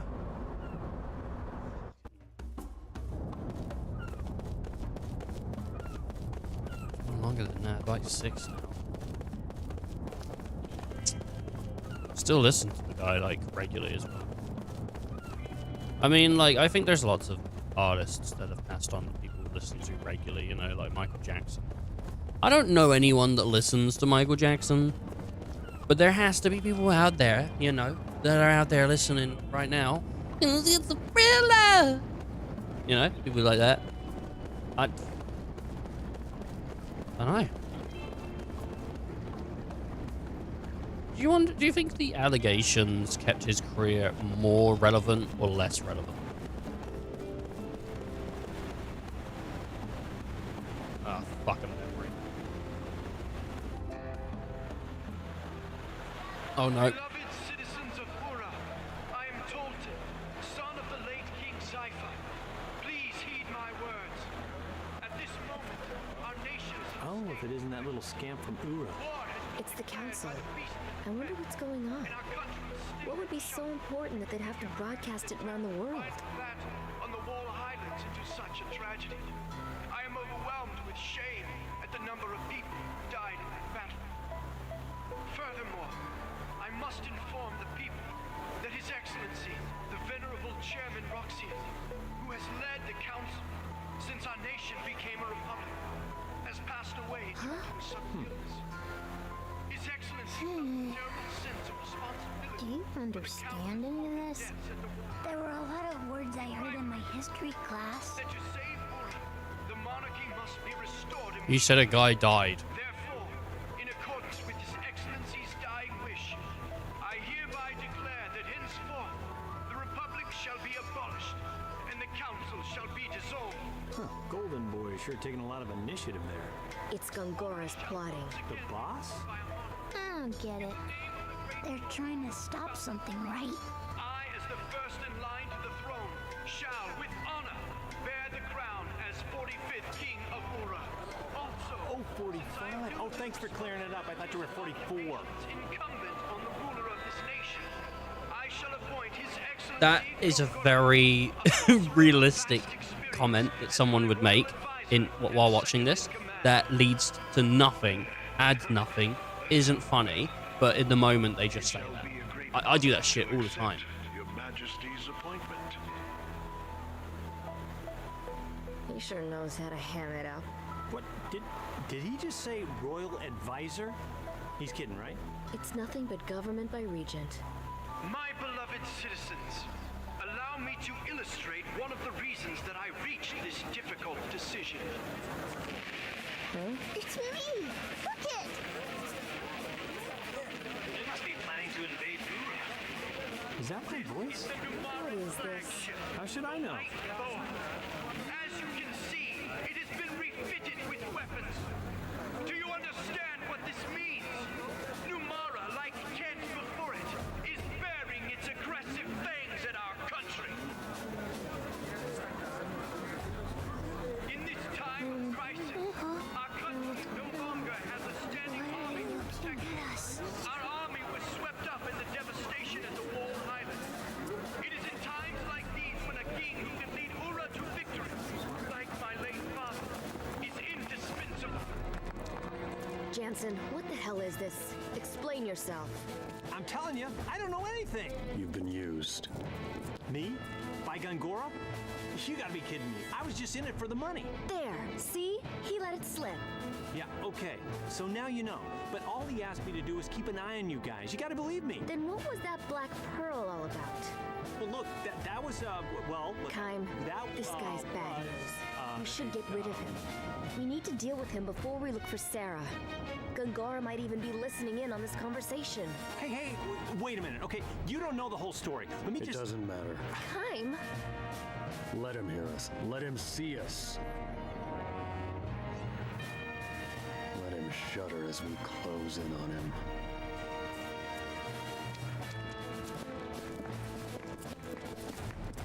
You are creeping me out. Man, you know, he's a handful even after getting his memories back. Where did I put that pearl?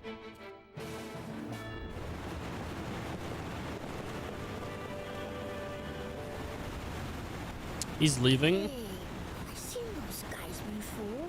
Yep. What? What's going on? Ow, that... Hey, who threw that? What the? Hey, it's you! You're the Orin spies! Spies? Oh, he's put his arm out so the children don't get hit. That's good. Good instincts. We've got nothing to do with this. Here's your spy. Yeah, what? Hey, don't point your finger at me. Ura's gonna attack Numara, isn't it? It's all your fault!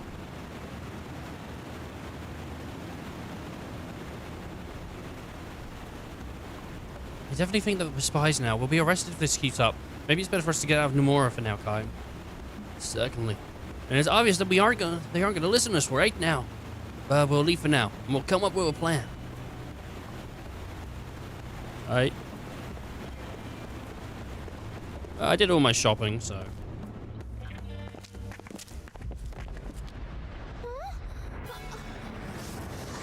What is that?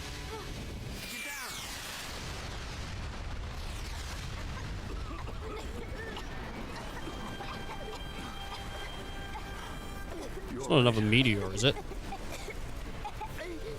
Yeah. Fire!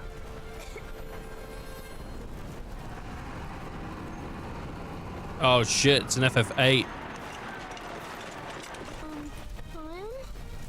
This is no ordinary attack, is it? What's an ordinary attack? Cook, Mac, now's the chance for you to slip into the smoke and run. What? No way. Move! If you stay here, you'll be in our way. That's not true. We're in this together. Let's go. Don't worry. We'll be fine. I would actually prefer to have them with us. Shut up. What?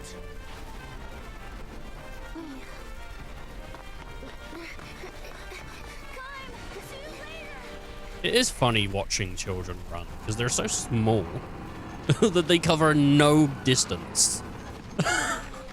You know, I think they You know? Kai? Oh, man. If we put up a struggle here, we could end up triggering outright war between Ura and Numara. So that means we should do what? Don't move! If you resist, you'll regret it.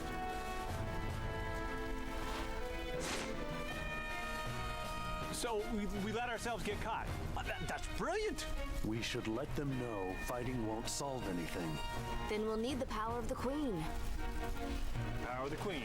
Good idea. You know, me and the Queen are tight. Yeah, we go way back. No problem. Yeah, right. You're wise to surrender, spies. We're not spies. We want to speak to the proper authorities.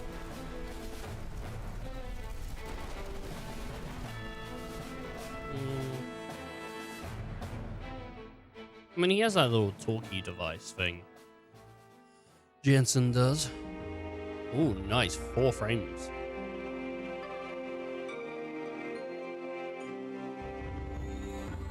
If you're not spies, then what is the meaning of this? What is the meaning of what? For ordinary travelers, you've certainly managed to get involved in some extraordinary events. I apologize for pretending to be something I'm not. I just want you to hear me out. Oh, tell me what Ura is plotting? Well, see, now there's no surprise. They were going to throw you a birthday party. Where's the queen? That's gotta hurt. Who do you think you're talking to? Idiot. What's that look for?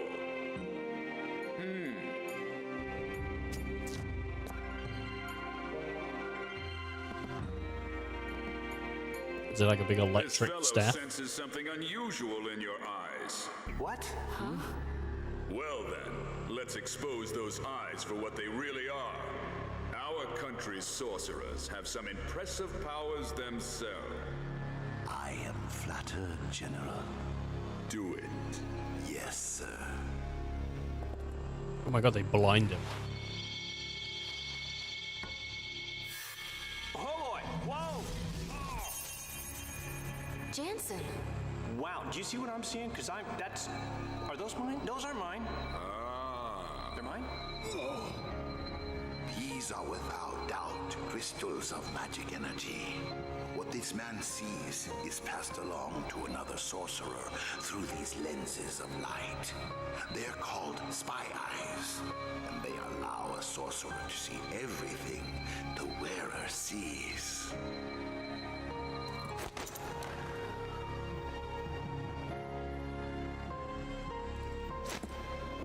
Awfully elaborate stunt to pull, even for a spy. Hey, you know, I am not that smart. I mean, I'm not saying I'm dumb. I didn't know. Excuse me, General, but this man is most likely telling the truth. What? The person in which spy eyes are implanted would not be aware of them. I could tell that much when I remove them. This is high-level magic, far beyond the capabilities of someone such as myself. Even with your power, you could not do it? As you say, sir. Ah, I can't believe he was just using me. Of all the times to figure that out. I am gonna make that greedy, senile, flea-infested bastard pay! You won't have time for that, spies. Kill them. Well, all right then. I mean, like, kind of pointless, but sure. We don't have much of a choice. Oh my god, their shields have guns in them.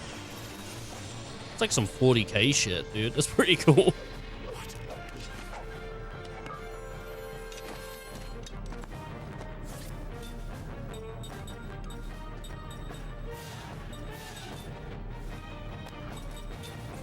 Fuck.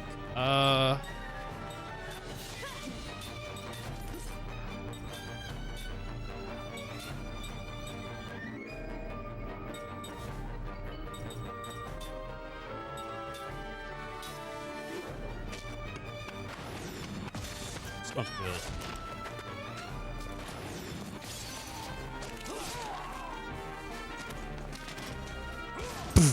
Oh, beautiful. Shoot him again! For a third time! Ooh. Why wouldn't they just do that? Like, they could have killed me so quickly with that shit.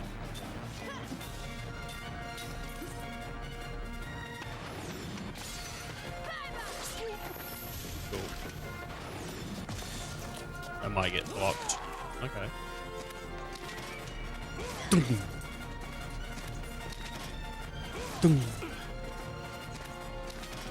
Okay, I mean, kind of like weak sauce, but whatever.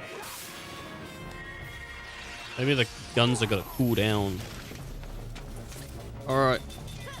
As long as we hit, we should be alright here.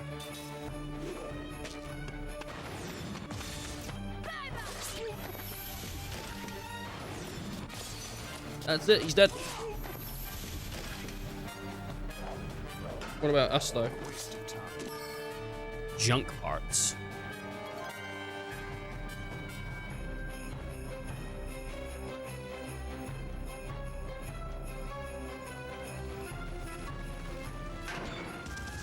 Oh. You're only up against 3 people.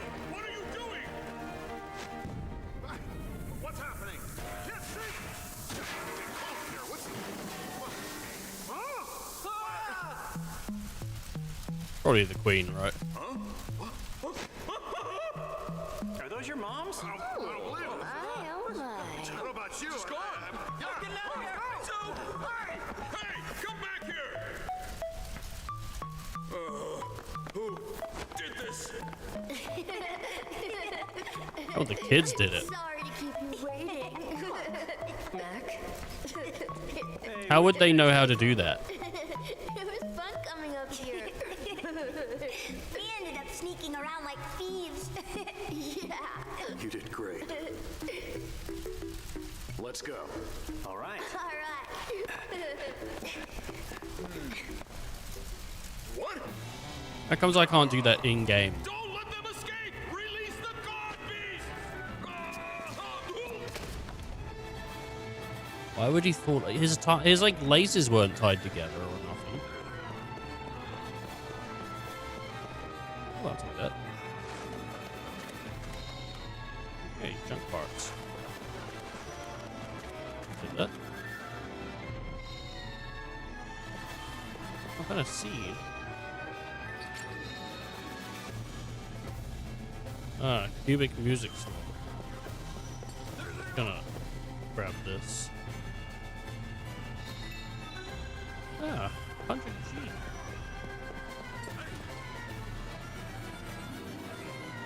Ah, what are you doing? We're gonna get caught. Oh yeah, you're right. Just gonna run this way. Gonna like run around these guys. Sorry, 1 second, boy. Just gonna run over this way. Over here. Ah, there's no point. Just gonna run this way. Over here.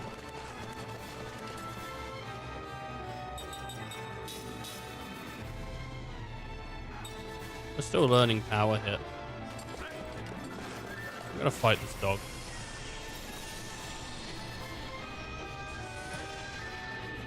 They'll fight me on my terms. Do the cool thing where you throw the thing up. Yeah. Oh, is that a dolphin? Guard beasts. I don't like this thing. Whatever that is. I'm gonna set this guy on fire.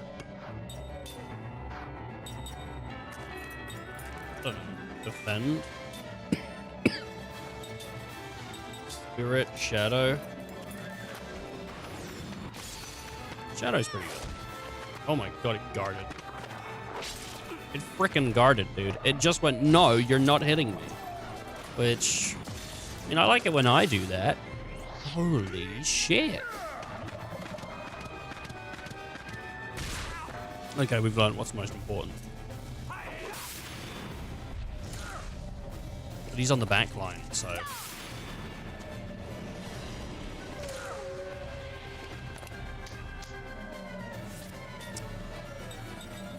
Guard beast, spell. This thing.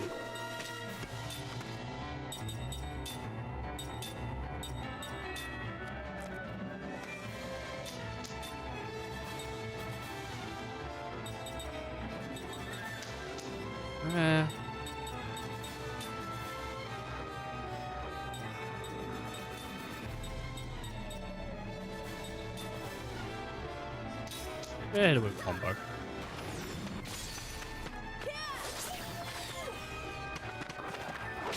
Oof. Oh, nice, dude. And he got it with the counter. There's nothing like hitting a counter. That's my next thing to put on everyone. Like, that's why I gave everyone skill things earlier. I was like, I want to make sure everyone can have counter. Counterings. What?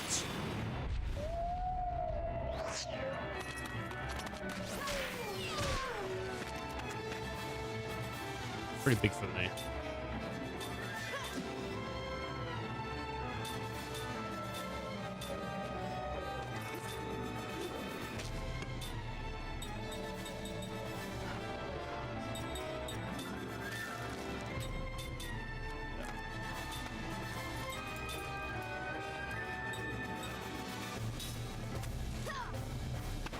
Now we're hit that boy.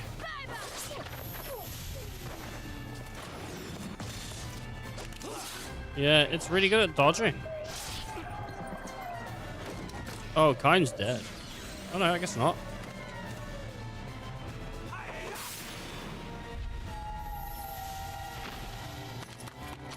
Power hit. Oh, that's a guard break if I've ever seen it. Guard break! Power break, guard break. Oh, good spells. More Zephyr. Still gonna sneeze.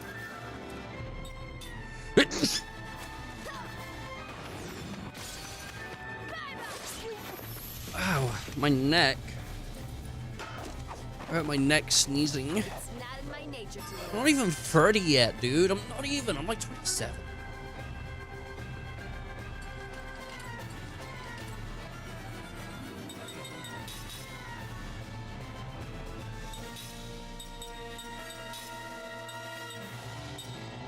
Oh.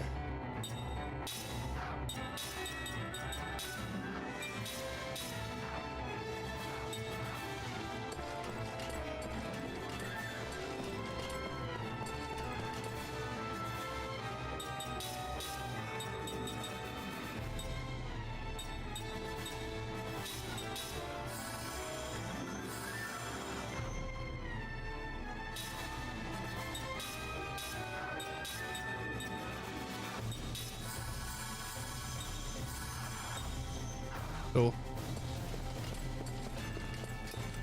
See ya. On the elevator we go.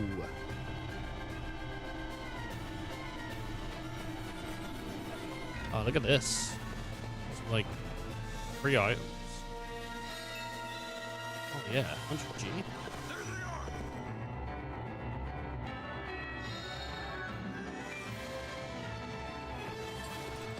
I like how they just stop near you to just let you go. Alright, slot. Magic capsule. Okay. Duking him, dude. And he's sniffing my bum, but he can't get me.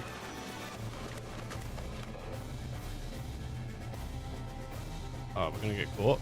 Okay, alright, I'm moving out this way.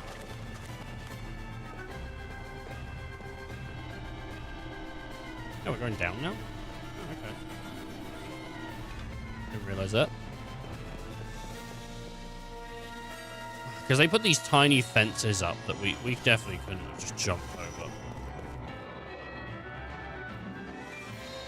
Where did this dog come from?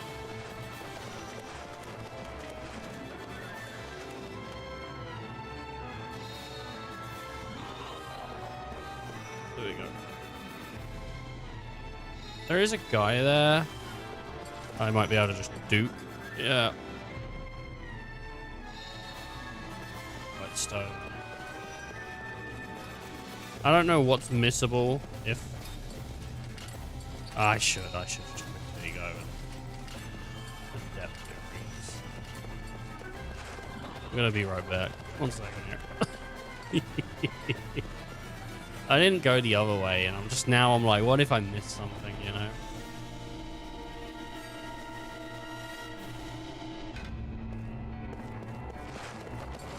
Just leg it over here real quick. No, that's nothing. This is... oh, it's a chest. See, I did miss something. It was a power drink. Which, it gives you more strength. It's like a... drink that gives you energy. It's not like an energy drink. It's one that it gives you more strength. You know, like you hit things a little bit harder, I guess. No, not this way. Is it?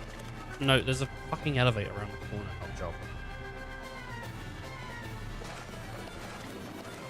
Excuse me. Here we go.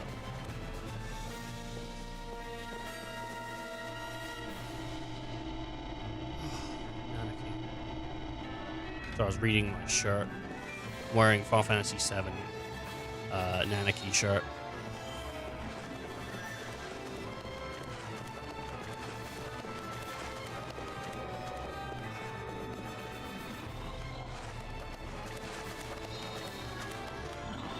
I'm kind of trapped there. Probably could have ran backwards, but didn't. This does not look good. Cool. Let's go after the dog. You're going to do Prism. You're going to casting support. You're going to power hit the dog. I'm not into animal abuse, but sometimes in a game you have to put your personal beliefs aside.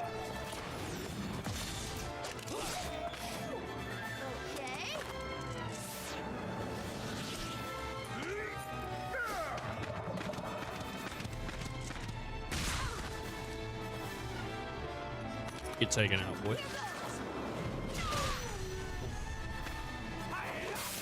The damage isn't that high, but better than nothing.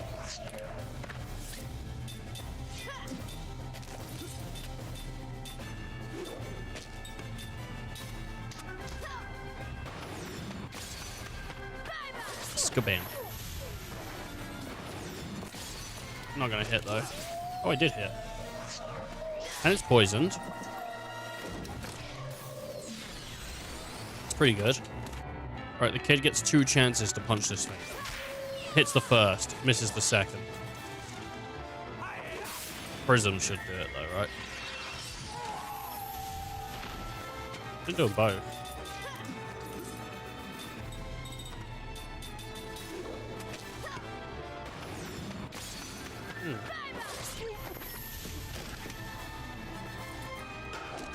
Okay. Well, it's done. Sorted. She's level 21 as well, so what's her health pool at? 360? I mean, they're children. You can't really expect them to have strong health pools. What other RPGs let you have, like, children in the party? Quite a few Final Fantasy games have, like, children as party members. Like, FF6, you had a child in your party.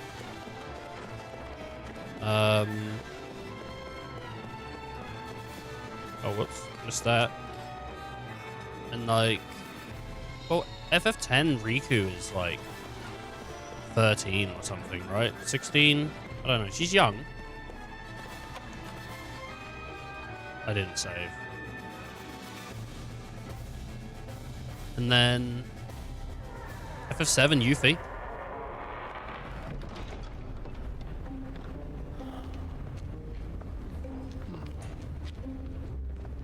Yuffie's like pretty young. She's like, what, 15? Yeah, this is much better. Time to relax. You all right? Yeah, somehow. Mac! You okay? I'm so tired. Ni no Kuni is just, it's just children.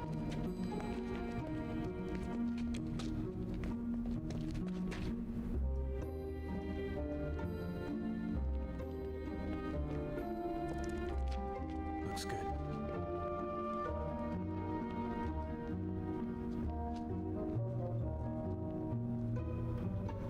Oh, she's just having a snooze on the bed. Ming! Midday. Ming! And Ming! Jensen? what are you doing in my room, dude? Why have you come? Oh, you're all...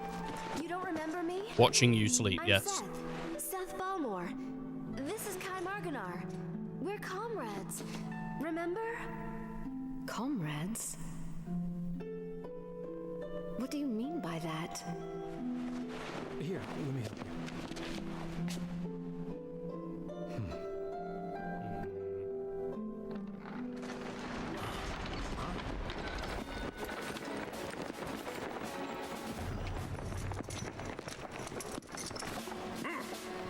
End of the line for you. Your Majesty, I'm terribly sorry for the trouble. It will be over in just a moment. Sorry, this will be over in a second. Hey, Squeaky! Don't care about the Queen's continued good health, huh? You! Get out of the way! You do anything funny and the Queen gets it. Figurehead or not, she's still the Queen, Tiny. If anything happens to her, you'll be held responsible. You know better than to try anything, right?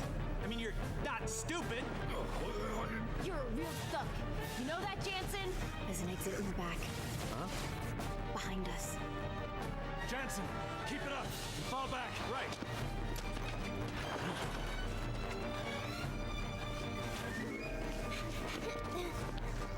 Don't move. Don't move. Don't you dare move. You get it? Don't move from that spot. You swine!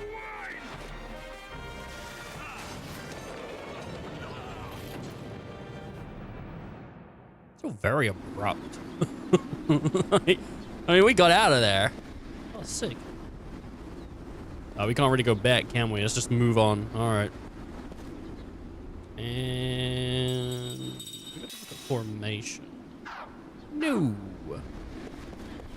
All right, we take the Queen and we leave with her. She's mine now. I was trying to climb these earlier. They wouldn't let me. Can I just climb them freely now? Can I only climb this one? Or am I not allowed to go back up? I can go back up. It's hopeless. It's hopeless! Okay. Kitty cat. Oh, the kitty cat's got... Oh, here it is. Can't interact with it. Oh, there we go.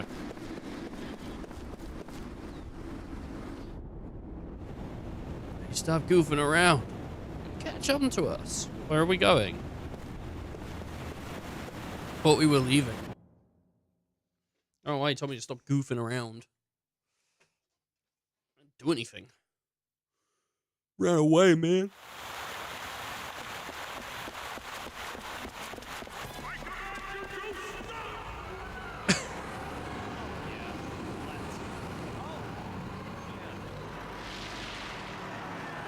Jansen was just making noises. Oh, yeah. Oh. General Kukunis.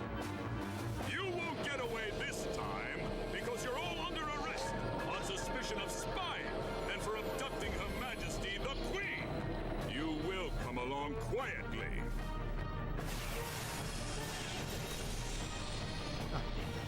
Can't even kidnap a royal anymore. What's the world coming to? I don't have thunder. And that's something that the tank unit, cannon unit. I'm gonna go cannon unit. Heal, spell, flat, prism. Yeah, I'm gonna do prism, and then I'm gonna just rare and hit Cookie. Her name's Cookie. Power hit, cannon unit. Securing energy. Thanks. Why is...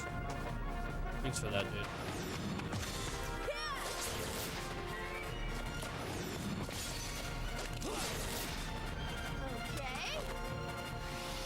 It's a good thing she's healing herself without taking. Oh, one. I'm not into this.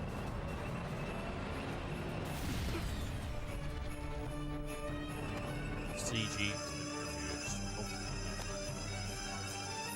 No, no. Oh, I thought it was aiming just for the child. I'm like, no, don't do that. Tank unit. Cannon. I don't really know what. I tried doing the cannon unit and it didn't seem like that great.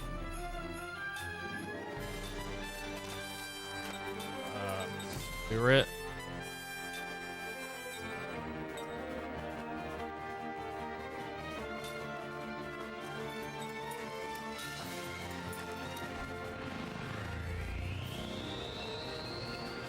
Tank has recharged. Cannon charge. Shit. 1.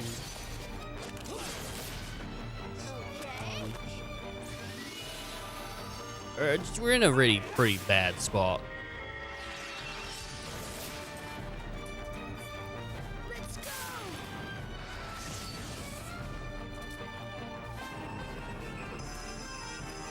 That one's fine.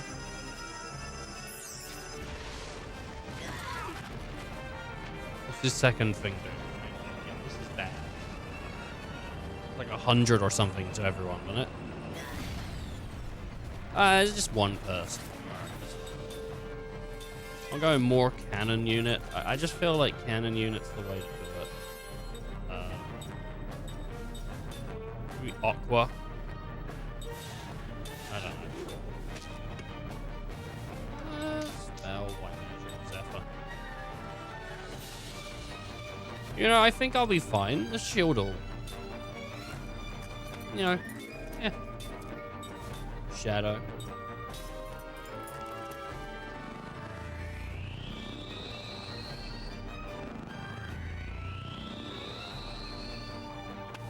Oh shit.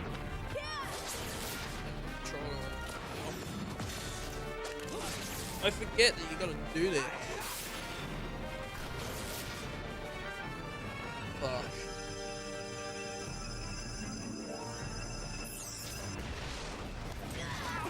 Oh my god. Cook's dead. Okay, so we're dead. We're like that's Geo.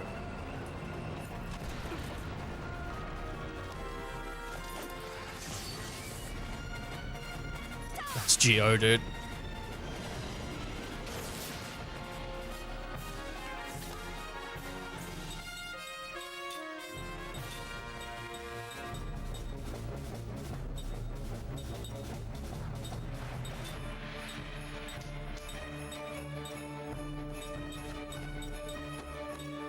Why is Angel Queen so far down?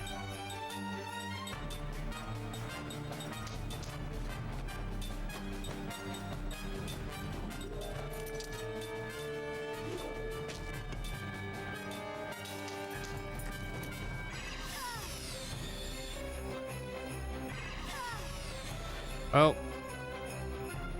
It's annoying. It's a frustrating.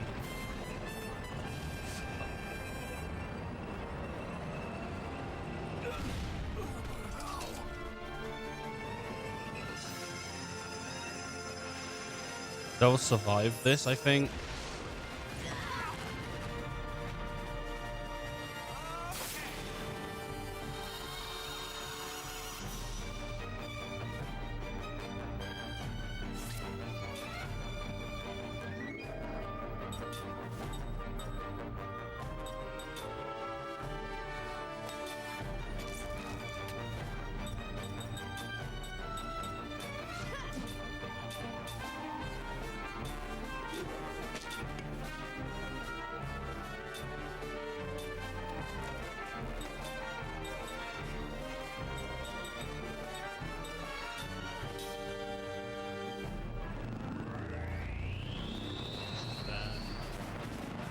This is really bad. This is not good.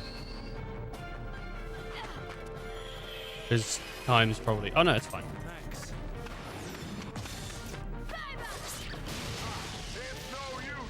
Don't even think you can stop us with your feeble effort. Okay. Well, its cannon's gone now.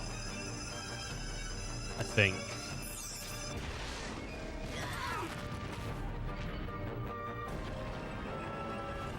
Seth. Time. Yeah, time. Full shield. And we're gonna get a nice heal.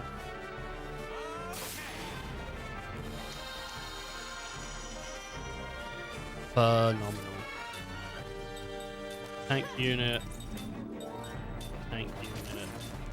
Zephyr. Bell.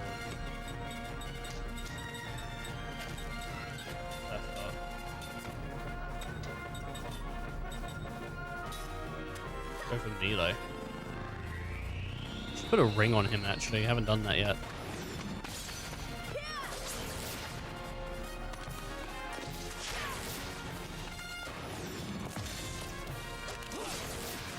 I'll take the one off his sister. Put it on him. Does like multiple things, so probably be pretty good. The way it is.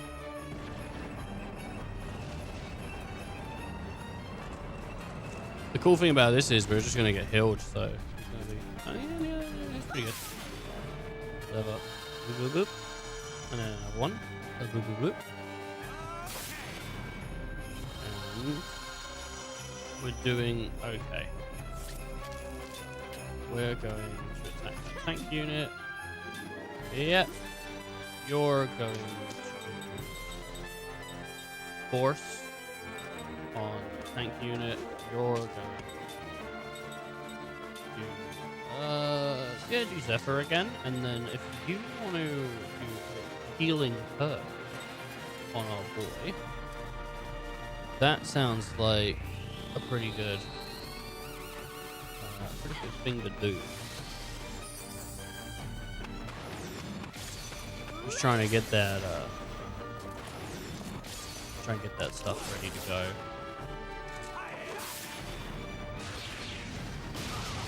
I'll be a handicap. Consider yourselves lucky. Definitely take the tank out next. The tank's kind of like the worst thing for us. Volcanoes, like, whatever, dude. There's 30 damage each, like, I can take that. Oh, 50.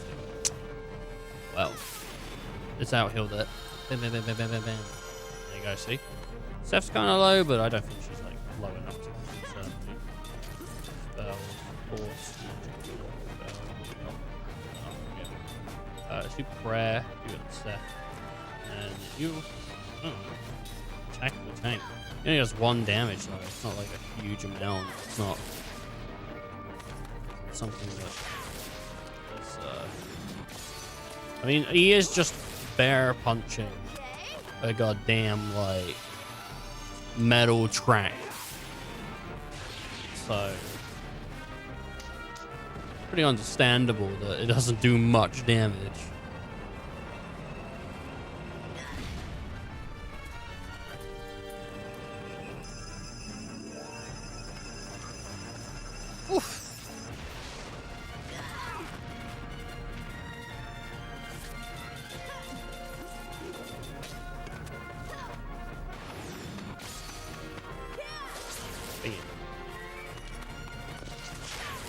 Boosh.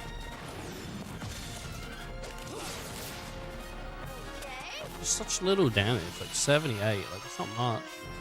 So, I always argue in games, it's better to have little numbers than big numbers, because big numbers don't mean anything when you're constantly hitting big numbers.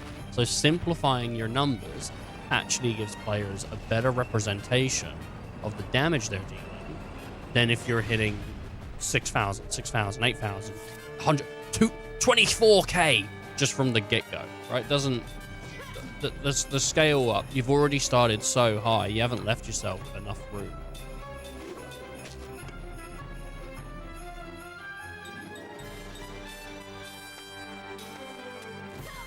So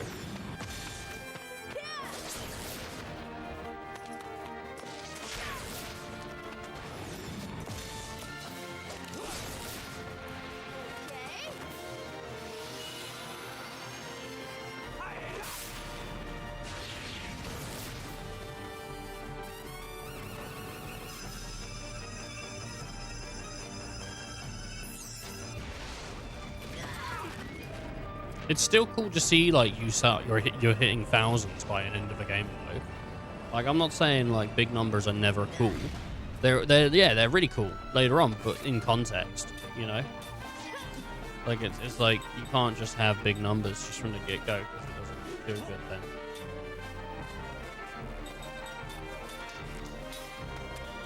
Can't I just wait in to win now?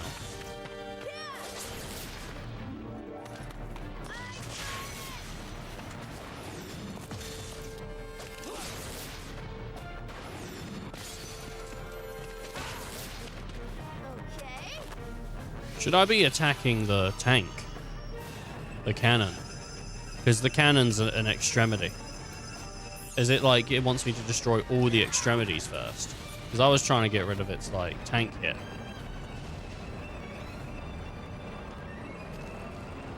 But I don't see a health bar, so. I mean, there's not usually one anyway, so.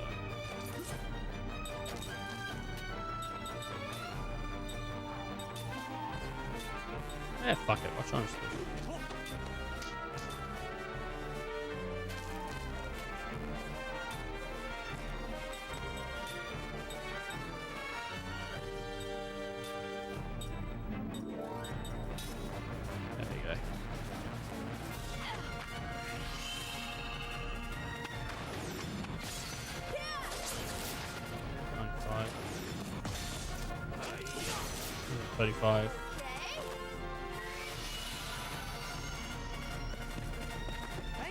My impression of growing mysterious perfume. That's insane. I got a mysterious perfume from a tank. What's the logic on that? Who's putting perfume on this tank, dude?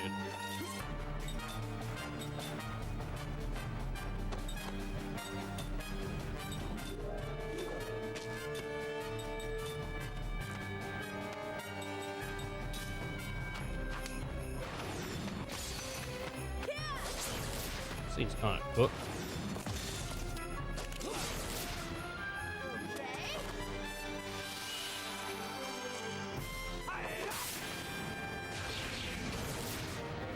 Pretty good damage, like 250.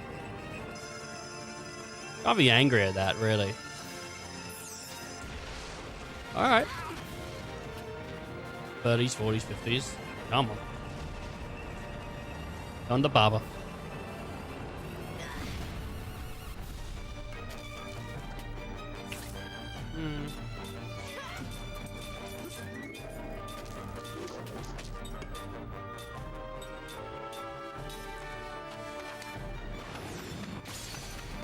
I just wish the kid did more than 1 damage. You know? I understand maybe you have to use power hits and stuff with him to do, like, decent damage. But... yeah. He just won.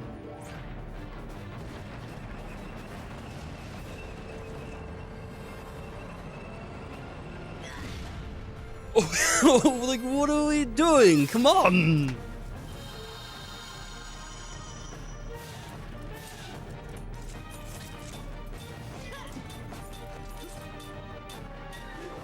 Just dragging on a bit, if I'm honest.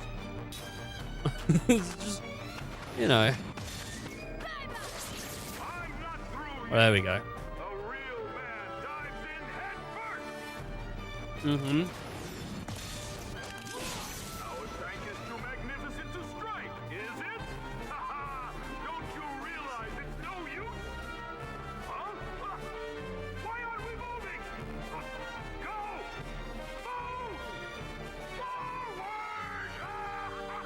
It's no use. They'll put you in a constant loop. You'll always get your coin back. Nice. We got perfume, we got power hit, absorb transfer, mental stability, level 3 spirit magic. Nice.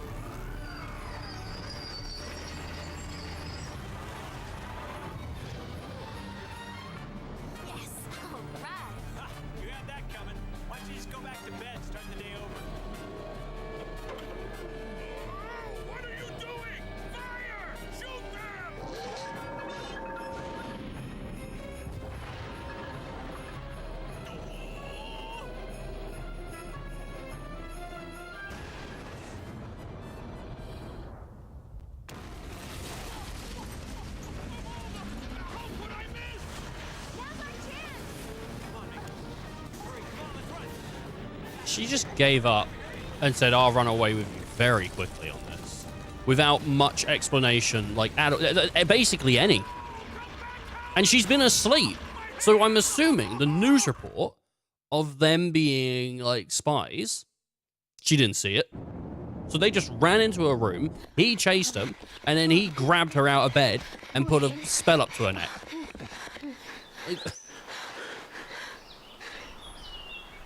She's out of breath, man. Sorry about that thing back there. Don't be. Well, I didn't want to pull a stunt like that, but listen, did I hurt you? I'm sorry if I did. I didn't mean it. It's fine. Everyone is safe now after all. Well, you know, I should really be thanking you for helping us escape. Well, since these children were there.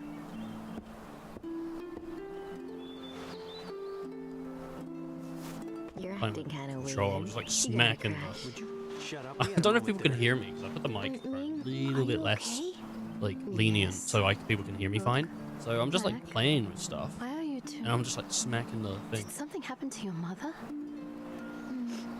Yeah, dude. Oh, she does. They do know the Queen, actually. I remember that, actually. Please don't let your spirits fall. I'll always be with you. Thank you, Aunt Ming. Oh, why would a big boy like you be crying, Mac? Hey, guys can be sensitive too. His mum died. Cut it out. Yeah, it's toxic. That's toxic. This Queen should get cancelled. I'll tell you that. It's bullshit, dude. Seth. Boys can't cry. Boys do cry. I cry every day. If my sandwich isn't heated up. Yeah, but this isn't the best place to stop and talk about it. We need to get out of town. What will you do, Your Highness? You said earlier you couldn't leave because you were the Queen. I'll go with you. It seems I must. Okay. You come with us? Yes. As long as she isn't wearing that weird Queen BDSM gear. Fuck. God damn it. She's got her veiny boobs out. Her fucking BDSM, man. Ridiculous. What kind of magic do you think? Do you think she does construct magic? Surely we're gonna get some mechanical man later on that does construct magic. He's some steampunk dude. Hold on. We're being pursued by both Numara and Gungara. We should probably find a ride. Why did that echo? Ride? Where? How? They're out in the open. What is it bouncing off? Let's go to the harbor. I've got an idea. It sounds like they're in a crate. View the composite magic. Yes. Composite magic. Some magic spells can be combined together to form what is known as composite magic. Okay. To cast composite magic, you must be able to use both of the spells that compose it. All flare. All... Oh! Yes! Yes! Use the spellbook under the menu to check the spells required for composite magic. Any composite magic which you lack, the required spells will not be displayed. Do you think that's our party now? Do you think, like, we're this two? We start this two. Is that our party? Or are we going to get some other party members? I'm hoping for, like, 2 more. Just, like, someone... Because I want a party member that I really like. Because so far, I wouldn't say I love the party. You know what, though? And this... I think some people are going to get upset about this part. I keep hearing, like, people... Or say keep hearing... I hear every once in a while people talk about, like, the party from 13. I thought the 13 party was, like, really likable. I like Lightning. She lost her mum early, and she had to look after Sarah. Like, she's a decent person. And then she did a bunch of stuff. And she's, like, all about protecting, like, Vanille and Hope. My least favorite character is Vanille. Vanille's a piece of shit. But, like, I liked Hope as well. I thought he was okay. He's a little bit of a crybaby. But, you know, his mum died in front of him. What do you expect? I like Snow. Snow's so, like... He's so desperate to get his wife back, and he finds her in Crystal. Like, she's great. Saz is a fantastic dad. Just cares about his son, and he's like an old guy. He's great. Fang's great. I think the party from 13 was great. I don't know why people were like, they're boring. Like, they're great. What the fuck you? Like, what the hell, man? I'm not saying this party's shit. I just haven't really, like, hooked onto one of them yet. That's like, I like. I do think, Kind's alright. Like, Kind's kind of cool. I liked the sassiness of... What is it? The sassiness of... I keep thinking her name's Jade, but it's not Jade. It's, Seth. I think it's an awful name. I think that's an awful name. I liked the sassiness. When you first meet Seth, the sassiness that she has with Kind, or the third time you meet, but when she starts talking and she's jumping around, she's all sassy, she's like, blah, blah, blah, blah, blah. She's great. And then they just toned her down, and I don't know why, because that was really good and engaging. And then later on, she's just so mellow, and like, she doesn't have thatness. Like, the only time she's sort of like that is when she's dissing Jansen. Jansen's fine. Like, I don't know if I should say I like him as a person, but as a character, like, he's got decent comic relief, and I don't mind that. The kids are fine. I don't really have, like, anything. Like, I haven't spent enough time with the kids. The Queen's weird so far. Again, not enough time with her. But the kids, like, they're fine. They're not that bad. So I'm not trying to, like, come out and diss. I'll pretty much defend 13 any chance I can get, though. I just love that game. I love it. I love it. I love it. I love it. I might play it again, like, soon. Whether I'll do it on stream or off stream, though, who knows? But I might just, because honestly, I've been hankering, kind of, to play it again.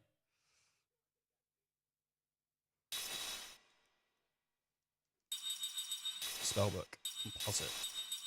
Well, I know that if we have Shadow and some other stuff, we can do that. Which, oh, there's Ming. Yeah, so look, we might have a few other members, because we can't put Ming in. We don't have enough.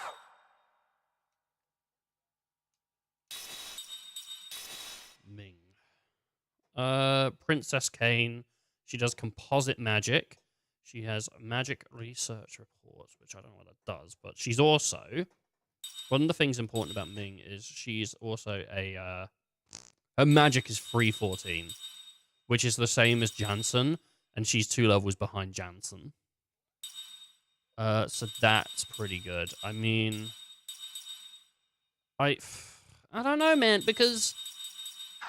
Taking her out and putting Mac in... Like, I haven't fought with her yet. We'll probably get a chance to fight with a bunch of people. I don't know. I think we're going to take a small break for now. We're about 5 hours in the stream, and we haven't had a break. So we're going to we're going to take a small break and just everyone go grab yourself a glass of water or a snack if you've just come. Then I'm sorry. I haven't come all day, so. All right, so take care, stay safe, and we'll see you all really soon. Just enjoy the away screen. I'm going to just go grab some water in case anyone's like, why are you taking a break? Just grab some water, so I'll be back real soon. Probably not, but I might be the first person to have done this. Probably not, but I might... Oh, like a champion! Ah! Hey, Tony Hawks. We could do an improv right now. I shoot you with a gun and you die. What do you do next? What is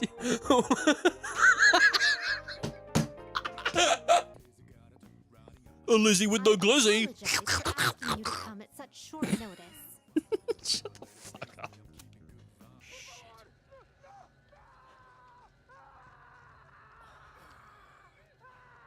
That is a good-looking chicken. I'm such a meat lover. Enough said. Don't need to read the rest. You came! You came! At last, you came! Bo, my sweet. My wife's never done that. best of men. That's the angle. That's my new Tinder profile right there. Hey boys, what's up? I love cum. Whoa, nice ass.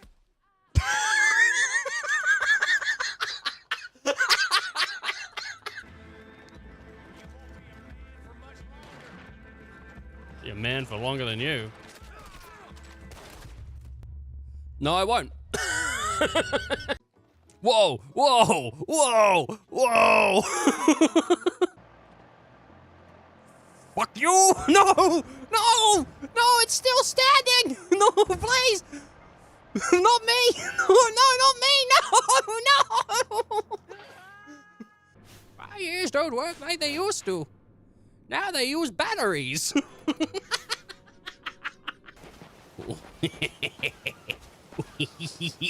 Oh yeah! Yeah! I'm the scrap man. It's a sea weapon. I like to play with poo. I'm the scat man. I throw my shit at you. Ba-da-boom. Gotta set a good impression, Gulliver. Okay, no funny business. We gotta set a good impression here. Yeah. Oh yeah. Actually going to jail. Oh baby, when you tax evade like that. Hey, I'm back. All right, I got a glass of water. Had a wee. We're all good. We're all good, eh?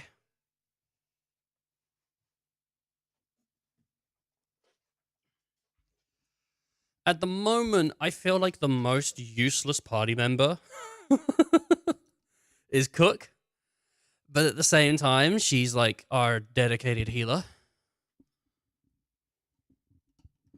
So she's not useless. But at the moment, healing is not something that has been really like, I mean, we need to heal constantly, but she's dying as well. Like it's a confusing time.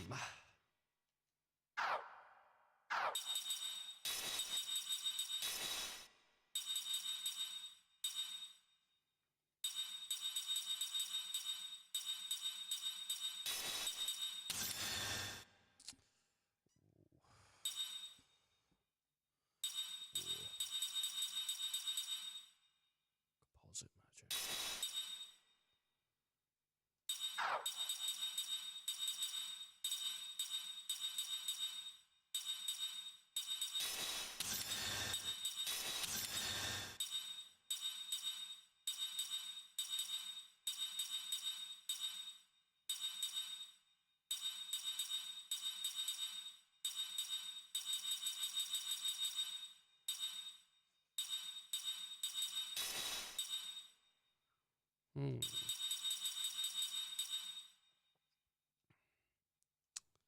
Does she not have black magic? Oh, level 2 black-white magic. That is actually earlier what I was wanting to have. So, that would be a really good ring for Cook. Yeah. Yeah. No. Yeah. Yeah. Yeah. Yeah. Yeah. Yeah. I was thinking because she can't do Shadow and stuff, but it doesn't matter. Because, like, there's Zephyr is the healing version of Shadow with all, you know. Composite magic. I'll take that. You want to... Okay, we should get composite magic. Like, yeah. And then, I don't... Not you. Like, you... Like, there's so much to put on her. I don't know how this goes. Let's put on the yellow band again. I like that. For you...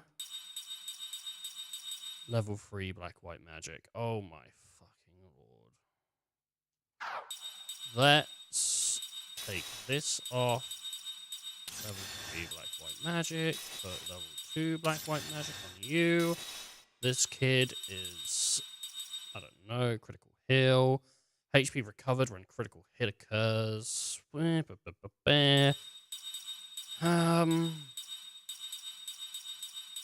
You got the one that makes it so you can see health bars.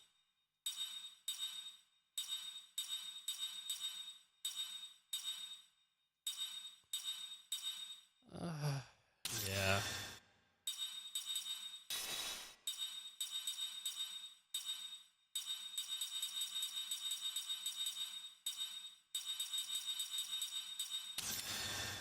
Yeah.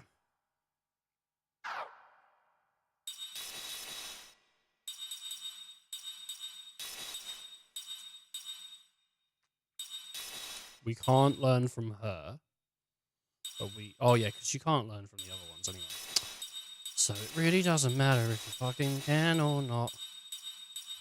Skill set, Jansen, Cook, Mac. She has a lot of this stuff. She has a lot of this stuff. With Mac, she doesn't have that stuff. Her attack isn't fantastic. It's okay. But something like prayer would be a really nice grab for her. Yeah. Coming back into JRPGs, man, you know, it's just a lot of menus, a lot of stuff. Only got a limited amount of time. It does make me feel like maybe what I should be doing is grinding a bunch of SP stuff off stream, but then what for characters I might not even bother using?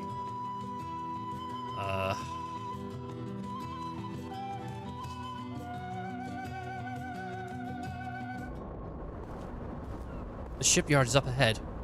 That's where the latest model is being built. We should go take a look.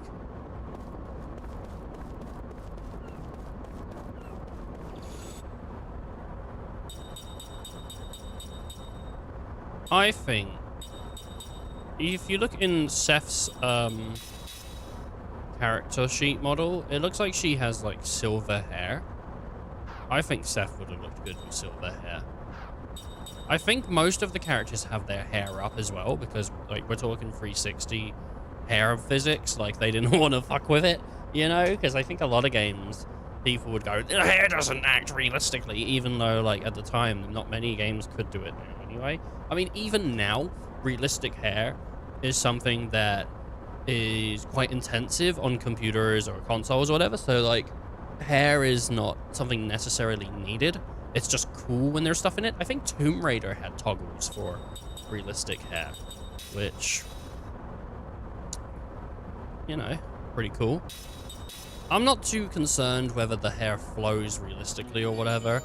As long as it has some sort of movement to it, I guess that's fine, but I prefer hair being down rather than hair being up.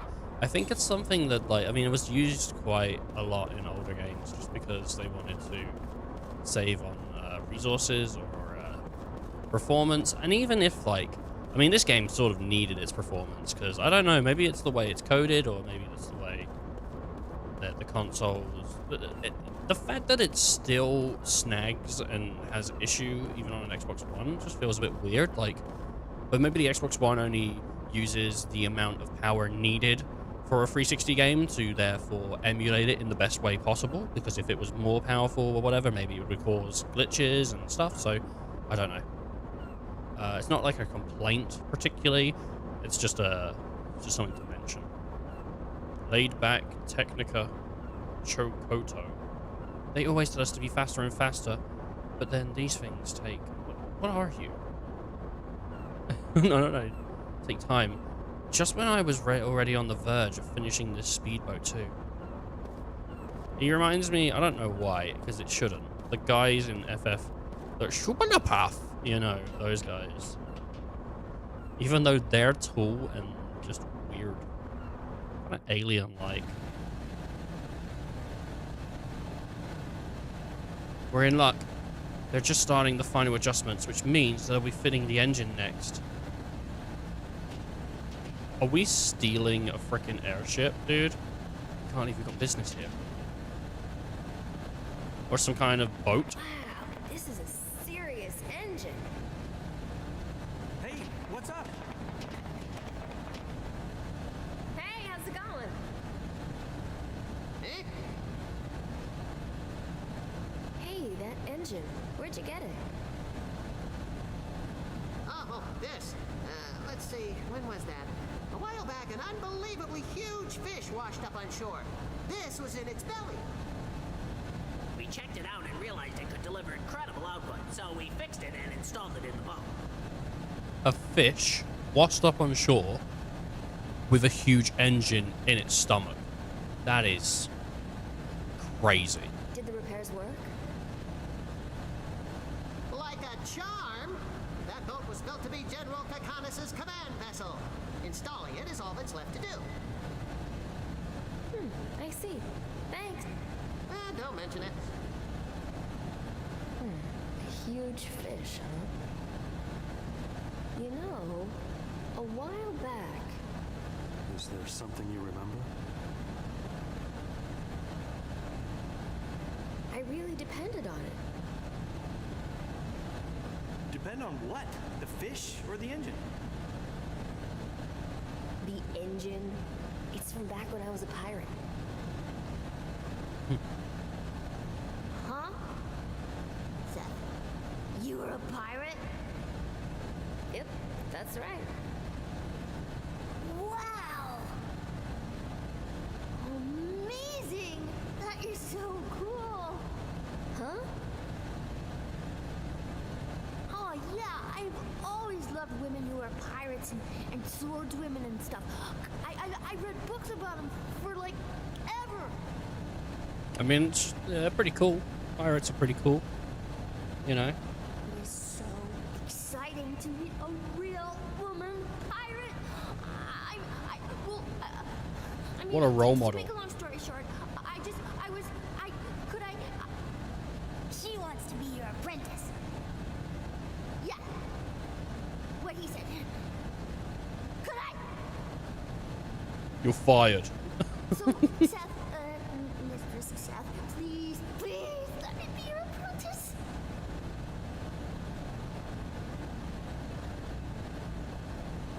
Is that like an actual Japanese thing? I see people do that in games. Like they do that in 10 a lot. They'll go like that. Is that like a Japanese thing? But that's racist. Because it was made by Japanese developers and you see it in other Japanese games, you assume it's Japanese, but that's all fucking racist. Come on. No, it's an inquiry! It's an inquiry! Boat is being built right now in the it's the fastest auto in Nomura. It's going to make its debut soon, and don't worry. You don't want to miss it, sorry. Okay. Yeah, well, I think we're stealing it, so. How the fuck? I guess the engine's going on the outside. I'm like, geez, man. I don't know if I like the design of this thing. It's kind of weird. Oh, no, I guess that's just a tarp over it. Finally. This should solve the problem. Come on. Don't fail me now. Finally, the engine is fixed. I hope it works this time. General was always shouting at us to get the boat moving. Strange, he doesn't seem to be here today.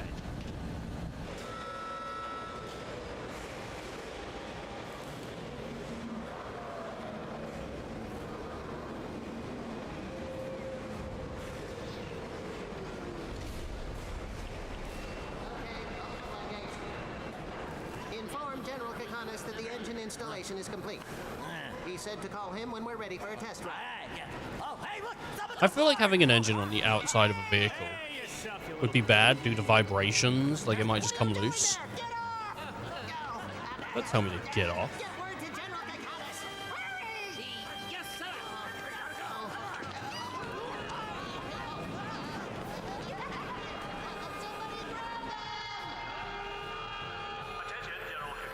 Don't we have the Queen? Thank you.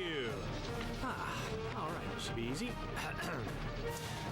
Can the Queen not just be like, yeah, I need to take buttons this? there. Gonna need a manual. I think I'm. Out of the way, Emma. Yeah, because Seth was a pirate. She knows how to do this. Here goes. Starting engine.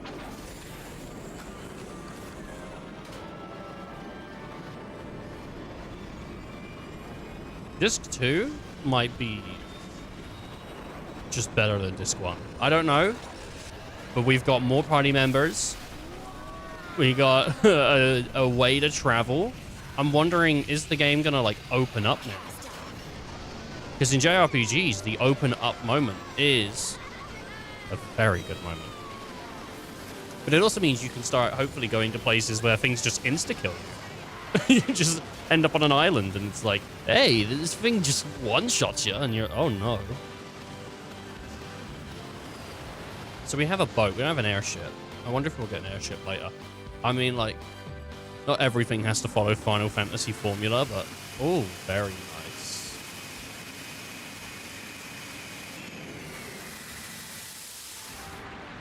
View the slant nose control tutorial, yeah. With the slant nose at hand, you're able to traverse the wide open ocean. Move the left stick in any direction to set the slant nose in motion. Use the right stick in any direction to set the camera view. Some of the areas in the shallows, ice fields, and hypercurrents are not navigable by the slant nose. Use RB to move the slant nose bridge to return to sea navigation. Approach the cockpit controls and confirm where you want to embark. When you approach the shores, A to land will appear on the bottom right. Press to exit the slant nose.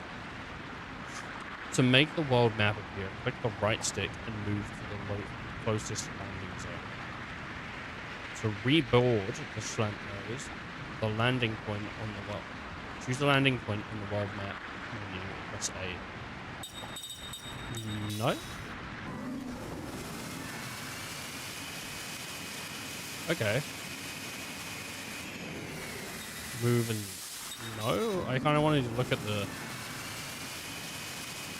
It's kind of crazy, dude. Like, what? 12 hours in, got the boat. There's Nomura. There's, like... Are those the hypercurrents? There's something. There's, like, an island here. To not get off on that island. I kind of thought it was going to be like FF8 when you just like see a giant character on a small island just running around, you know, with scroll and all that. Not being able to disembark there, okay. So I can only disembark on places that we need to go.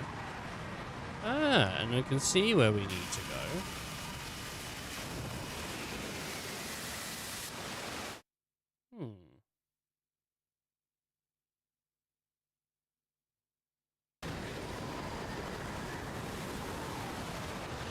Are we about to get a game over screen?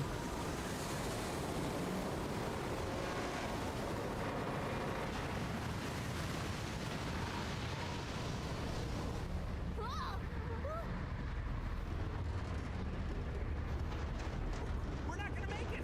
Turn back! The waves are gonna smash it to pieces!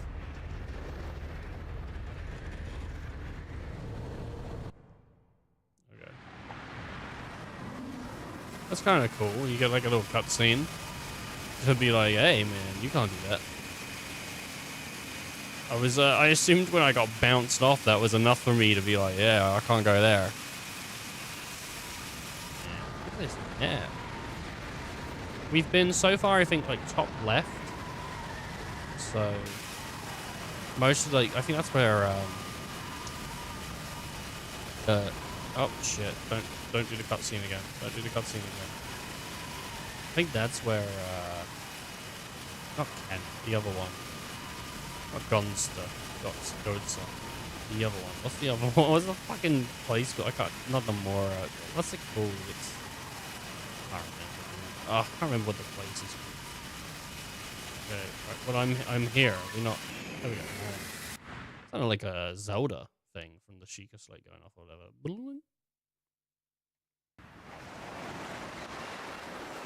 Godsa. Southernmost cape. I guess this is the safest place to be. They don't care about us here. No more worrying about sinking on that stupid ship. Ow! Hey, what the hell was that for? The slant nose will never sink. Not with the captain's engine on board.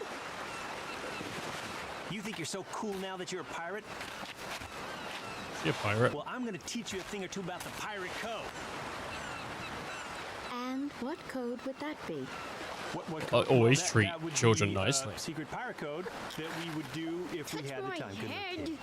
Hey, Grandpa! Wow, you have Cook is such a and what a kick! Boy, she's strong. That Cook. I have no idea what you just said. Well, what I'm saying is that Cook is as cute as a button. She's oh, you must be proud. You lying creep. Cook, it hurts when you get kicked, you know? But he insulted the captain. Isn't that right, Captain? Captain? She getting some pirate memories.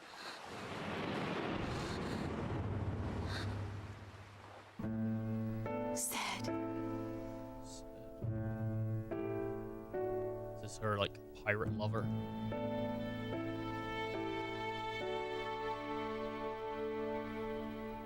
A dream has been revealed.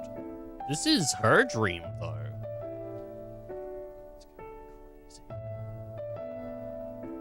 O wondrous beast, Enernia, proud descendant of the white-winged clan. You are alone with my irreplaceable companion. Would it anger you to hear any call to the call us two of a kind? We are not, in fact, a perfect combination, you and I, bound together by a single thread, a gossamer thread we know as loneliness. Eneria, I owe you my life. Not, of course, no.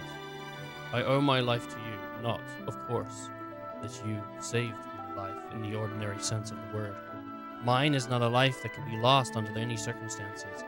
It is an irrevocable burden. I will not die. I cannot die. And therefore, my life was not for you to save.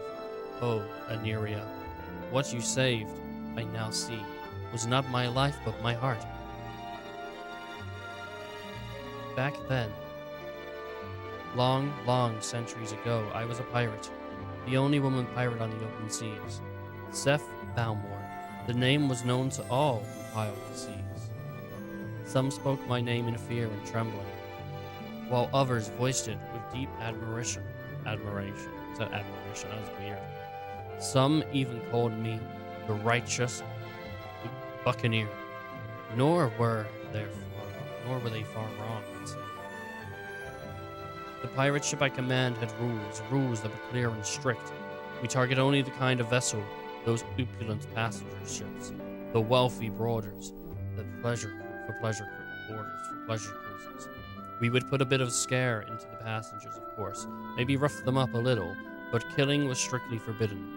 All we did was squeeze a few drops of treasure out of the purses of those who had more money than knew what to do with.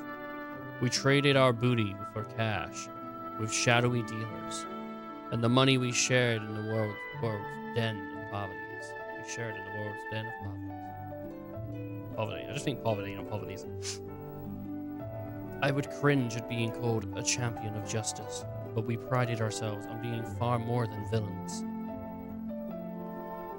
I became a pirate for one simple reason. I hated the law. I hated even more those who flaunted the law for their own self-aggrandizement. Aggrandizement.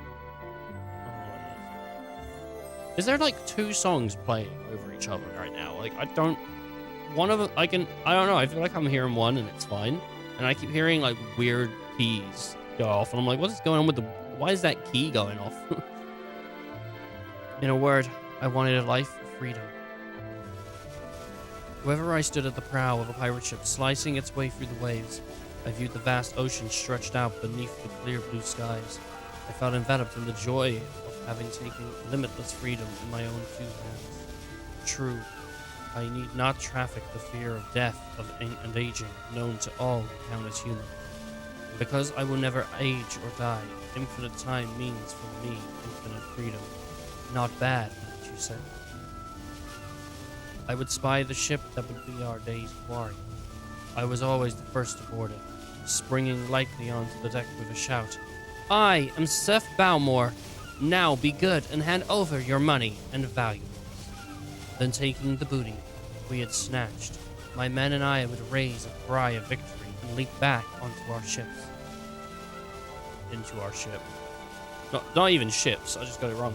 I was absolutely free. Nothing stood in my way. Eternal life overflowing with freedom. Not bad, wouldn't you say? Righteous buccaneer. What kind of fancy pants nonsense is that? How about pirate bitch? Of course, one always hears such jealous ravings in all the walks of life, but especially so in the thuggish world of pirates. Needless to say, I knew I had enemies. Even a child would realize that being called a righteous buccaneer could only increase the number who hated me among such raping and pillaging brigades as pirates of the sea. But I don't care about that. I could be stabbed with a knife or blasted with a cannon, and still I would not die. Immortal Seth, they called me. And it was literally true. Not just a figure of speech. I won't get in your way, I told other pirates, but I won't let you get in mine either. I was afraid of nothing and no one. I lived the way I wanted to live, and I would or shouldn't have let anyone interfere with me. I went wrong only once, but that was all it took. In a moment of carelessness, I let them capture me. Of course, that alone was nothing for me to be afraid of. As I kept mentioning, I can never age or die. I would have done them no good to try killing me, and they knew it. The most they could do would be to rough me up a little and to threaten to make it worse for me next time. They had to do something to show their men how tough they were. They couldn't just let me horn in on the pirate game and pretend it never happened. So I said, "Hurry up with the torture, will you? I haven't all day." We were in a cave on a deserted island. I was in handcuffs and iron leg irons, and surrounded by half a dozen huge men, all well-known pirate captains. One of them was holding a long, thick chain. I get sick to my stomach just looking at the stewy faces. "Come on, hurry up and beat me with the chain, or would you rather strangle? Whatever you choose, hurry up and get it over with." The men laughed out loud. "Hurry up and get it over with," said the leader. "Too bad for you, Seth, but this punishment is not the kind that can be hurried. I'm just sorry we can't stay with you to the end." "Yeah? Yeah," chimed another man.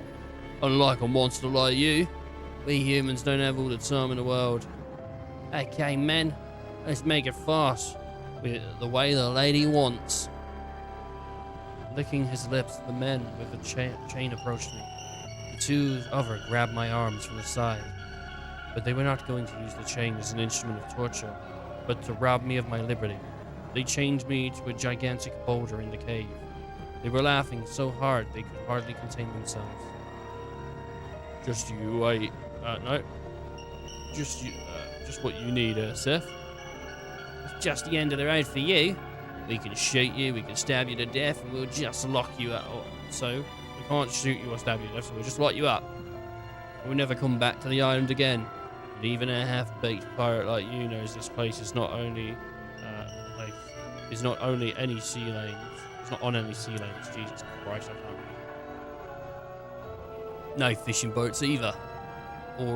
And right about now, your men have gone off looking the wrong island. We're the only ones who know we brought you here. Not even our crews knew where we are. Nobody's coming to save you, that's for sure. You'll be here forever. Can't move a muscle, and you can't even die all by yourself for the rest of eternity." Awful.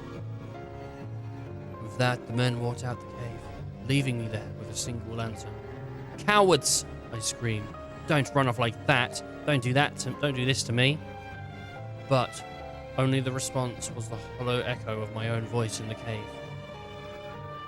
The lantern the men left behind was not meant as a kindness, but rather the opposite. It was a prop in their own little drama. When it finally ran out of oil and went dark, it would impress upon me the weight of eternal solitude. As long as the lamp kept glowing, I was filled with rage for the men. But the oil was running low and the flame began to flicker. A deep anxiety assaulted me. Unable to move, I stared blankly at the flame. Eternity.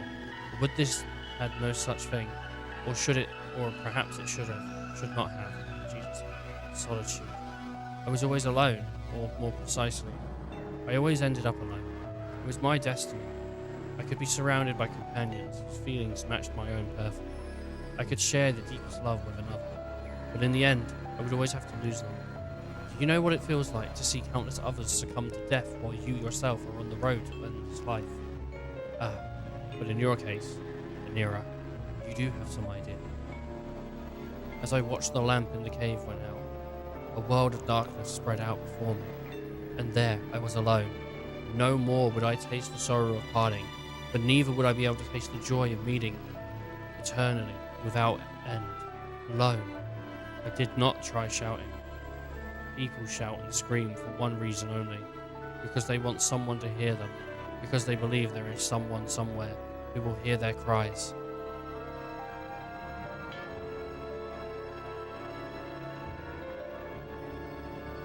I did, however, shed tears. I'm going to start that one again. I did, however, shed tears. Which is not to say I wept. There is no way that the immortal woman pirate Seth Balmore would ever break down and cry. A tiny tremor went through the darkness. That is all it was. And then I noticed, oh, tears are coming out of me. Really? That is all it was. The hours passed, or perhaps it was days. In the darkness, I lost track of the flow of time. There was something else I lost track of. If all there was left for me to do was to stay by myself, struggling against eternal solitude and capable of even running away, then what was the purpose of my living in the world? Perhaps the men who trapped me here had been right. Unable to either to age or die, perhaps I was some kind of monster. Then why was such a monster living in this world? What was I supposed to do?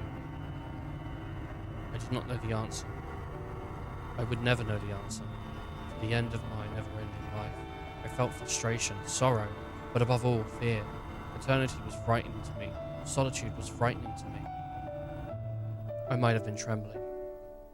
Or, without even the energy of that, I might have been utterly drained. Whatever it was I was feeling, this is when it happened. Aneria, that is when you first appeared before me. A tiny burst of light softened the darkness. And from that light, almost before I could have wondered what it was, came a voice. Are you, too, trapped in a prison of solitude? Who is that? In the light, a flash of white wings. Then, with a sudden increase in size and brightness, the light seared my eyes. Accustomed to total darkness, my eyes could not stand the glare, and for an instant, they could not see anything at all. Grimacing, I clamped my eyes shut before daring to open them daring to open them little by little. There, before me, hovered a pure white, glowing beast. Its white wings were breathtakingly beautiful. How beautiful you were, Aneria. But yours were not a florid beauty. No, it was subtly different. Your beauty wore a cloak of loneliness. Reading, man. I'm so bad at just reading. I am like you said.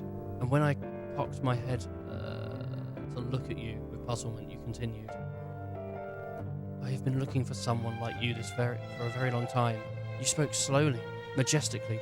Oh, immortal woman pirate, you and I share a single destiny. You knew who I was. Together, let us escape from this solitude and make our way together, you said. Your eyes locked on mine. Escape from this solitude. The world continues ringing. The words continue ringing in my ears. But I did not know who you were. I could not even be sure what you were, nor could I leap joyfully at the invitation of one I could not tell as friend or foe. Who are you? I asked. I am Aneria of the White-Winged Clan. White-Winged Clan?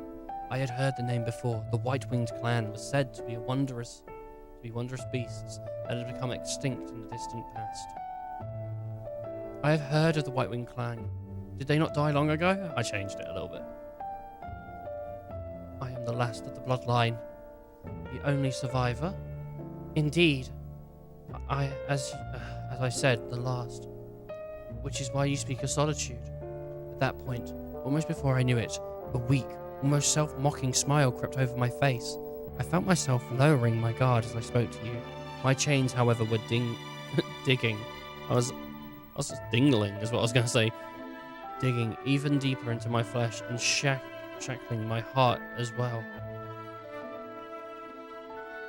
You used the phrase, prison of solitude, before. It's true. This is a prison. Being alone for eternity is a prison without bars.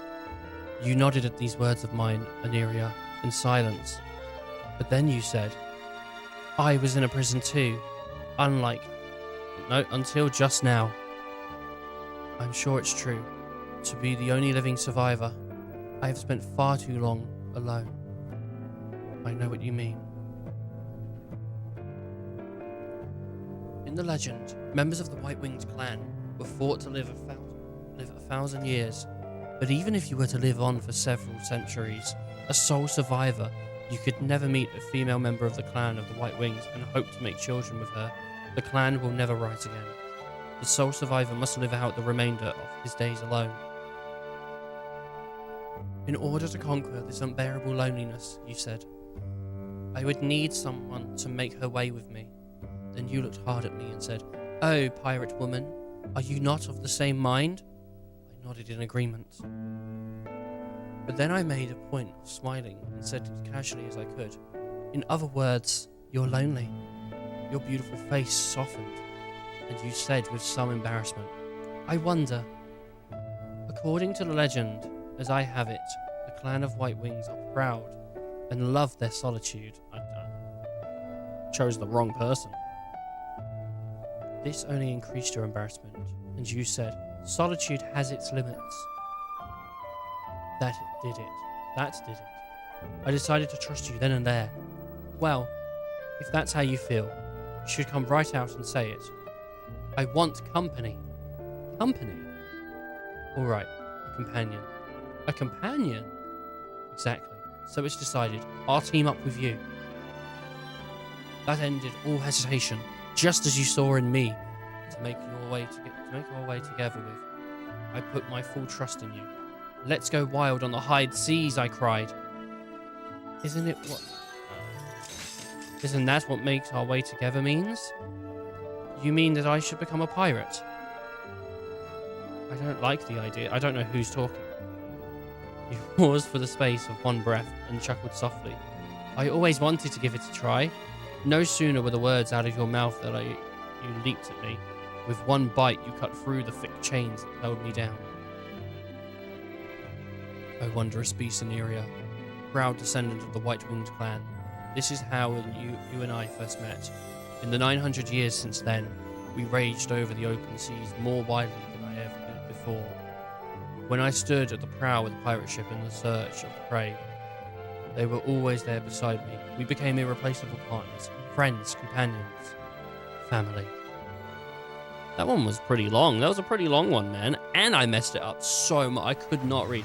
I was getting really like, in the beginning, because I thought we were going to go somewhere like really bad that I didn't want to read. And then they locked her up in a cave. And I was like, okay, that's also really bad. But I would rather read that than what I thought it was going towards. I remembered some things from a long time ago. You mean when you were a pirate? And remembering made you cry? I've always been a pirate. I was crying because of something that happened that I regret.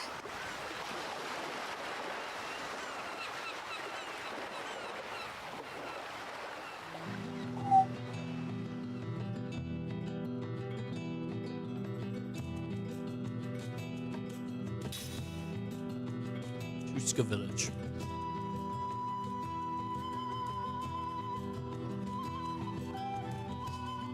Just sitting back, stretching these legs. Got my dogs out, bro, you know, my toes. Hey! One of those things we fought in the forest.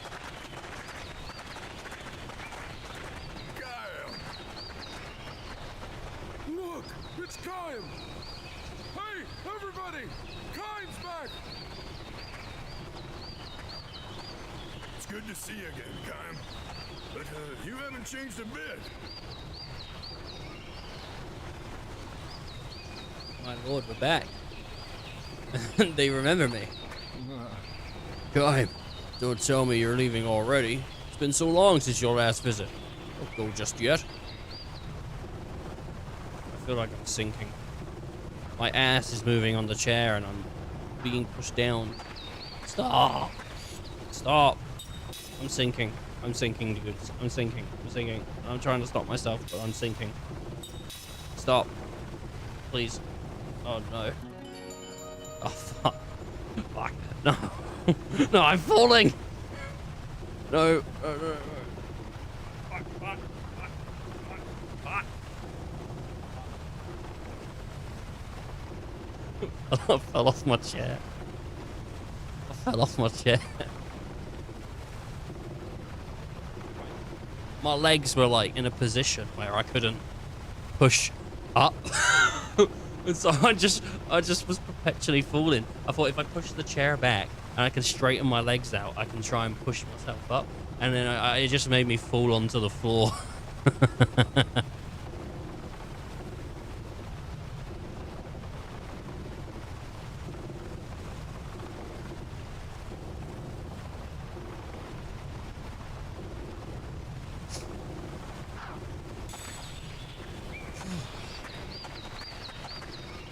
Oh, Kaim. Nice to have you here. Things haven't changed around here, don't you? Things have changed around here, don't you think? Welcome, Kaim. That house on the cliffside of the Northern Cape, where you and Sarah lived, it's still there, you know?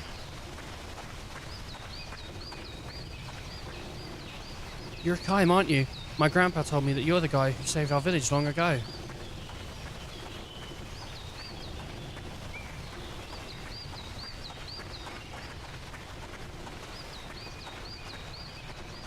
The Black Cave was sealed off by a ghastly sorceress.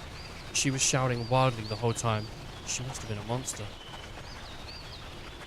I heard that Goats's military is even coming to this village to draft new recruits. You know, I had some serious trouble believing that you actually lived here once before. You can't get to Gozo without travelling through the cave, but with things the way they are these days, sealing it off was the right thing to do.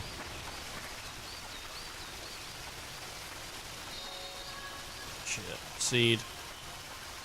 I don't know what you get for getting seeds. I just know I have seeds, and so...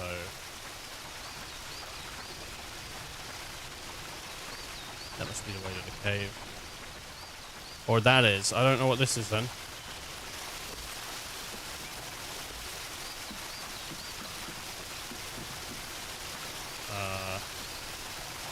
There has to be something you can do with these statues, because they're around.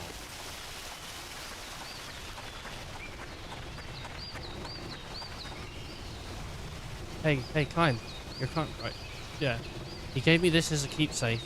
It's really valuable to us, but it's what you use to protect our village, right? So here, Kaim. I want to return it to you. Is it a sword? Magic-powered locator. Hey, Kaim, try it out now. I've hidden treasure somewhere inside the village. See if you can find it. There's a hint. Hidden somewhere way up high. It's yours if you can find it. Treasure that's really high up lies in Koska. Do treasure hunting. Using the magic-powered locator, you'll be able to look for treasure hidden all over the world. But to find treasure, you must obtain information on the whereabouts of those treasures. Once you get information on a treasure, it'll appear on the treasure screen within the item menu. When you have the magic-powered locator and information, there will be glowing points on the navigation menu when you enter the area in which the treasure is hidden. The treasure is hidden at a glowing point. Search for it in the nearby area. You can increase the output of the magic-powered locator, enabling you to find a lot more treasure than with level 1 locator.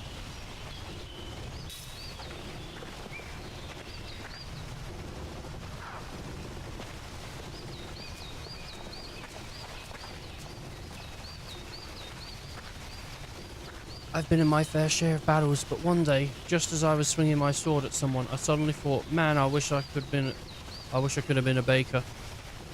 I have no idea how a thought like that came to me, but after that battle, I quit the army, and I made my living baking bread ever since. Oh, fuck off.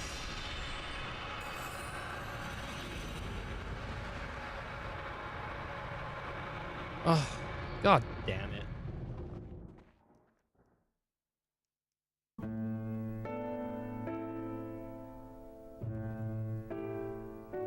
The hero was home from the war. He had performed gallantly on the battlefield, advancing from the rank of general. He had made a triumphant entry into the village of his birth. The villagers welcomed him with a festive celebration. The grown-ups were treated to drinks. It's called the hero, this one. Were treated to drinks beginning in the afternoon, and the children received sweet confections. The cattle and the sheep in the pastures that supported the villagers' livelihood, whether because they were excited with the usual promotion or were welcoming the hero in their own way, sent especially shrill cries reverberating into the blue summer skies. General, you're the pride of our village. Obviously, full of pride himself, the head of the village thrust out his chest, and he delivered his courageous address in the welcoming ceremony.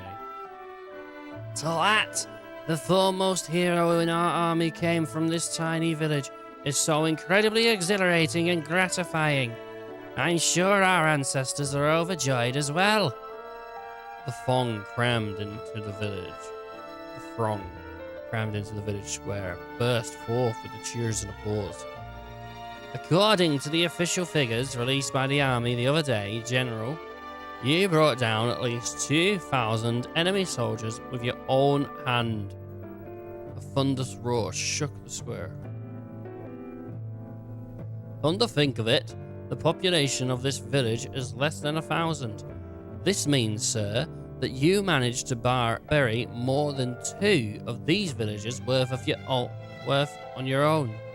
How fortunate for us that you were not one of the enemy.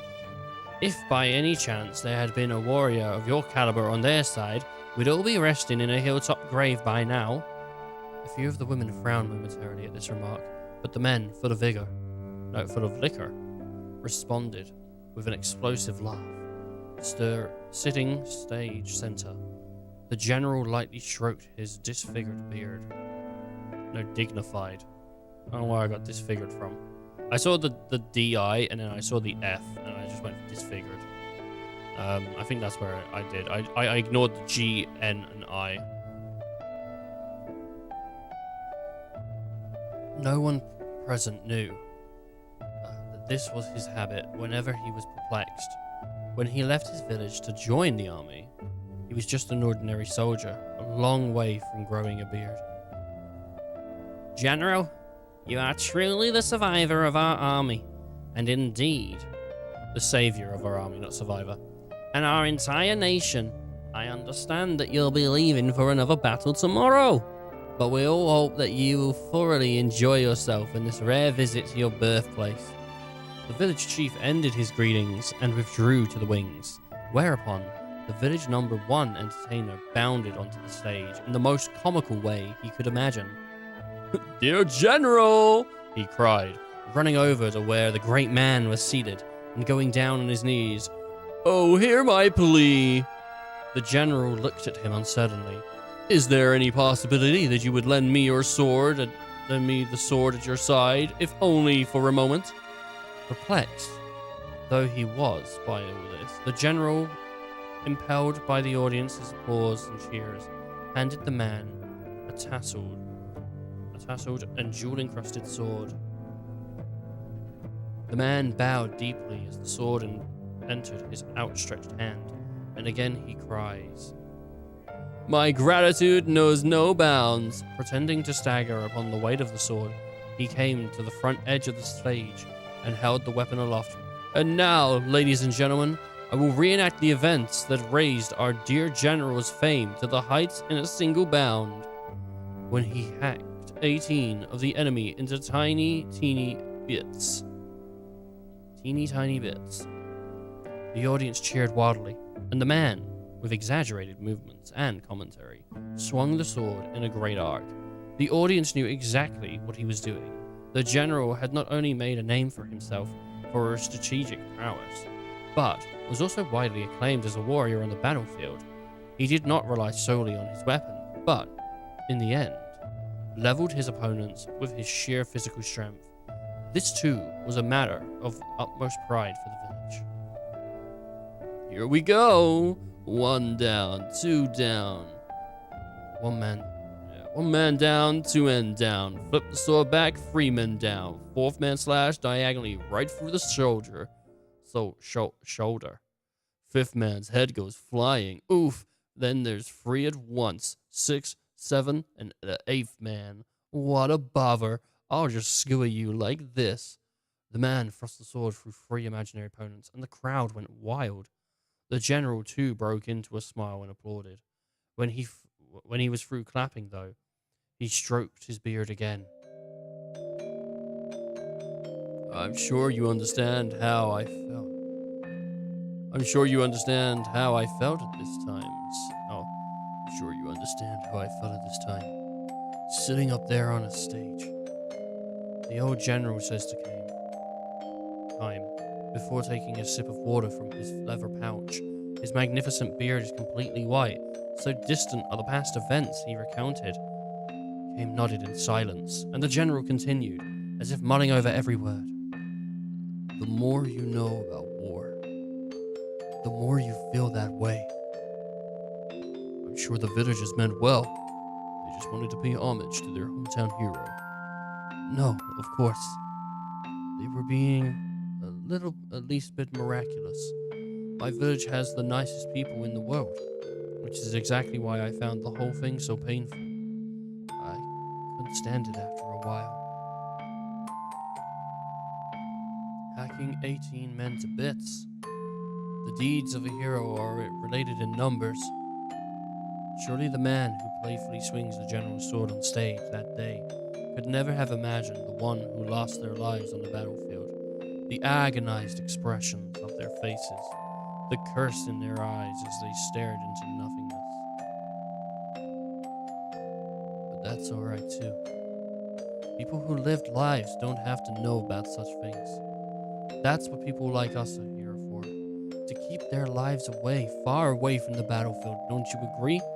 Thanks to our killing of enemies, the people we're supposed to protect, don't have to know anything about the bloodiness of war. Unless you believe that, what's the point of people killing each other? Kime says nothing in reply, without either affirming or negating the old general's words. He stares vaguely at the general's troops. What'd you say your name is? Kime? I suppose you've killed more enemy soldiers than you can begin to count. There is no way I can count them all. I thought so. You have a flawless build, the kind that can only be tempered on the battlefield. Only a man who has survived one battle after another can carry himself the way you do, with complete naturalness.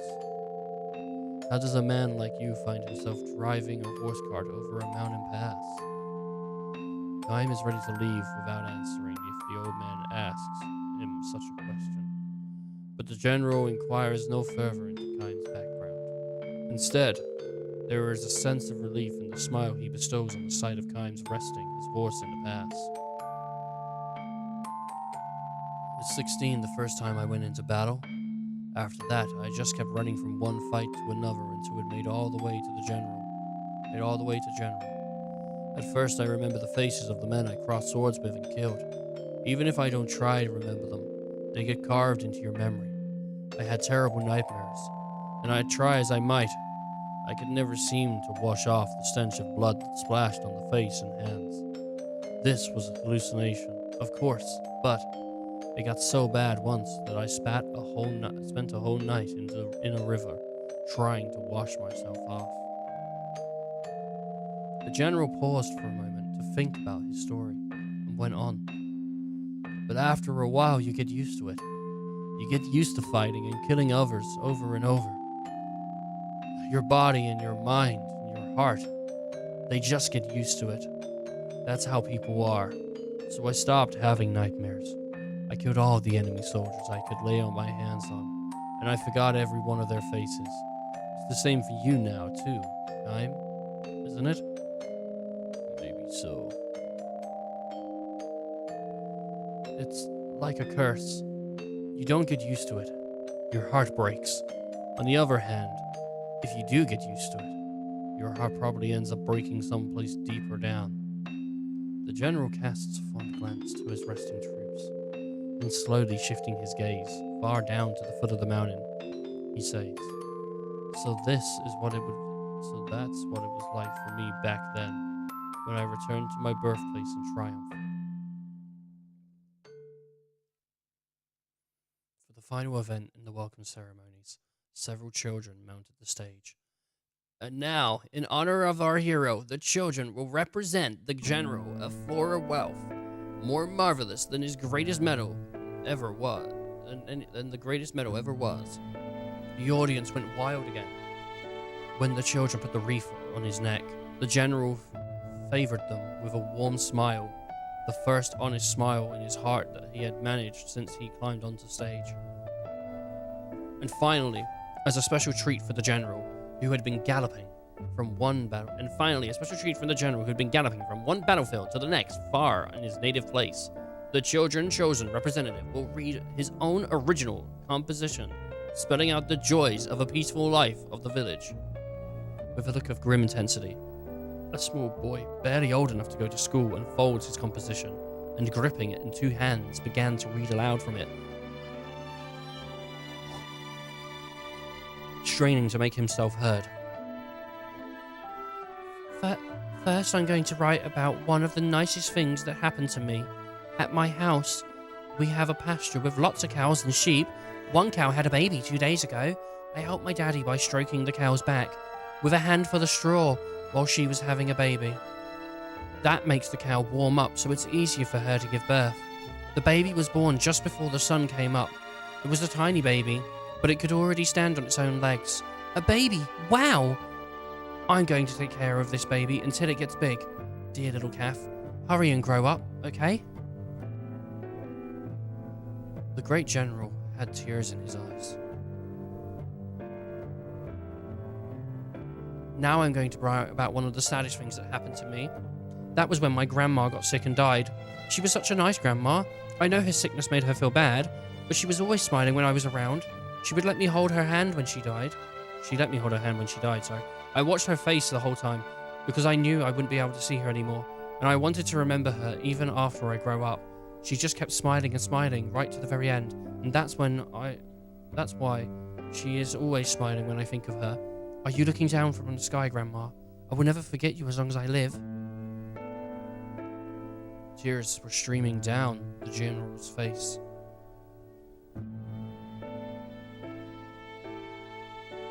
When the ceremony ended, the general left his village and headed for the town where his army headquarters were located.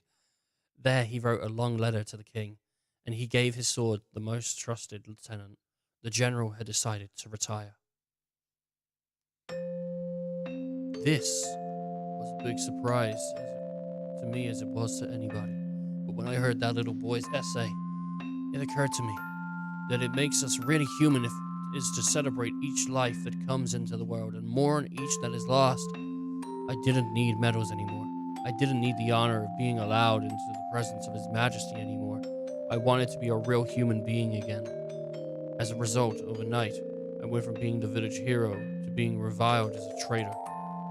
The general turns to face Calm and asks, "Are you going to mock me as a coward who ran from the battlefield? Or blame me for being a deserter who betrayed his own patriotism?" Calm turns a gentle smile to the old man. "Neither," he says. "As a soldier, you made the wrong decision. But as a human being, you made the right one." The general strokes his white beard and says, "My habits have changed, too. Nowadays, I find myself stroking my beard when I'm embarrassed." The two men look at each other and smile. "Okay, back to work," says the general, standing with a grunt. He calls out to his troops. "All right, men. It's all downhill from here. Let's give it one last push and get back to the village before sunset." The troops under the general's command consist of 30 sheep, not one of whom is likely to take a person's life. "Tell me, Calm, are you planning to go back into battle at some point?" "I don't really know. I'm content with herding sheep for now. I don't have the least regret for the decision I made that day. It would make me happy to think that this could be the kind of lesson for you." With the parting remark, the general turns away from Kaim and begins walking. The sheep amble along before him in newly reformed ranks. Standing at attention, the general raises his right arm and waves his troops on. "Forward, march!" The command he had once delivered to tens of thousands of men in battle now echoes pleasantly along the mountains of his native village.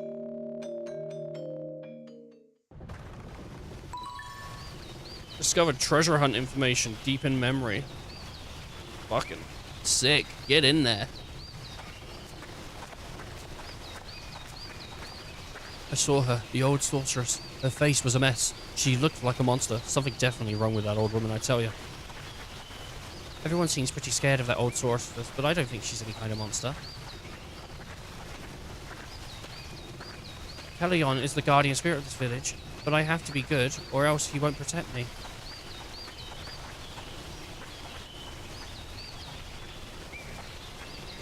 This road leads to the village, bud. You best avoid it. It's dangerous out there. Take this. And I got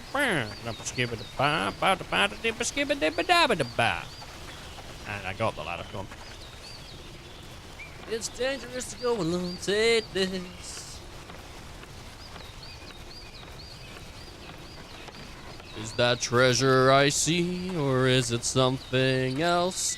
I'll dig it up with my shovel. I don't have one.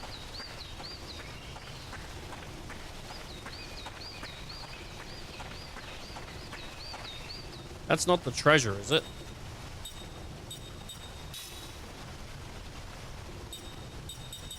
Items. Treasure.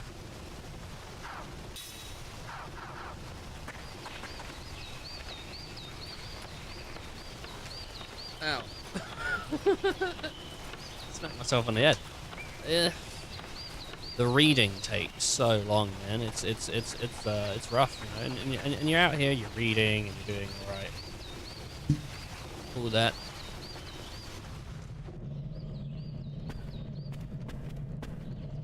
Welcome back, Kime. Where have you been all this time? Welcome back, Kime. Where you been all this time? Tuesday, I might not be streaming. I don't know. It depends what's happening Tuesday. I've got my MOT on Tuesday. But it means that, yeah, I might not stream next Tuesday. Because I gotta, like, go out in the morning, drop my car off, but then at some point I gotta go get my car back, and I only have, like, until a certain time to do that, you know? Like, I can't just leave it. So I'm gonna be, like, basically waiting for a call. And I know Bullet's got the thing next week where he's on holiday. I didn't ask where. I didn't know if I'd be crying, so I never asked him.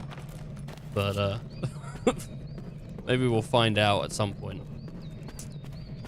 But, like, yeah, next week I don't think I'm streaming. I'll see if I can mention it tomorrow if I can remember. I don't... No, I will be streaming next week, but not Tuesday. Next week, more Lost Odyssey, obviously. I have a game that I have a plan for something I do want to do, but I definitely want to do it when people are around. So, I was planning on doing something last week, but obviously Bull was in work. I didn't want to, like, do it while he was in work. But that's probably not going to be for, like, until next month now, that thing that I'm thinking about doing. What is it? You have to hang around on the channel and see what it is if you want to find out.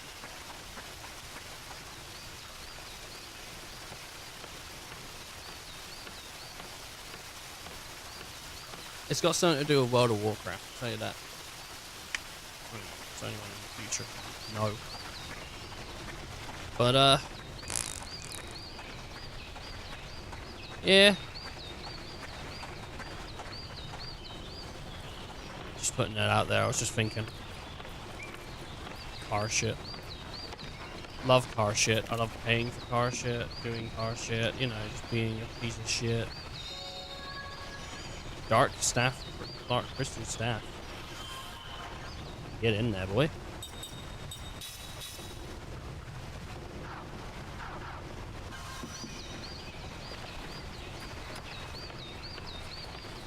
Oh, man. Oh, man. I hope the next RPG we play, and it's not a complaint, but I hope the next RPG we play, less reading. Because honestly, man, I'm reading a lot, and it's like, I think there's probably already like 3 hours of me just reading, or maybe like 2 hours of me reading dreams, and they're good, and the writing's solid, but it's a lot. It's such a lot, dude. It's such a lot. And and we got so many left. I mean, we're like what 1, 2, 3, 4, 5, 6, 7, 12, 13, 14, 15, 16, 17, 18, 19. Plus the 3 we haven't done, so like 20, about 22 or so left. You know what I mean? Like, it's a lot, dude. It's an end time. Look, it's been a long voyage, and I'm sure you're tired. Why don't we call it a day here? Yeah, sure. It's fine. It's fine.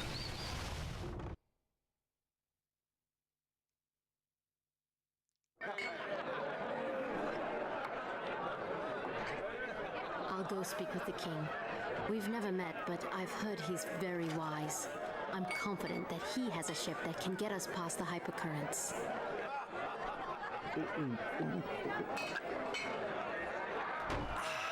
Wow, that hit the spot. You know, I'm finally starting to feel at home.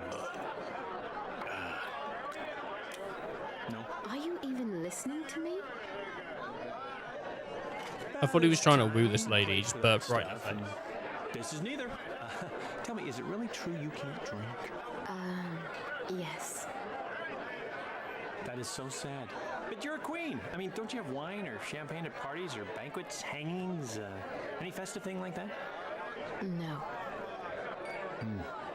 Well, look it. Nobody knows us here. Come on, just give it a try. I guarantee you'll like it. Really. I can't, because alcohol is fucking awful. It won't kill you, I promise. Alcohol is one of the worst drinks, taste-wise. Relaxes the mind and other things. You think so? It's fucking awful. Hey, look at me. You're talking to Jansen here. Bottoms up. Bottoms up. There's a reason it's used for cleaning. What? You don't? Because it's awful.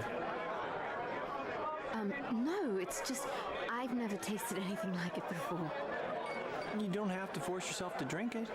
No, I want my memory back. If there's any chance this will help, I'll manage to drink it. Then she just dies. Wow, that good. Are you okay? And she's a lightweight. I feel very lightheaded all of a sudden. It's affecting me like you said it would. I feel very tired when I drink sort of alcohol. I never drink that though. I don't like the taste of alcohol. You know, I really don't. Do you know what I do like though? And even then, very rarely drink it. This isn't even open. Rum. This is Kraken. This isn't even open. I drank my last bottle, ran out, and I just bought another one just to have a spare one.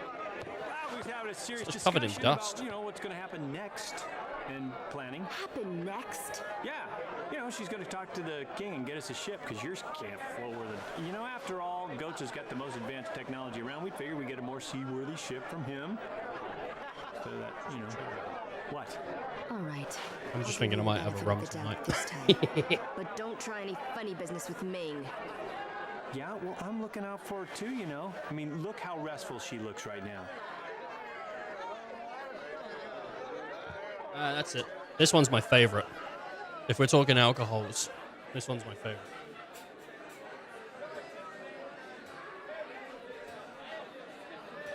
This one's my favorite rum. It is Kraken roast coffee. Let me get the light on it. So roast coffee Kraken, really nice. I got a lot of it left because I don't drink often. I don't drink often at all. I've had like cans of cider sitting next to me for, I don't know, like 3 months now. I don't really drink at all.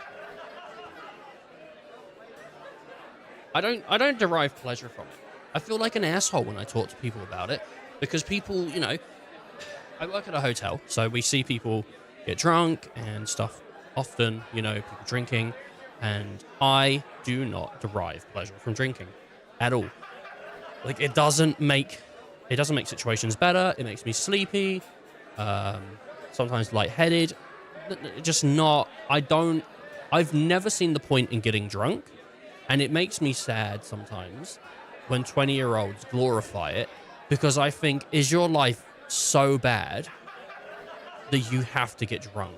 And I think for a lot of people, getting drunk or going out drinking, it's not about trying to get away from a bad situation, but it feels like that to me because that's how I've seen it through TV. So it's hard to separate it from that. But I don't think drinking's enjoyable. I'd rather just have a can of Coke than a fucking cider or a glass of whiskey or whatever. I've spoken about it so many times on the channel, but it's just not for me.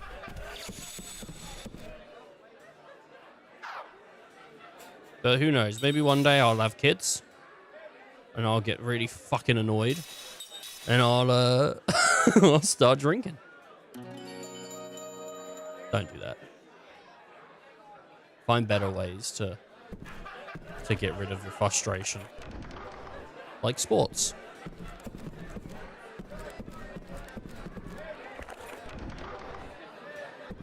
Anyway, I don't judge people who drink. If you drink, I do. Well, I sort of do a little bit. I just said earlier. Sometimes it upsets me sometimes with people because I'm like, it feels pretty bad, the excessiveness at which people drink. But if you drink, like you drink, that's fine. Like whatever. Doesn't make you better or worse than me. Doesn't make me better or worse than you. You know, just two people living different lives. Everyone has their own enjoyments and their own dislikes. Great to see you here, Kaim. Everyone's just delighted. Strange. Shouldn't Sarah be with you? I'm cleaning right now. Please wait. Oh, it's you, Kaim.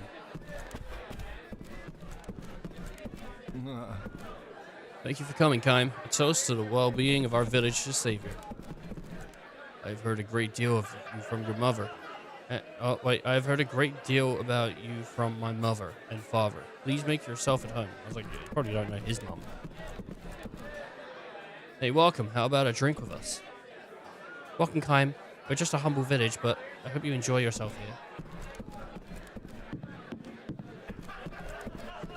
I think when people say they don't drink, it comes across high and mighty. So, trying to be aware of it, but I don't know. So I was on stage, and I'd love to perform in a bigger town somewhere. I don't like all the bad news we're getting lately. Have you heard the rumors of the old sorceress place out on the Cape? I'm sorry, I don't really feel well for some reason. I'm glad you're enjoying yourself, though. Could this be Kaim? You remember me? I suppose you wouldn't, as old as I've become.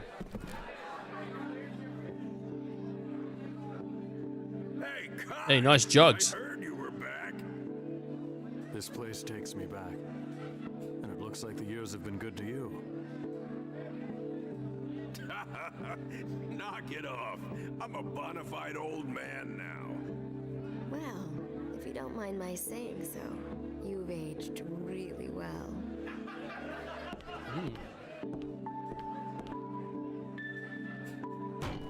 Thanks, honey. Drink up. This is on the house. Well, that is mighty nice. I don't mind if I do. Can I have that big? Did she just flick his tits? What the hell? I was only 7 when you saved the village, but I remember you as if it were yesterday. You were a hero to us kids back then. Yeah? So, we're trying to get to Gotza. Forget it. The only way is through the Black Cave. I heard it'd been closed off by some old sorceress. Probably Sarah. There's nothing to be afraid of. We'll just bust our way through. It's not that simple. Neither muscle nor magic have had any effect.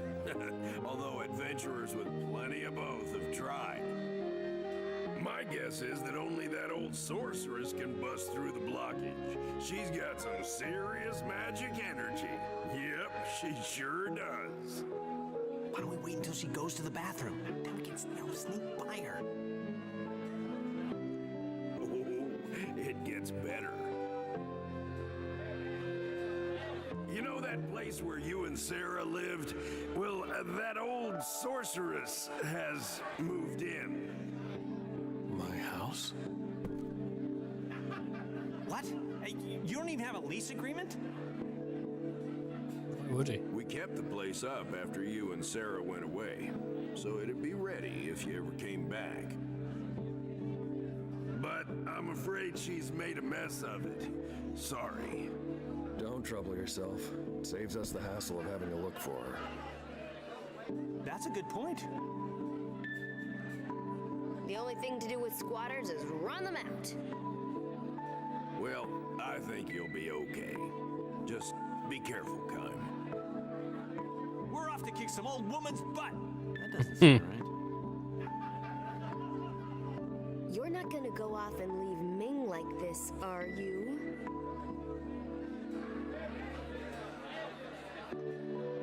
We'll head out there tomorrow morning. I think what I might do is maybe off stream I will go and go into the forest and look for I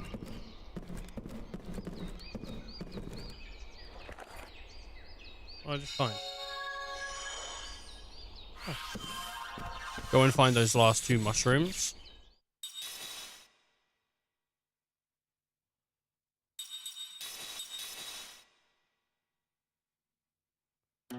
Because that would be cool. Ugh. Ugh.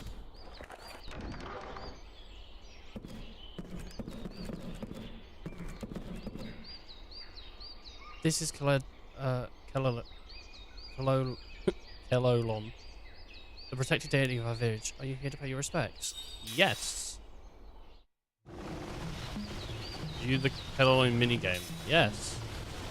Pay your respects to the clone statues spread around across the village. Press the A button while standing in front of the clone statue to pay respect.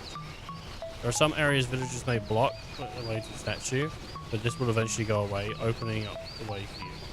Try to visit as many statues as you can before time expires. The minigame ends after you have visited every clone statue when the time runs out. To quit the minigame at any time, talk to the girl in the middle of the village.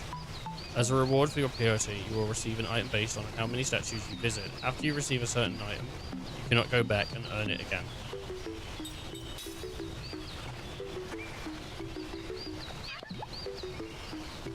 This makes 1.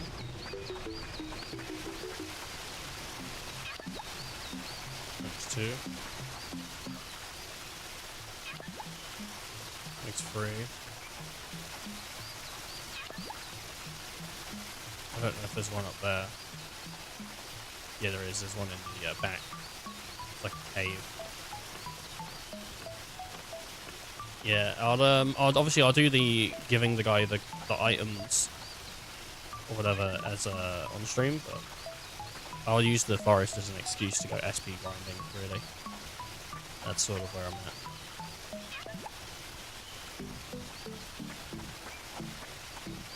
It's a shame there's no way to grind levels really, because you get XP so based on the area.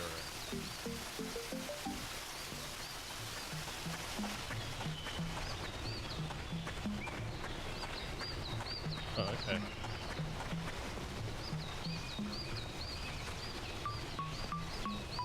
Did I just quit the minigame? No.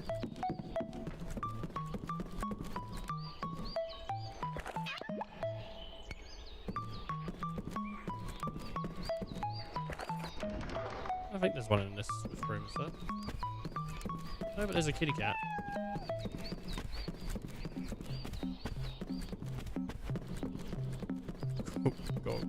Go.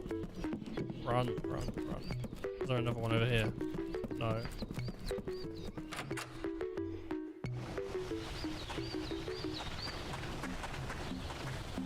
This ladder. Oh, you gotta move, bro.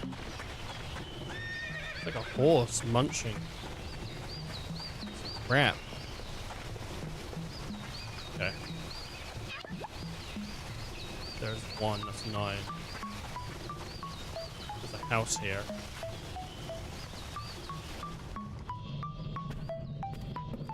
No. Oh, no, there is. The back here. That's 10.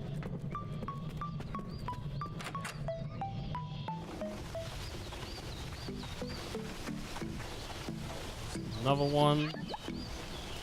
Okay. Another one.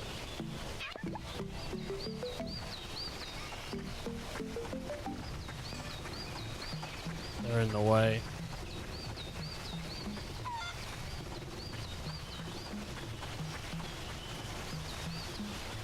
Okay, well, do you know what? There is this here. So we can do this.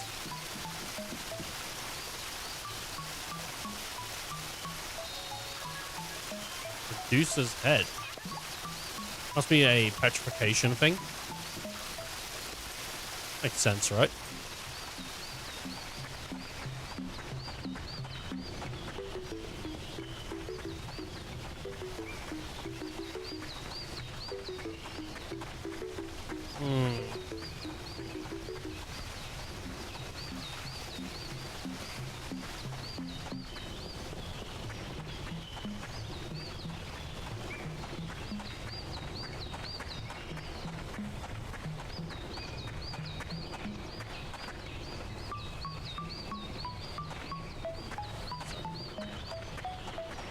This sucks, dude. The ladder is gonna kill my time.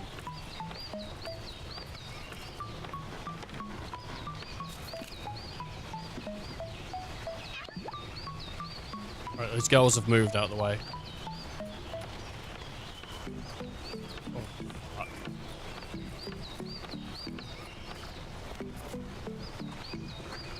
Oh! I get... Hopefully there's 2 in here, but if not, then I know where the last one is, but...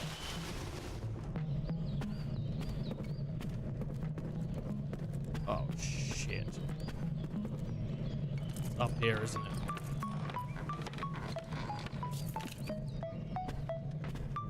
Oh.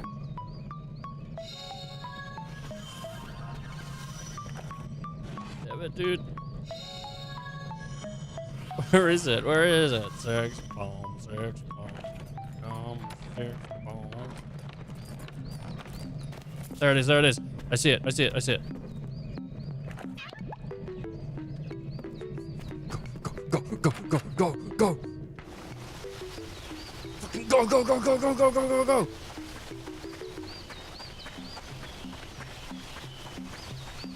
He's moving. He's moving. He's moving. He moved. He moved. He moved. He moved. With only 20 seconds left, he was like, oh, move now.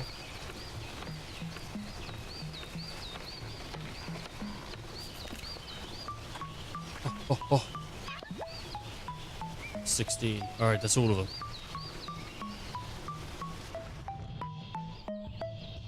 I hope you enjoyed the quest. Now that you've paid your respect to the total of 16 statues, you visited every statue in the village. Amazing. I'm sure that they'll be really delighted. Here's your reward for your efforts. May the blessing of home be with you. I got 3 hearts. I got a slot seed. I got a seal blocker. I got gamble. Oh, hell yeah. So, wasn't Sarah with you? Sarah was so nice to me back then. When I was a kid, she taught me the names of the flowers and the birds. I think losing a kid will kind of mess you up. Welcome. Have a look around. Fair warned of forearmed, as they say. What do you sell? Killing cutlass. Plus 12 on that. Plus 6 on that one. The battle discus. Fucking discus, man. Plus 6 or plus 6. So why would I... Forbidden rituals for Jansen only. Why would it matter? I don't know. It costs more. I don't know why.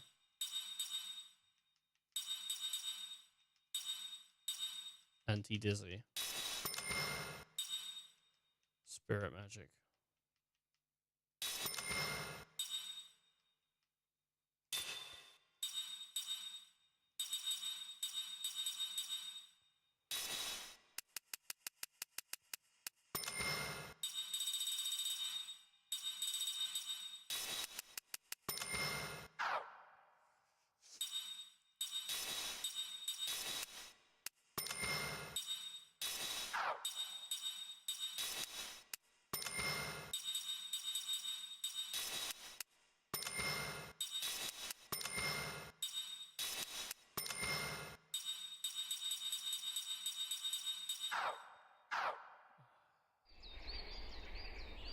I don't know what that stuff does. It's just like I didn't have any, so I bought some.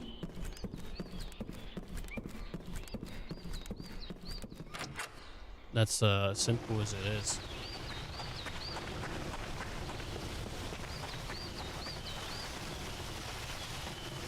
Breaking into houses, 'cause I want the stuff inside that house, yeah. Oh, of all the people, it's Kame. Everyone, we got a visitor. I was going to pay with my brother, but he's not home. Probably out getting into trouble again. Well, thanks for visiting. I know this place isn't so fancy, but I hope you like it all the same. Shh, quiet down. Is there, no extra items? Guess not. We can check the other one. See if there's any extra items in there. I don't think there will be, though. Oh, wait. There's, like a drawer or something here? No, I think I spoke to this. Oh, it's been all this time. It's been all this time. I went up there. I think I got the stuff in the pot. So...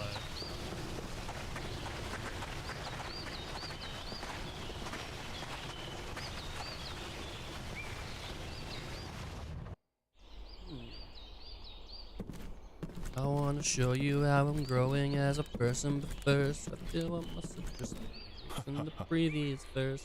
I tried to pump in my childhood, but that's not okay. Since I'm my own, I won't explain them away. I've done a lot of self-reflecting. The Talkative Mercenary.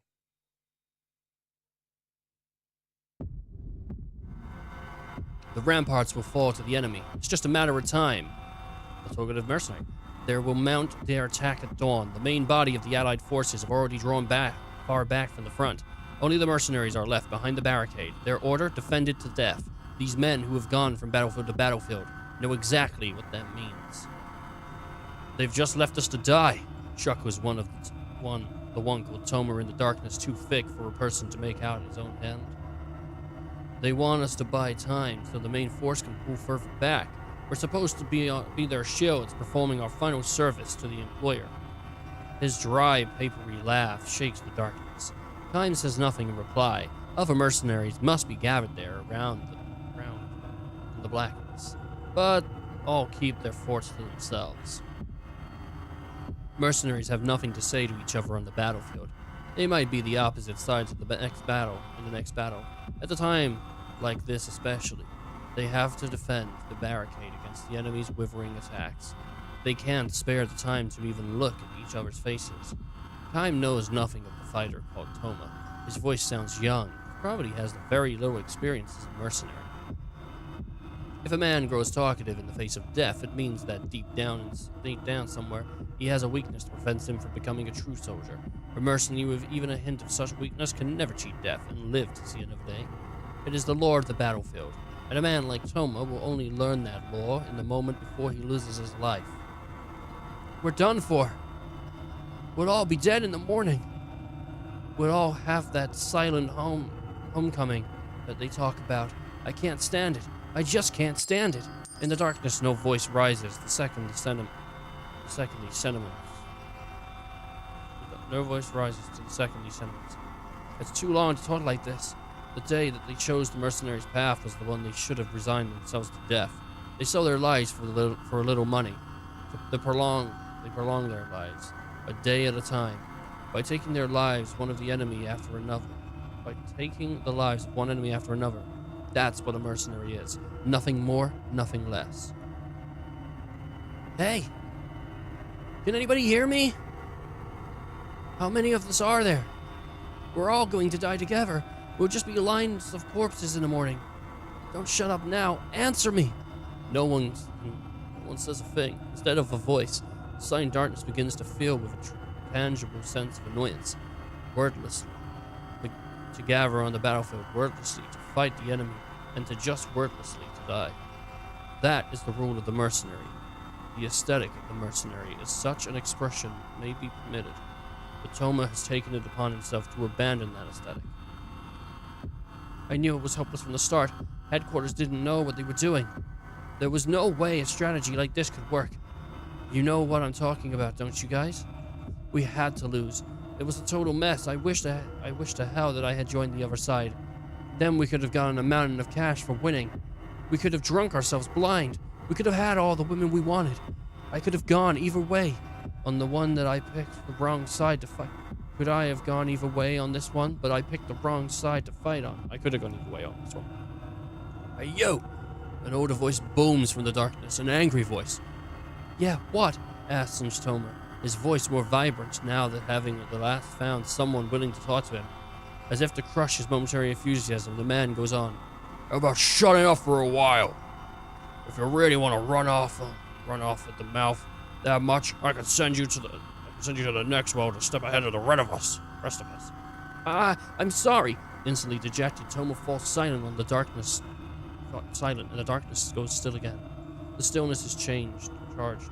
However, with a deep tension, far deeper even than before, Toma started talking. The veteran warrior knows. Watch out for a talkative man.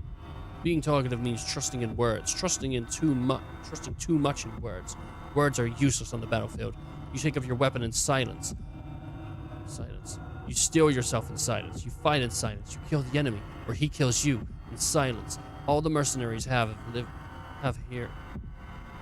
that way. All of the talkative ones. A soldier who clings too desperately to the words, he may have clung too desperately to something else. To the sweet tap of betrayal. To the example of seduction and desertion under fire of the lure of madness. Time has only seen pitiful mercenaries who are unable to endure the terrors of being surrounded by the enemy, go berserk and attack men from their own side. Would Toma prove to be another such case? The possibility is great, and no doubt the other men are thinking the same thing too.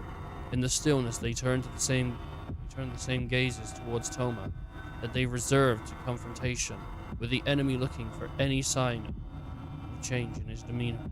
The moment they perceived the slightest fret in him, a blade will soundly pierce the left side of his chest. Silence continues. Not even the usual all-nightly cries of insects can be heard tonight, as they were last night. Perhaps the insects knew enough to clear out in advance of the enemy's dawn attack. The thoughts reminds time that he saw no birds in the area yesterday. Either, although animals come to snatch food when the men first built this fortification, there has been no sign of them for several days now.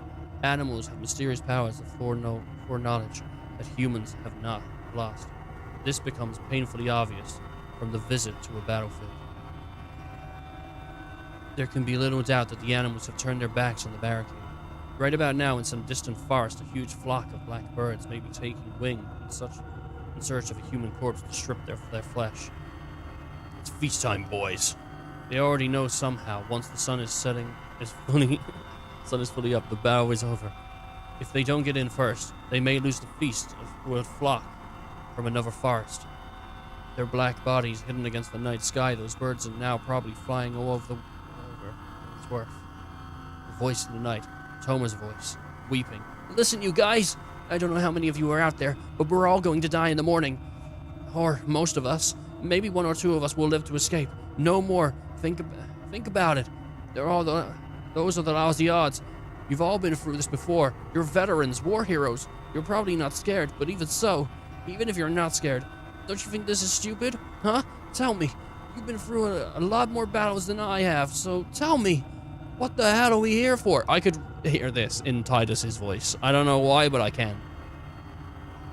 We don't hate the enemy. We don't owe our leaders on this side anything. But we've got to kill the enemy and follow our leader's orders. And we're still going to end up dead. Tell me, you guys, don't you think it's pointless? Don't you think it's stupid? The only response of Toma is an impatient click of the tongue in the darkness, followed by someone else's sigh of annoyance. I can't take it any longer. I hate this. And now he's sobbing. All I wanted was some money, and maybe something better to eat, and maybe nicer clothes. I would have been happy with that. What a mistake I have made. Taking work like this. I never should have done it. Ryan keeps all his senses open for a moment in the night. Aside from himself and Toma, 5 other soldiers are crouching down in the darkness. Not bad. all our experienced warriors. They would not have been able to put up with Toma's whining otherwise if they had let themselves get angry and started shouting at him or grabbing him by the throat or wailing away at him. They would have just ended up consuming their strength and energy before work started at dawn. If this is an assemblage of men who know how to keep their silence, the chances for life, and they're much greater. Assuming that this is the talkative weeping man does not become too great of a burden for the rest of them. Still sobbing, Toma continues to curse his fate. Suddenly something is different. Something stirs in the silence. This could be bad, Time thinks, sharpening his attentiveness still more. When life dawn breaks, Toma will get in our way. Because of him, the possibility of life will wither. The mercenaries know that. And because they know it, they might do whatever it takes to secure for themselves even the slightest added chance to survive. I think... Oh, to live. Yeah, basically the same word. I don't want to die here. I tell you, not now. Not here. Like a worthless dog. You guys feel the same way, don't you? Moonlight shines down from the rift of the clouds. For a split second, Toma's tear-stained face appears in the darkness. He is even younger than Kaim imagined from the sound of his voice. Practically a boy. The clouds hide the moon again. The thick blade darkness enfolds everything once more.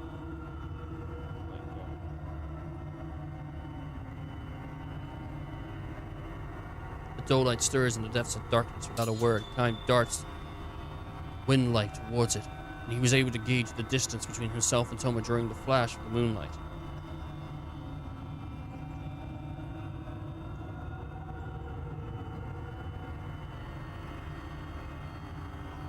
Just ridiculous, man.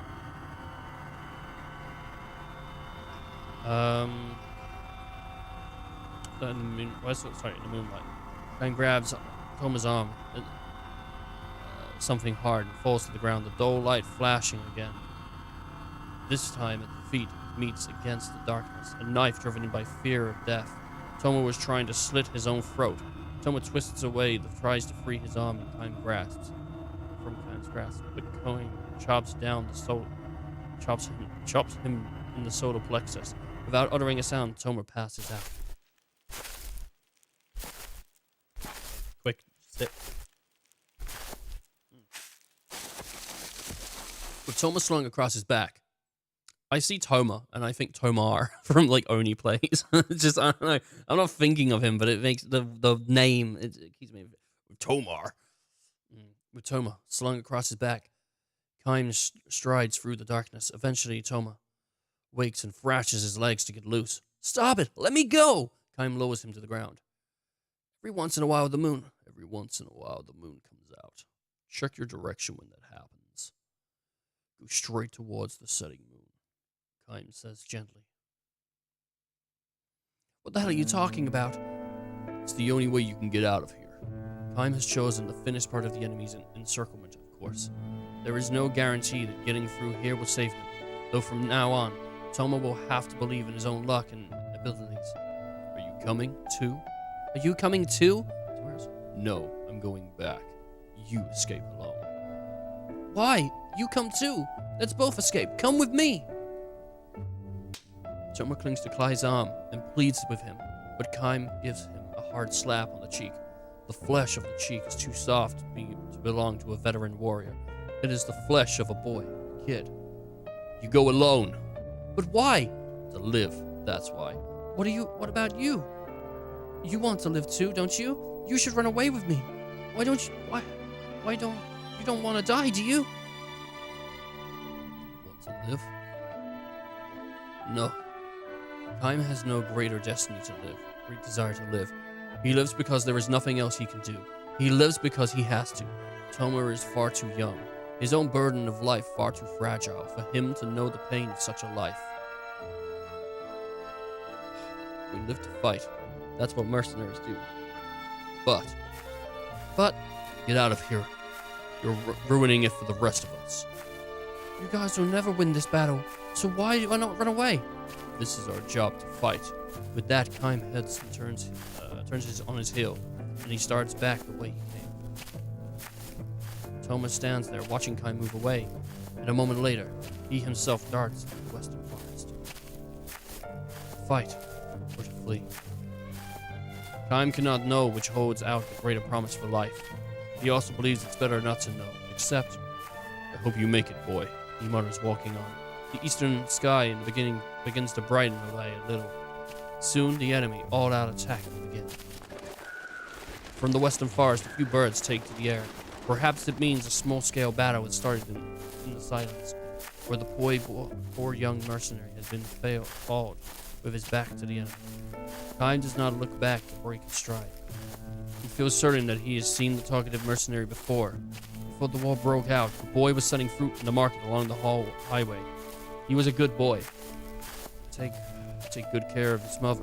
Took good care of his mother. The woman on the markets were saying. With a long, full life, Khan wishes the boy. As for himself, well, as he himself walks on, glaring at the lightening eastern sky.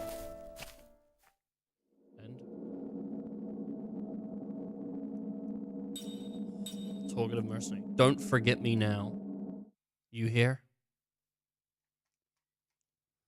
So it is 7:07 right now. Let's see if I can remember to say what time it is afterwards. See if we can get a good thing. I don't know what that said.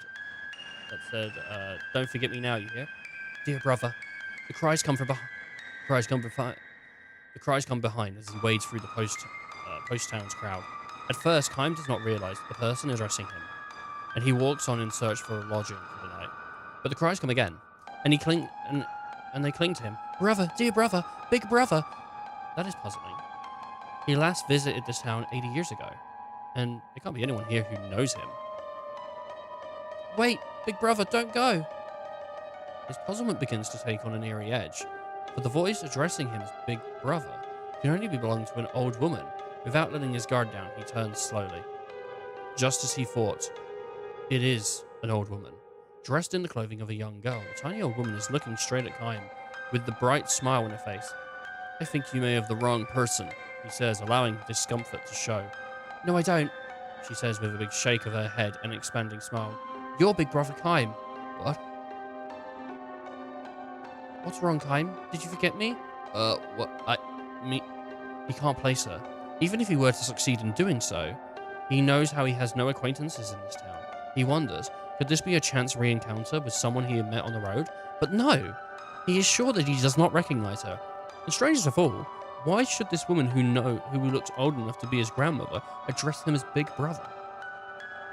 Don't pretend you don't know who I am, Kime. You're so mean. She yells at him loudly enough for the people in the crowd to stop to stare at him. And it's not just the fact that she's shouting, of course. People always have to shout to be heard in the crowded streets. That alone would not attract attention. The old woman's voice is different from a normal adult yell. It's like the innocence, unrestrained cry of a little girl who throws her whole body into her scream. People turn shocked expression on the old woman and quickly avert their eyes. Their dismay is understandable. The old woman has her stark white hair tied up with a colourful ribbon, and her dress has the same floral pattern and floppy sleeves as the little girl. Many of the passerbys look at the old woman with a mix of sympathy and pity on their faces. Gradually, Kime begins to comprehend the situation. This old woman has simply lived too long. This is why the past, locked away in her memories, has become realer to her than the reality before her eyes. A middle-aged passerby trudges on Kime's elbow. If I were you, I would just walk away. Don't get involved with her. She'll be nothing but trouble. It's true. It's true, says the wife by his side, nodding. You're a stranger here, and you don't know, but this old woman is senile. You can ignore her. She'll forget everything in 5 minutes. And maybe you're right, but the fact that this old woman knows Kime's name, in the little girl's part of her mind, she thinks Kime is her big brother. He tries probing his distant memories. He spends no more than a few days here so long.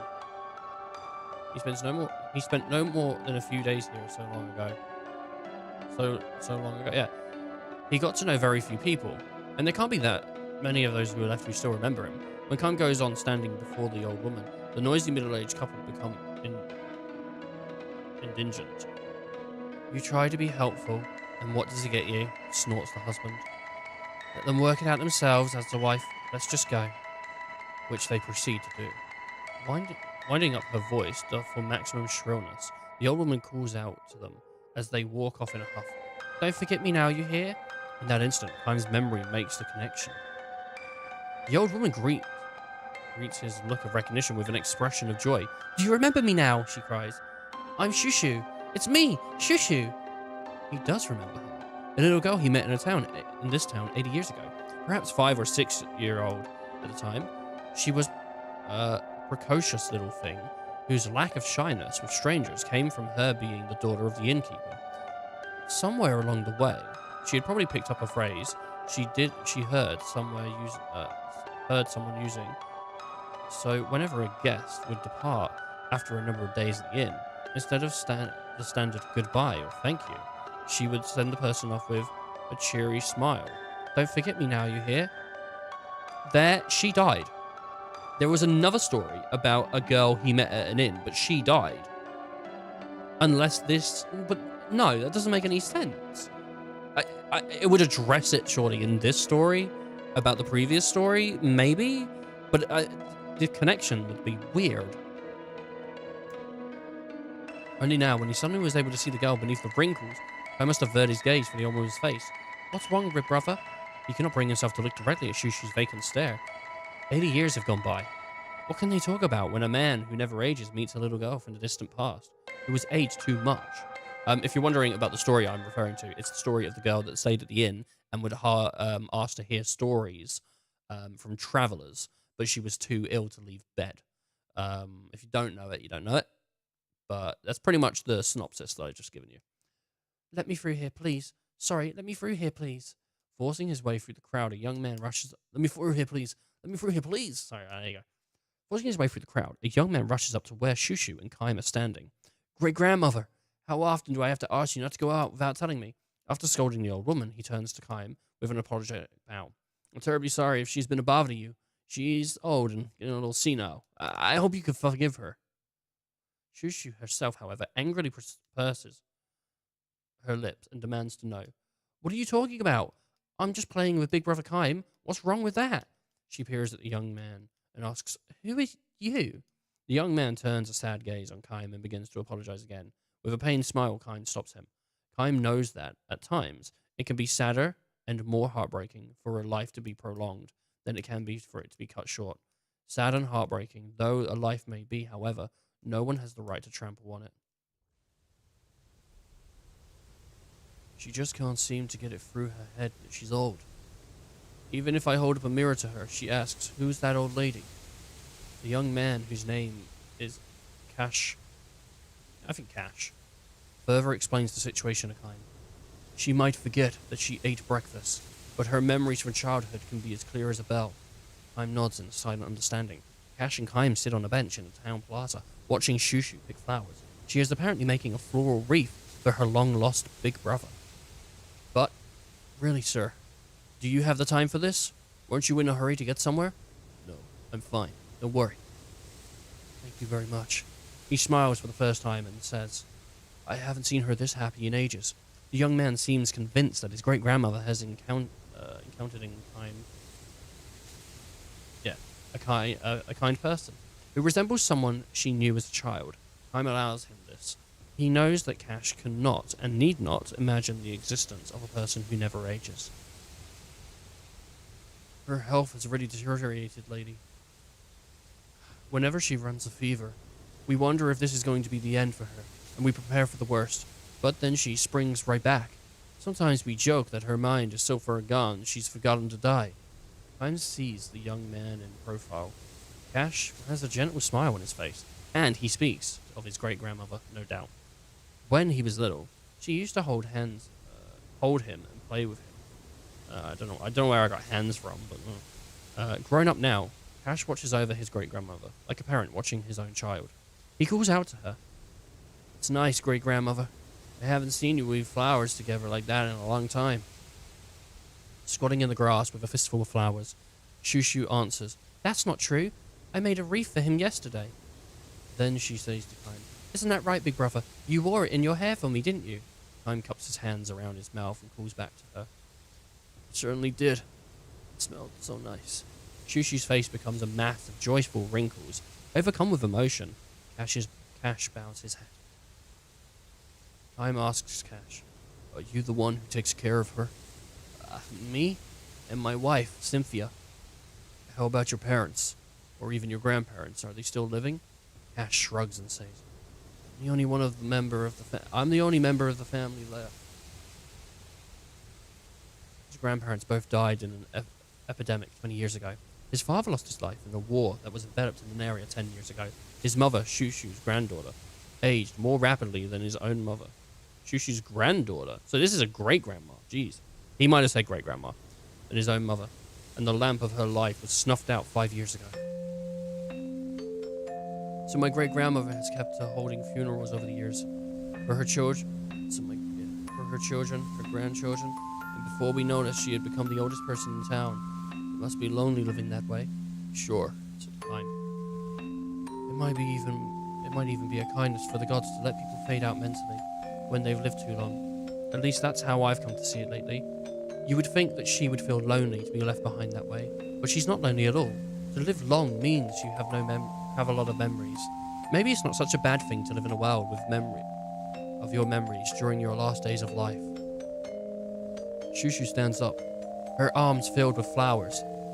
Big Brother Kaim, I'm going to make a floral wreath for you right now. And if I have any flowers left over, I will make one of this other person too. Kaim and Cash look at each other with a bewildered smile. Why are you smiling like that? Shushu asks. Are you two friends now? She opens her wrinkled eyes in surprise, gives the two men a joyful smile, and collapses into the grass.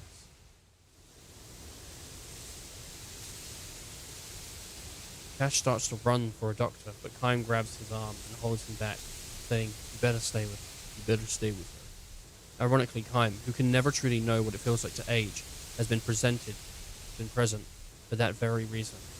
Countless deaths over the years. His experience tells him that Shushu will not recover this time. Shushu is lying on her back, where she has fallen, her arm loaded with flowers now spread on her chest. Her face wears a smile. Wait just a minute, Big Brother Kaim, I'll make you a wreath for you right away. Her mind still lingers amongst her memories of the past. Will she stay like this to the very end? Keep fighting, great-grandmother. Don't let go. Cash clings to her hand, tearfully shouting encouragement, but she may not even realize that this is her own great-grandson. It's me, it's me, great-grandmother. It's me, Cash. Sorry. You haven't forgotten me, have you? I bathed you last night. You know who I was then, didn't you? Cash appeals to her with all of his might, but Shushu, a girlish smile on her lips, is departed from the distant world. I'm going to be a father soon, great-grandmother. Remember? I told you last night. Cynthia has a baby inside. It's going to make you a great-great-great-grandmother. Our family is going to grow. Another person with your flesh and blood. Still smiling, Shushu grasps one of a flower on her chest in her trembling fingers. She thrusts it towards Cash, and in a voice no more than a whisper, she says, Don't forget me now. You hear? Oh, that one's hard. That one's hard, man. That's an emotional one. Cash doesn't understand. Indeed, how could he know that little phrase? She always used to peep so long ago he was born. Kaim put his arms around Cash's shoulder and says, Answer. I know what you mean, great-grandmother. I won't forget you. I'll never forget you. How could I forgive my own great-grandmother? Don't forget me now. You hear? I won't forget you, great-grandmother. Believe me. I'll always remember you. Don't forget me now. You hear? Shushu closes his eyes and lays his hands on the flowers. The flowers on the chest as if groping them. For something. Grouping them, not groping them. As if groping them. She seems almost as trying to hold open a door, but the memories are sealed. A soft breeze moves over her. The suns adorning her chest dance in the wind along with the memories. Surely along those memories is Kaim of 80 years ago. Kaim snatches one of the petals dancing in the wind and closing it in the palm of his hand. Shushu will never open his eyes again. She was left on a journey to the world where there is no powerful present. The only one has left behind are Kaim, who will go on living forever, and Cash, who is about to welcome the new life into this world. Clinging to her corpse, Cash raises his tear-stained face to look at Kime. Thank you so much, he says to Kime the traveler. Thank you. My grandmother, she was happy to be picking flowers to the very end. No, it wasn't thanks to me, Kime says. He closes his fist and on the pedal in his hand and says to Cash, I'm sure if she had made a wreath, she would have given it to your sweet new baby. Cash shyly cocks his head and mutters, I hope you're right. But then, smiling through his tears, he declares, I'm sure you are. About the promise you made to her. Be good, and don't forget her. No, of course not. People go on living, as long as they remain in someone's memory. People go on living as long as they remain in someone's memory. Which is what he said earlier. Which he would have said later if we read this when we got it. With these words, Kime began to slowly walk away. Behind him, he hears Shushu's voice. Don't forget me now, big brother Kime. You hear? Oh, I made it. I don't like that. I don't like that. It's upset me. I don't like when people forget that it's fuck. Like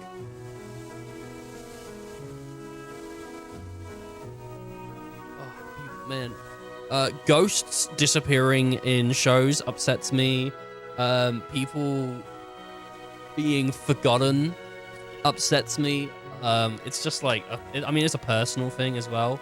I had like, when I was, I don't know, late teens, early 20s, there was a really big thing for me was the idea of like passing on and being forgotten. And I really didn't like it. It just like, it struck me. I don't know why. So it's something that does touch me. We haven't finished, I'll finish this one. In the voice of a little girl from 80 years ago, ringing and ever clear, sweet and innocent, declaring farewell to the man who had traveled life forever. So yeah, it always gets me, man. Any show like that's that has that kind of feeling of like, and time moves on and people forget. It just like gets me. I'm like, no. So I don't know, man. Fuck. That got me. That got me. I think it's the don't forget me now you hear that got me. Like the rest of it was like whatever, you know. And it's like a pretty sad story, but the tagline was just that wrenched me. Letters from a Weakling. That took it was like 7:07 when we started. It was 7:22, 7:23 when we finished. So, what was that? 3 plus another 3, so 6. About 16 minutes per reading, and this is Letters from a Weakling. Once there was a woman who came from a foreign land to marry into an old family. Her husband was from a tiny village in the mountains, but he was working in a thriving harbour town abroad. When he met and fell in love with her, at the time he asked her to marry him, his father in his home country collapsed and died. Being the eldest son in his family, the youngest man had no choice but to return to his homeland, taking her with him, of course. Her name was Minya. This was not the name used by the woman of his homeland. Indeed, her name was not the only thing about her that was different. The colour of her skin, hair, and her eyes, and the language she spoke were all different. Had the young man's hometown been a harbour city where the people with many different lands crossed paths, there would have been nothing unusual about this. In such places, there were any number of homes that welcomed foreign men and women into the family's generations after generation. But this was as deep in the country as you can get, the young man told Kime, sighing on the night that he made Minya his wife. Kime had rushed here, all the way from the harbour town in the forest country, to attend the wedding. At the banquet, the young man had given Kime a look, and the two had slipped away from the festivities. They were standing in the garden, looking up at the night sky. When the eldest son marries, he wishes for no importance. What matters is family. The two families negotiate. I don't know if that was him or Kai. I don't know. The two families negotiated an engagement. and the bride is chosen, who is acceptable to the groom's parents. And a bride is chosen who is acceptable to the groom's parents. That is how, with my parents and my grandparents did the same. Know what you mean, Kime said with a nod. Judging from the formal wedding ceremony, it was easy to imagine the highly conservative nature of the area, and just as easy to imagine that the relatives had not welcomed Minya into the family. Well, that's fucking cooked, isn't it? Alex, Kime said to the young man. Yes? The young man answered, still looking up at the sky. You were the only one who could protect Minya, you know? I know that much, Kime. Minya is a wonderful girl. I know that too, of course. Minya, the three were good friends. Minya, Alex, Kime, I think it just came down and then it said that the three were good friends. Kime and Alex had worked together offloading ships at the same pier, and also together they had often gone to the neighborhood where Minya worked in an outdoor stall. Even now, Kime retains the bittersweet memory of Alex and Minya struggling to communicate in each other's language. You know, Kime, Alex said that night under the sky, I think you sensed it too, but Minya was drawn less to me than me to... Kime cut him short. Never mind, he said with a pained smile. Of course, Kime knew how Minya felt, and if he had responded to her feelings, she and Alex would not have been married here today. But, okay, I put the last sentence together now. I thought he was saying he was drawn more to her than she was to him, but it's more that she was drawn less to him, but more to Kime. But Kime had been held back. Instead, he had urged Alex to pursue his love for Minya, and help the two of them come face to face. He felt no regrets about having played the part of an unlikely Cupid for them. Destined to continue his never-ending journey, Kime was unable to love Minya in return. One of Alex's uncles stepped out of the house drunk. Hey, Alex! What are you doing out here? He growled. The groom can't be absent from the reception. Sure, I'll be right there, Alex turned towards his uncle. Kime tapped him on the shoulder. Make Minya happy, Alex. Leave it to me, he answered with a smile. Come on, said the uncle. Hurry up, the groom's supposed to sit there the whole time. The entire family is here, and we're going to drink the night away. He grabbed Alex's hand and dragged him back into the house. The men were all smiles with Alex, but when he glanced at Kime, his borderline polite smile could not be disguised with a gleam of distrust in his eye. For an outsider, Kime was sure that he had noticed the same gleam through perhaps not an openly displayed in the eyes of that alighted on Minya. So that was the kind of village this was. No, so that was the kind of village to which Minya had become a bride. You better make her happy, Alex. Kime called out again towards his friend. His friend's receding form. I'm counting on you.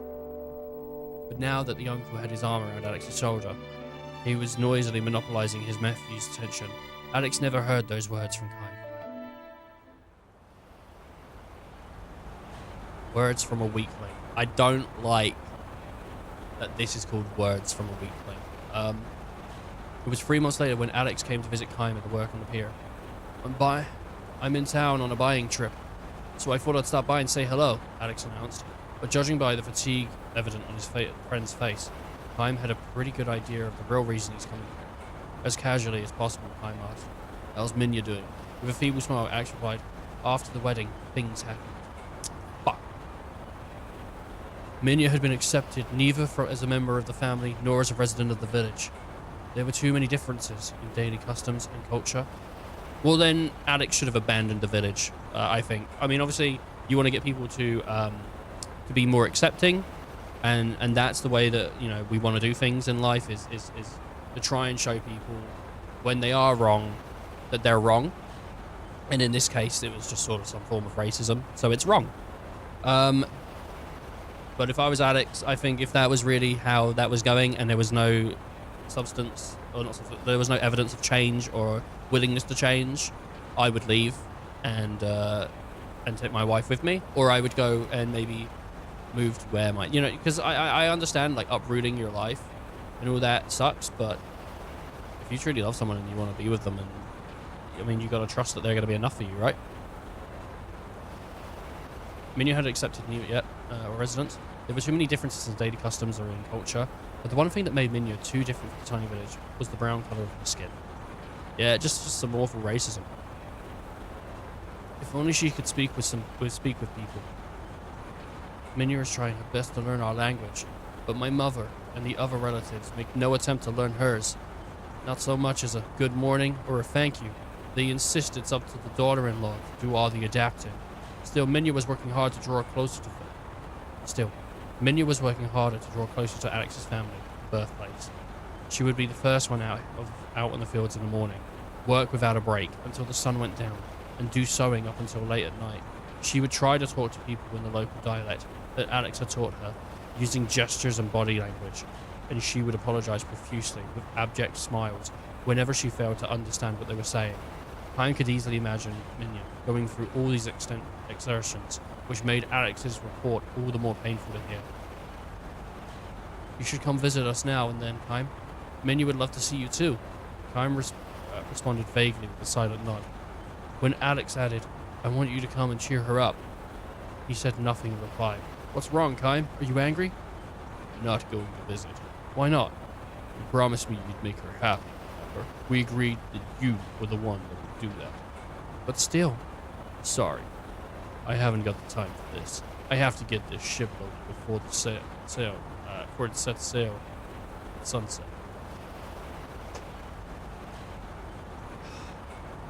I thought that said something else instead of Kurt. I thought the R was an N. With this dismissal.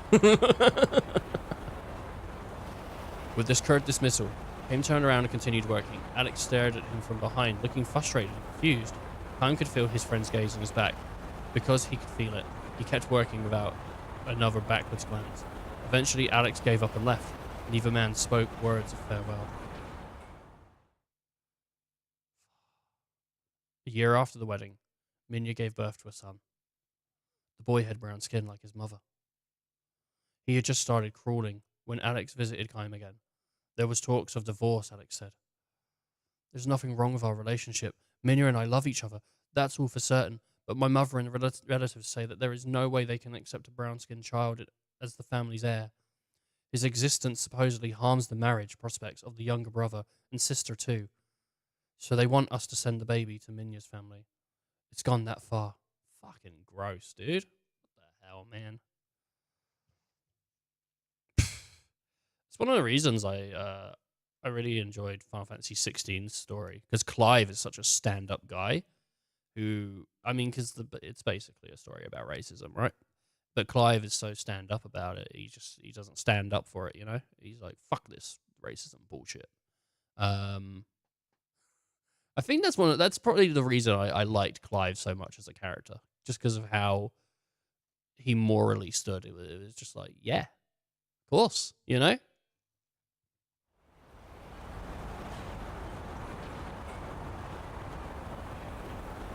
Alex had lost a great deal of weight. He was obviously living with so much pain every day, trapped as he was between family and Minya. None of this made sense to Kaim. However trapped Alex might be, as long as he was firm on what was important to him, there could only be one answer to his family's demands, and he should be able to arrive at it without anguish or confusion. I think the story, they usually typically end sad. He's probably going to divorce and they'll just not be together, where I don't know, there's other options, there's other options.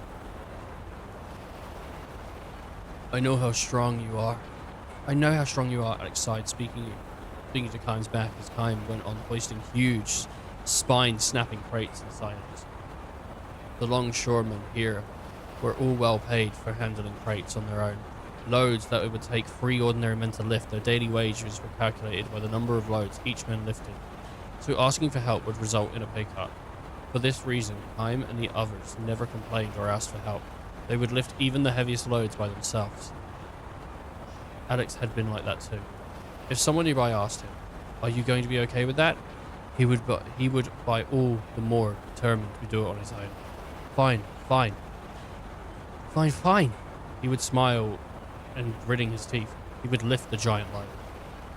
But Alex was not like that anymore. He was starting to think that maybe in the long run, tying Minya down to a life in my village is just going to make her unhappy. My relatives say they'll support Minya and the baby. So it's not as if I've been abandoning her or chasing her away. My relatives say they'll support. It's just that, for both of our sakes, starting a new life. Having finished piling crates on the deck, Chaim turned towards Alex for the first time. He was looking down at Alex on the pier. Are you alright with that? Are you alright with that? I can't do like that. I don't know. Huh? If you're convinced it's the right thing, then go ahead and do it. It's not for me to interfere. This is where in an anime, typically, the friend would punch the other friend. And he'd be like, fuck you for not treating your girl better, or being more, like, thinking about her feelings, and, you know, you didn't even speak to her, or, you know, it's just the friend punch. Alex's features distorted under the impact of Chaim's words. Chaim said nothing more, but went back to work. His anger and frustration were reaching the boiling point. Alex had no idea that Minya had been writing to Chaim on occasion since shortly after the wedding. Had no idea about the hardships she had been facing in the home of her husband's family. She had not said a word. Instead, she would spell out how happy her current life is. Wait. She would not say what? Instead, she would spell out how happy her current life is repeatedly, how much Alex loved her. Always, so that is would end like this. I'm sure you too must be living happily, Chaim. This is why Alex's report on the situation at home had filled him with such intense anger and frustration. He had never answered Minya's letters. He felt certain that if he were to write to her, whether with words of encouragement or comfort, or even playing along with her sad lies, something important that gave her spiritual support would snap in two.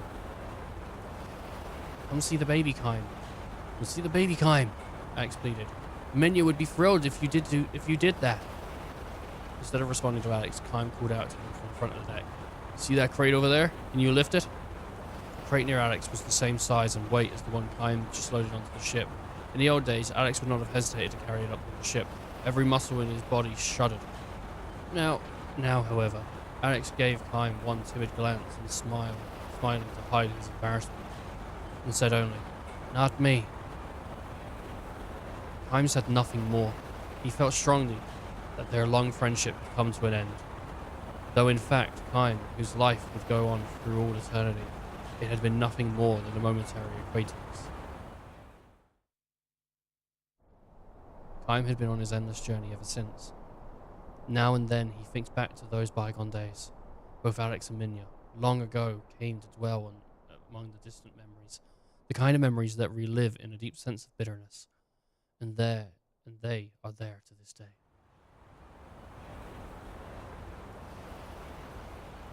Alex made his third trip to see Chaim a year after the baby was born. Having wasted away to a mere shadow of his former self, Alex stared vacantly at Chaim, and his voice lacked all intonation, and he announced Minya's death. She had killed herself, hanging herself in the barn. Chaim was amazed at his own detachment as he took in Alex's words. Minya's letters had stopped coming several months earlier. Either she no longer needed to spin those sad little lies about being accepted by Alex's family and the townsfolk, or she had lost the strength to invent them anymore. In effect, it was the latter. Chaim was learning now. At the very end, she could not make anyone accept her. My mother, my family, or the town, Alex said tearfully. She was all alone finally, to the very end. Well, you're a fucking piece of shit. You're a fucking terrible husband. What a fucking asshole. You know what I mean? Like, honestly. What a fucking piece of shit. He just fucking saw his wife struggling for fucking like a year and a half and didn't do shit. He just sat there and let her get sad. And he just fucking watched it happen. He didn't do shit. He didn't go, oh, let's get out of here. He didn't do, what a fucking prick. Like, Jesus Christ. Without a word, Chaim punched Alex in the face. Fucking Christ. Jesus.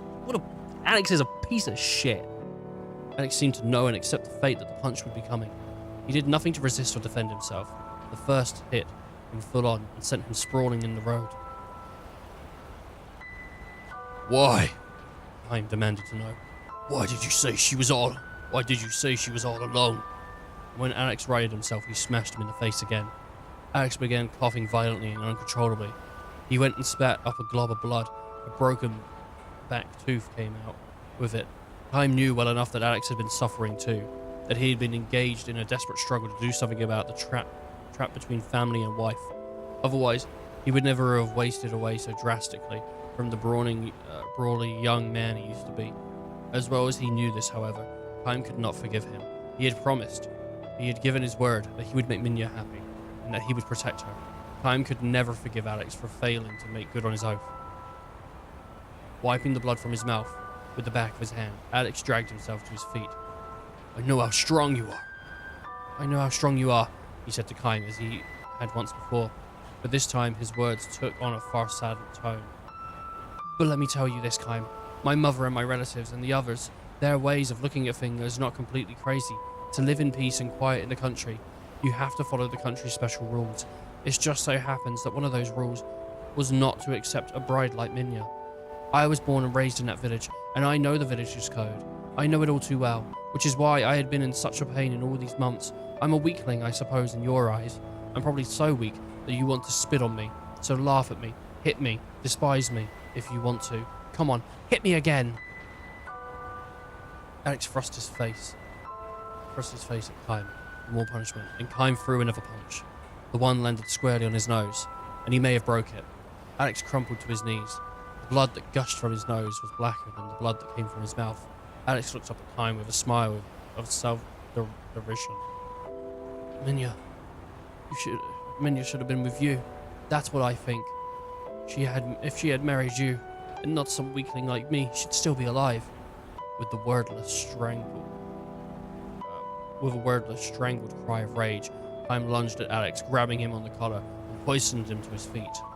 Another punch, and still another. Chaim was not planning to stop punching Alex. Now, though, that Chaim's hands are still fastened to the front of his shirt, Alex looked straight at Chaim for the first time since coming to the dock. Why didn't you ever answer Minya's letters? That's all she was hoping for. A letter from you. So he knew. Alex knew everything. It's terrible out there in the country. Anybody who wants to can find out who wrote letters and who got them. Everybody out there is like family.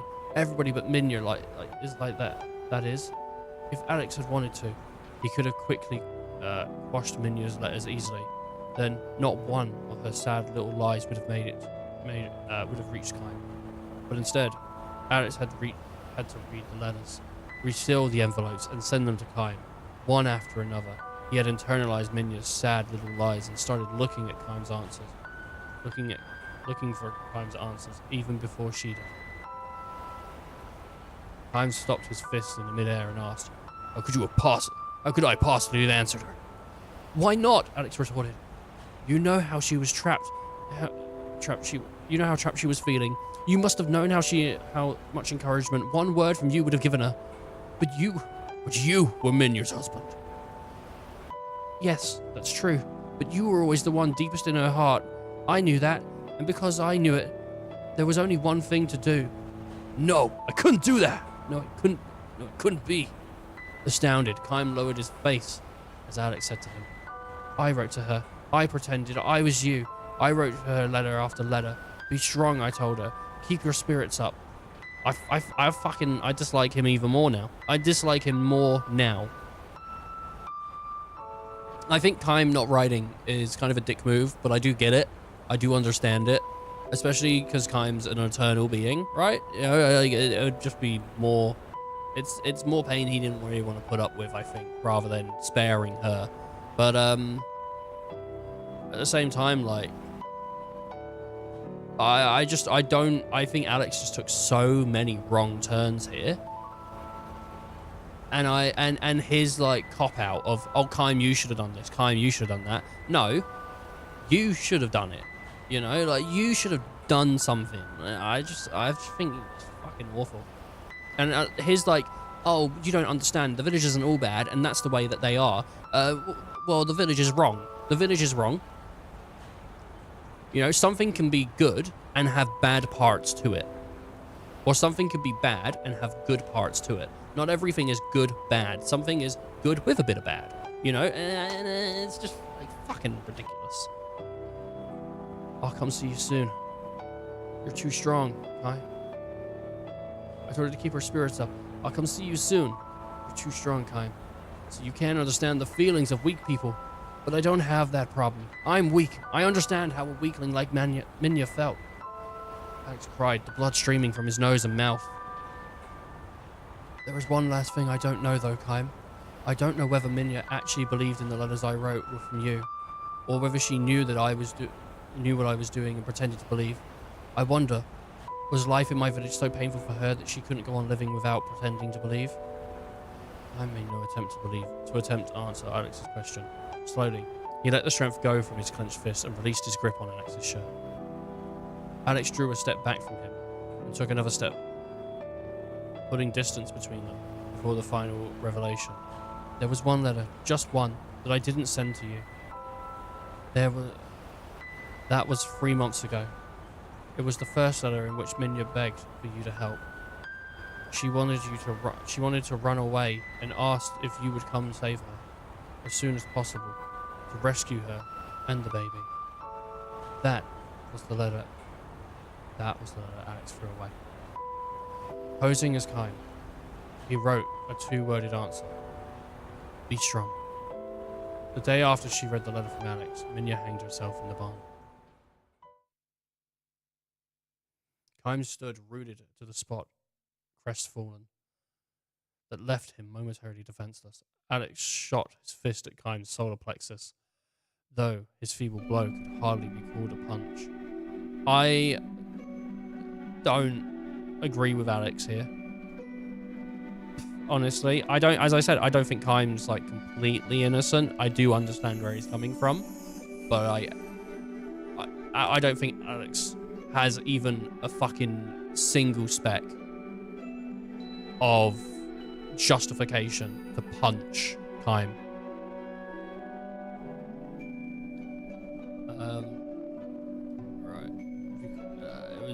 It was feeble blow, hardly to be called a punch. The pain it inflicted might have been greater for Alex's own fist than for Kaim's superb conditioned muscles. What an idiot I was. Be strong. Such words that might have meant something to somebody like you, but to burden a weak person like Minya with them, they could only break and crush her. Alex gave another tearful, self-disparaging smile and thrust his face towards Kaim. So hit me. I don't give a damn. Hit me all you want. Beat the hell out of me. But let me ask you this, Kaim. If I had sent that last letter, would you have finally answered that one? Would you have been able to accept Minya in all her weakness? I did not know the answer to this question, nor did he rise a clenched fist to Alex again. So ended the story of Kaim and Alex. Alex turned and walked away, and Kaim could not bring himself to call out to him.